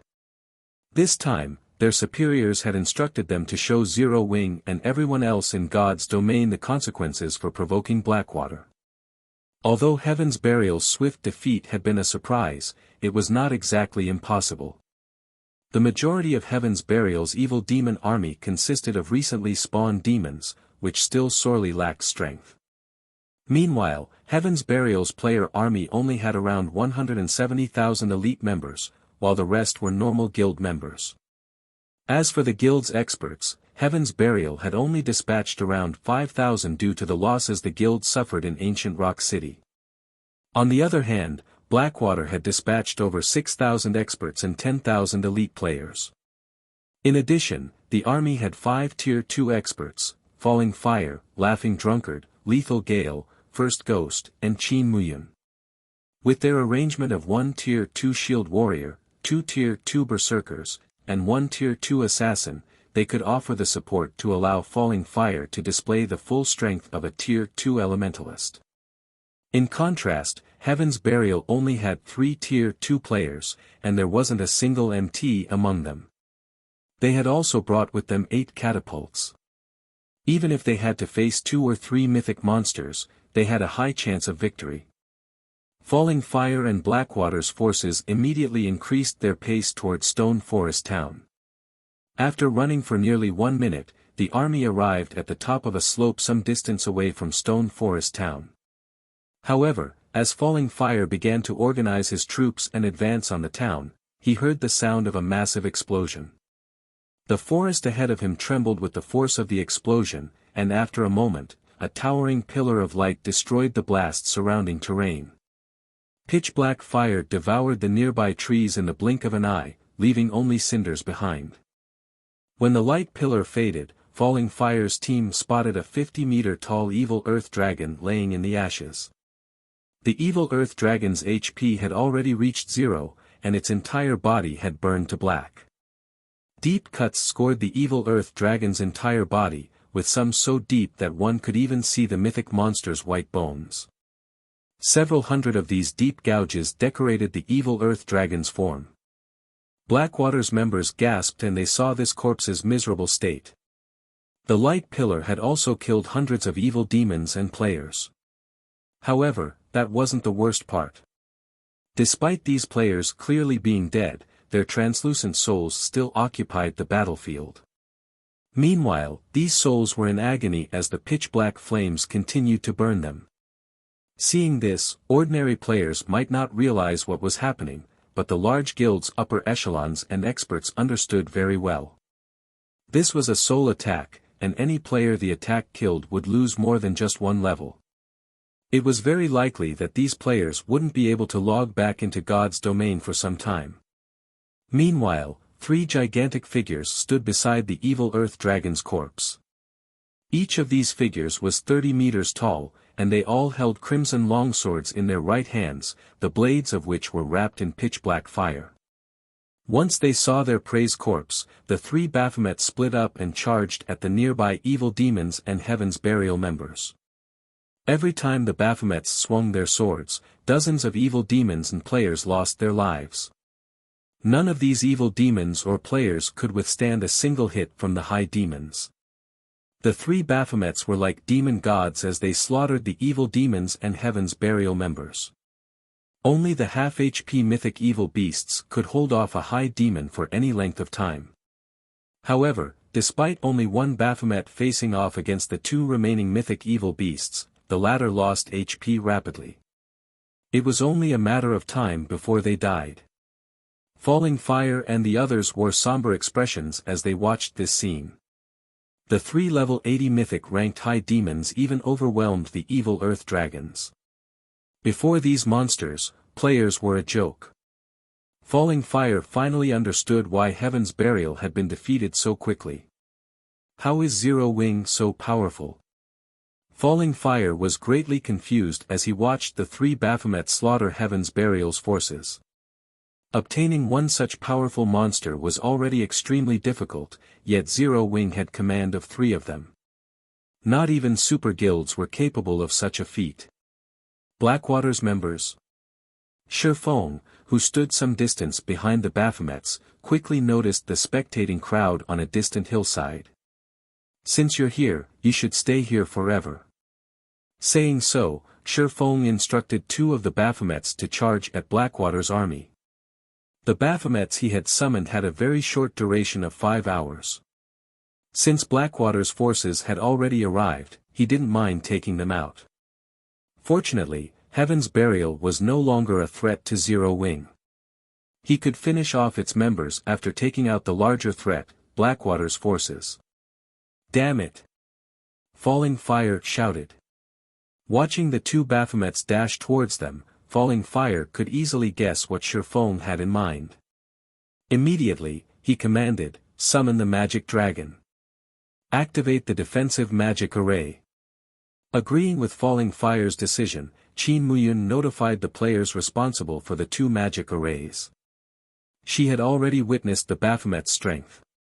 If two of these monsters were allowed to charge into Blackwater's ranks, the consequences would be unimaginable. The only way to stop the two approaching high demons was to summon the magic dragon and use their defensive magic array. Suddenly, a colossal, silver magic array appeared in the sky. A moment later, a dragon covered in pitch-black scales and silver runes manifested before Blackwater's army. Magic Dragon Clan, High Inferior Dragon, Mythic. Level 75. HP 420,000,000/420,000,000. The magic dragon's aura was visibly stronger than that of ordinary mythic monsters. It could basically rival a mythic-ranked archaic species of the same level. The level 80 evil earth dragon simply couldn't compare to this monster. This was also why Falling Fire was confident in capturing Stone Forest Town despite Heaven's Burial's defeat. When the magic dragon joined the battlefield, 100 players in Blackwater's army spread out along the army's edges before activating a defensive magic array. A magic barrier then formed and enveloped the army. A moment after Blackwater's army deployed its offensive and defensive measures, the two Baphomets reached the army like a powerful gale. One of the two Baphomets then leaped into the air, transforming into a blur as it arrived before the magic dragon. The high demon then swung down its crimson longsword, and the weapon tore apart space as it moved down towards the high inferior dragon's head. Although Clan tried to block the attack with one of its claws, it was repelled the moment its claw met the blazing, crimson longsword. The crimson longsword then proceeded to smash into the magic dragon's head and slam it straight toward the ground, the resulting impact carving out a huge crater in the earth below. Meanwhile, the other Baphomet arrived before Blackwater's defensive magic array. As the high demon raised its longsword, the pitch-black flames along the blade flared.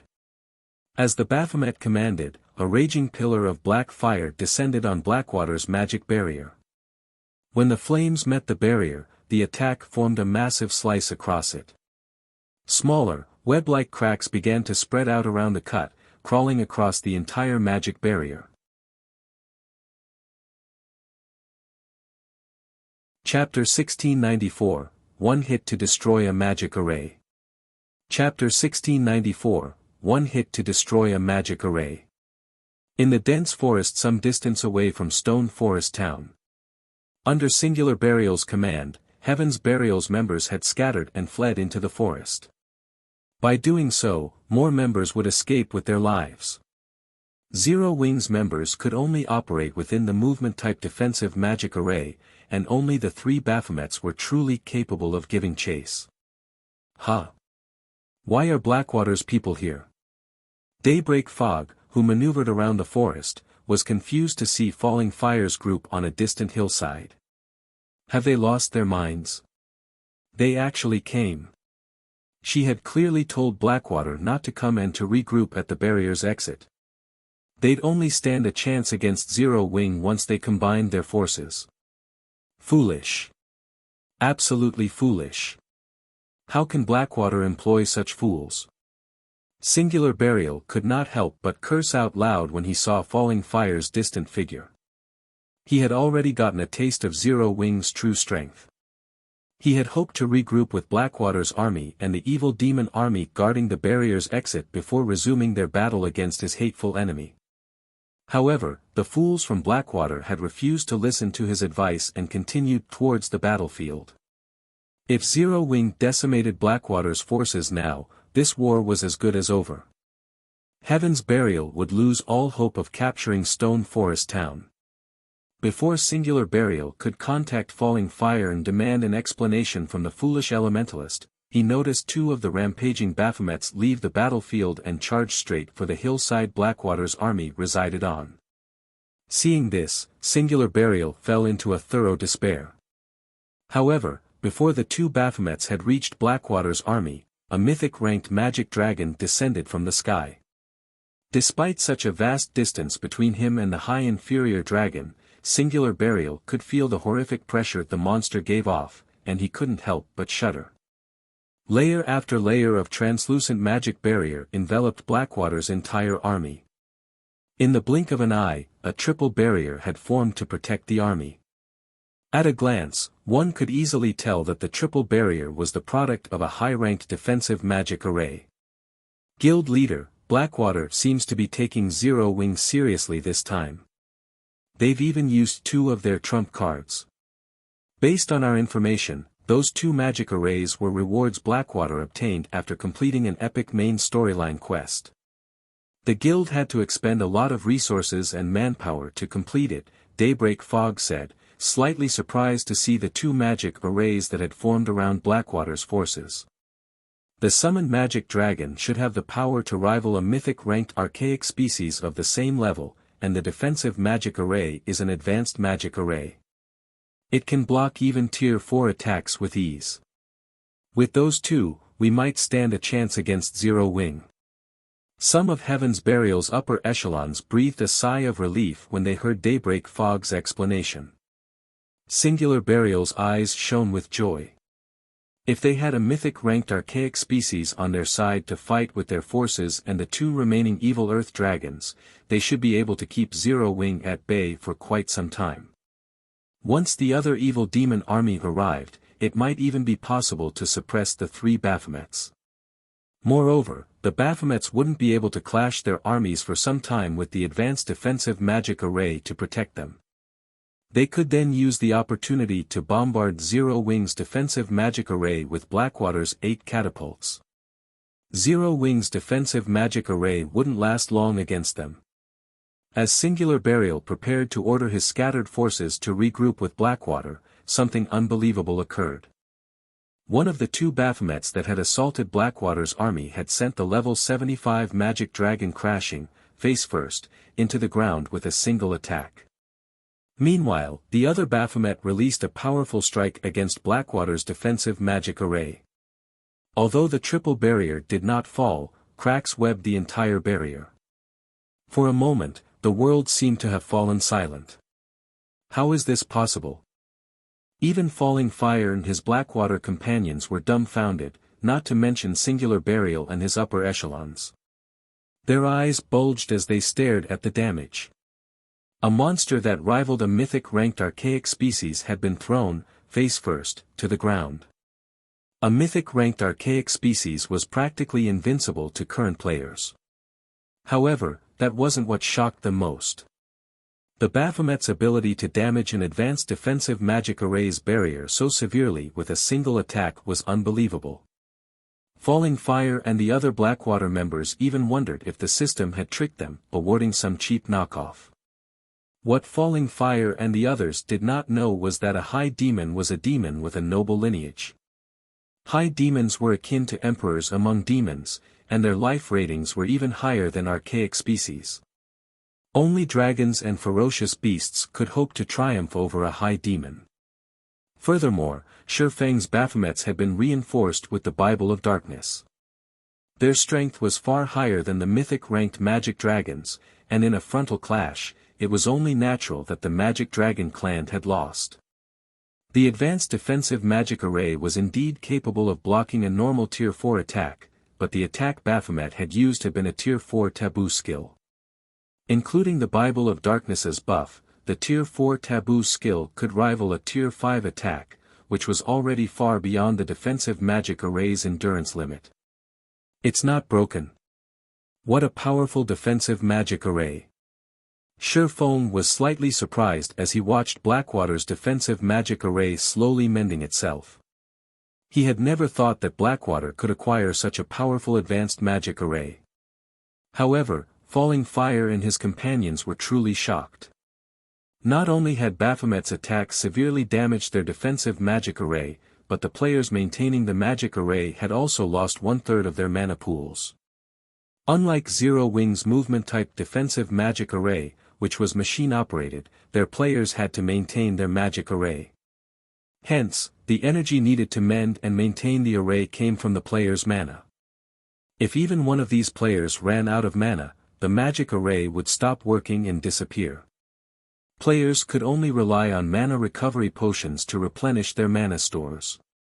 However, mana recovery potions had considerably long cooldowns, and they only restored a small amount of mana. Meanwhile, after seeing its first attack failing, the Baphomet attacking the defensive magic array promptly followed up with another Tier 4 skill. Although the skill was no match for a Tier 4 taboo skill, it still drained a significant amount of mana from the players maintaining the magic array. Meanwhile, the other Baphomet continued to bombard the magic dragon, pushing it back and tearing one pained cry after another from the monster. At this point, Falling Fire snapped out of his daze and hurriedly commanded, "Attack! Fire the catapults!" The players controlling the catapults immediately aimed and fired at the Baphomet attacking their magic barrier. The catapults were extremely powerful, and with normal ammunition, their attacks had the power of Tier 4 strikes. If loaded with special ammunition, the war weapons attacks would reach the peak of Tier 4. These attacks could even heavily injure mythic monsters, and their only downside was their long, 2-minute cooldown. Suddenly, 8 gigantic, flaming boulders flew towards the Baphomet attacking the defensive magic array. Just before one of the flaming boulders, decorated with divine runes, struck the high demon, the latter lightly swung its crimson longsword. Boom! The moment the edge of blade met the flaming boulder, Baphomet was forced to take 3 steps back as a damage of over -100,000 appeared above its head. However, the clash had failed to inflict any negative effects, such as a temporary numbing. Following which, Baphomet rapidly brandished its longsword to strike down the rest of the incoming boulders, one after another. Each time it blocked an attack, it was forced to retreat several steps, and the Baphomet only stabilized itself after taking a few dozen steps backward. How can a monster be so powerful? Regret gripped Falling Fire's heart as he watched the Baphomet only lose a little over 1 million HP after receiving all 8 attacks. Why had he so foolishly rushed over here? Before Falling Fire could snap out of his daze, the targeted Baphomet advanced and assaulted the defensive magic array again. The players maintaining the magic array continued to lose mana, and although Falling Fire and his players tried to retaliate, the high demon simply shrugged off their attacks. Retreat! Retreat with the magic array. We cannot remain here any longer. Falling Fire shouted anxiously, his expression somber. Although he hated to admit it, even a fool could tell that only death awaited them should they continue this battle. Their wisest option was a quick retreat while the defensive magic array still stood. Although moving the magic array would significantly deplete its energy, it was better than standing here and doing nothing. Don't even think you can flee that easily. When Shifeng saw Blackwater's army began its retreat, he immediately commanded Anna to use angel summoning. A moment later, a Valkyrie with white feathered wings descended onto the battlefield. A Valkyrie's life rating was even higher than a high demon's, but how much strength the summoned Valkyrie could exhibit largely depended on Anna's basic attributes. Fortunately, Anna had already activated Yin-Yang power, which allowed the Valkyrie's combat power to reach a height like never before. The Valkyrie's two sets of wings shuddered slightly before she vanished from where she stood. A second later, she reappeared before Blackwater's army, radiating a horrific aura that was even stronger than the two Baphomets. Suddenly, a spear of thunder formed in the Valkyrie's hand before she tossed it at Blackwater's magic barrier. Ping! Ping! Ping! Three crisp sounds echoed throughout the forest as a hole formed in the three incomparably powerful protective barriers. The spear then struck one of the players maintaining the array before it exploded. Boom! Countless arcs of golden lightning scattered, devouring everything in its path. Any players this lightning touched were vaporized instantly. With just one attack, the Valkyrie had killed over 500 Blackwater members. Meanwhile, the advanced defensive magic array could no longer operate as it lost one of its operators, and it began to fade out of existence. Staring at the Valkyrie before him, Falling Fire's expression became more solemn than ever before. When Singular Burial and the other Heaven's Burial members saw this from within the forest, horror flashed in their eyes. With one attack, the Valkyrie had destroyed an advanced defensive magic array that could even stop a mythic-ranked monster's attacks. Chapter 1695, Heaven's Burial Crumbles. Chapter 1695, Heaven's Burial Crumbles. When the triple barrier Blackwater's advanced defensive magic array had created began to fade, the various major powers members, who watched the battle through magic water mirrors, expressed their shock and horror. The three Baphomets Shifeng had summoned were impossibly strong. But even one of their full-powered attacks had only cracked the defensive magic array's outermost barrier. On the other hand, the Valkyrie had destroyed the entire defensive magic array with one attack. If the Valkyrie were used to siege a guild town or city, just thinking about it made them shudder. It was entirely possible that the Valkyrie would only need one attack to break a city's defensive magic array. Just how many secrets has Zero Wing hidden? Singular Burial was nearly traumatized as he watched Blackwater's defensive magic array crumble. Countless guilds dreamed of wielding the power to destroy a city's defensive magic array. Breaking a city's defensive magic array was, after all, the most important part of trying to capture a city. When Shifeng had destroyed Ancient Rock City's defensive magic arrays, he had chalked it up to the man finding some precious treasure, and a treasure like that would only have limited uses. Once the usage counts were exhausted, the treasure would disappear. Yet, Shifeng had replicated that feat with a summoned Valkyrie one of his personal guards controlled. This had an entirely different meaning than summoning such power with a consumable. The Valkyrie had been called with a skill, which meant that Zero Wing could summon the monster indefinitely, only limited by the skill's cooldown. Sure enough, that Valkyrie is really powerful. The fact that the Valkyrie had destroyed an advanced defensive magic array even surprised Shifeng. However, he doubted that the Valkyrie could destroy a city's defensive magic array. At the very least, she'd need to use more than one attack. An advanced defensive magic array, which players had to maintain, and a city's defensive magic array were two very different things. A player-maintained defensive magic array had the advantage that it could be deployed at any given time. However, its flaws were obvious. First, there was the problem of mana consumption. Second, no harm must come to the players maintaining the magic array. Otherwise, the magic array would crumble. Although the Valkyrie's full-powered attack had pierced a hole in Blackwater's defensive magic array, it had failed to destroy the magic array entirely.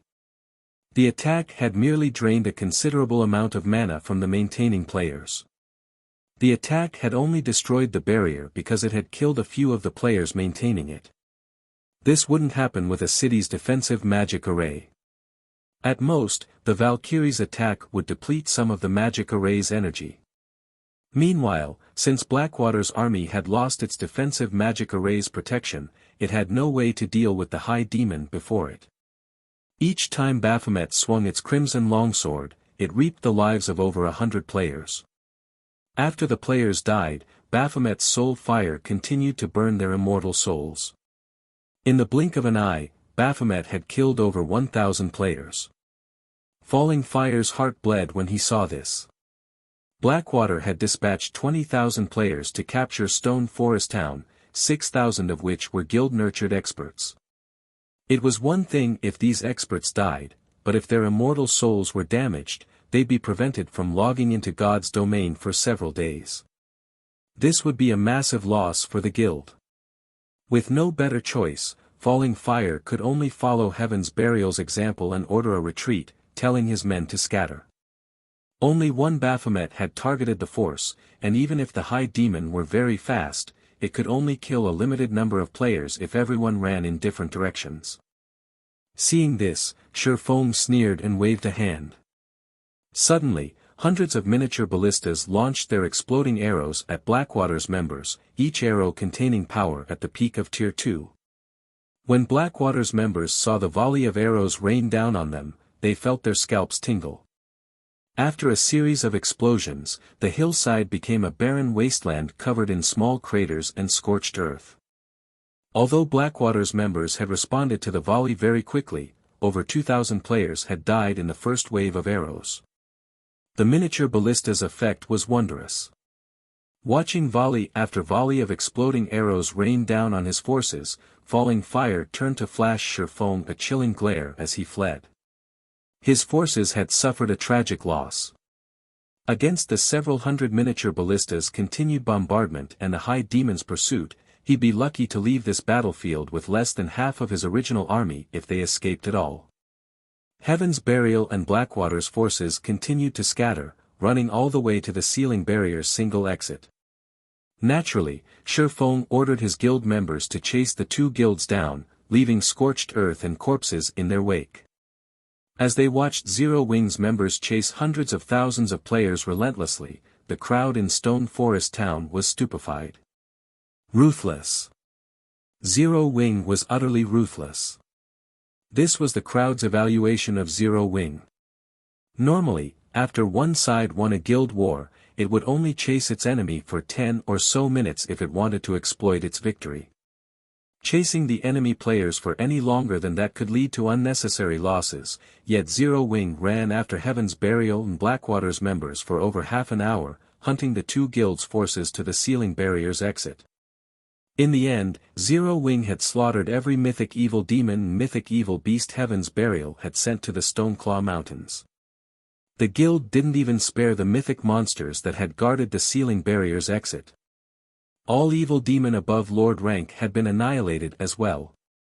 Meanwhile, Zero Wing suffered 0 casualties throughout this entire battle. If they told other players of this battle, those players would likely assume they were either joking or bragging. However, such a miraculous battle had indeed occurred before them. 3 Baphomets guarded the exit of the barrier, sealing off the Stoneclaw Mountains, preventing anyone from leaving the map. Any player or evil demon that tried to approach the exit was killed or sent flying. No one was allowed past these high demons. Black Flame. Don't go too far. Singular Burial bellowed as he glowered at Shurfong, who stood within Zero Wing's movement-type defensive magic array. The Sealing Barrier's exit wasn't particularly large. Normally, 10 or so evil demons was enough to block it off completely. The Baphomets with their gigantic frames easily guarded the exit, and with their outrageous strength, Heaven's Burial and Blackwater's forces had no hope of leaving the Stoneclaw Mountains. Their forces could only watch as Zero Wing's miniature ballistas slowly approached. Black Flame, we have lost.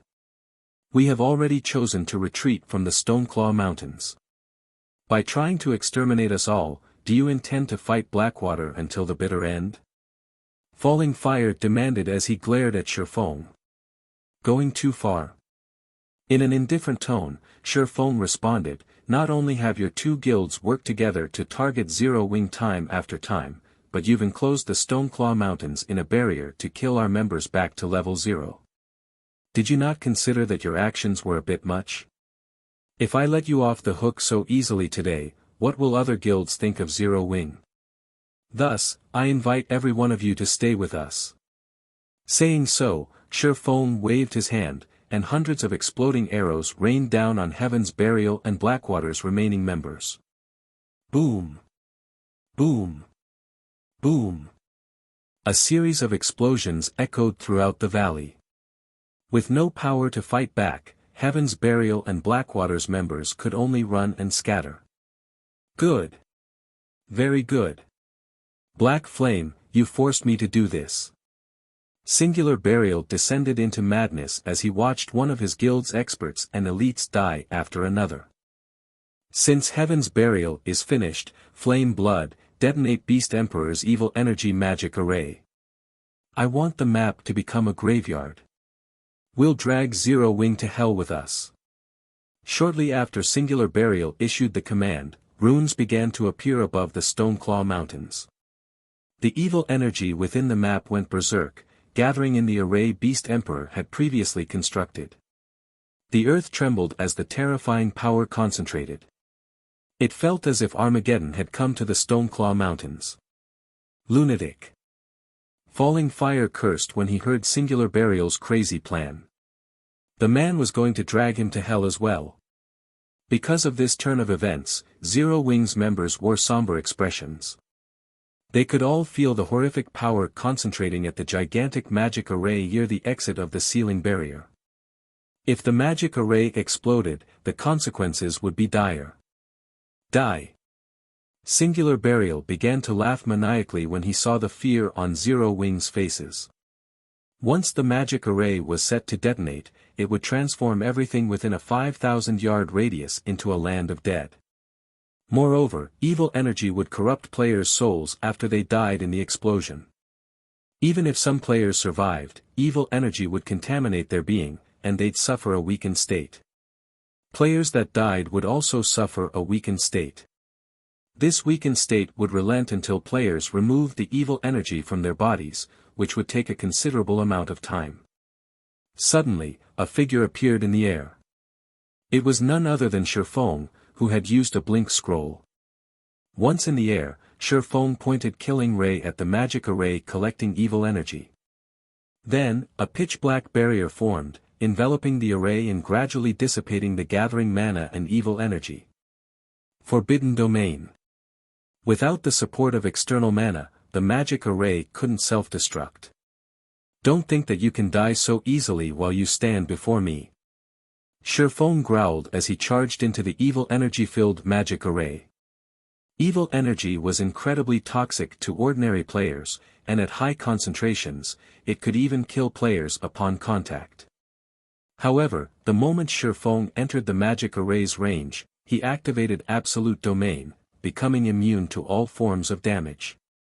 After setting foot in the magic array's range, the golden, divine runes surrounding Shurfong began to crackle as they fought off the surrounding evil energy's corrosion. What powerful evil energy! Shurfong couldn't help his surprise when he noticed the evil energy begin to corrode the divine runes. His absolute domain could even stop tier 4 mythic monsters' attacks, yet this magic array's evil energy slowly, but surely corroded the skill. The power of the concentrated evil energy here nearly had the power of a tier 5 spell. Not even ordinary mythic monsters would dare approach this magic array with such power. Only evil beasts and evil demons had any hope of survival within it. The evil energy's corrosion increased as time passed. Not daring to waste any more time, Shifeng charged toward the center of the magic array and slashed at the staff there with one of his blades. Thunder flame explosion. Boom! When the lightning and fire collided with their target, the staff inserted into the ground shattered, leaving only a dark gray crystal covered with purple-gold runes behind. When the core of the magic array shattered, the array began to vanish. Following which, the sound of a system notification reached Shifeng's ears. You're tuning into the Han Li's Wuxia Chronicles YouTube channel.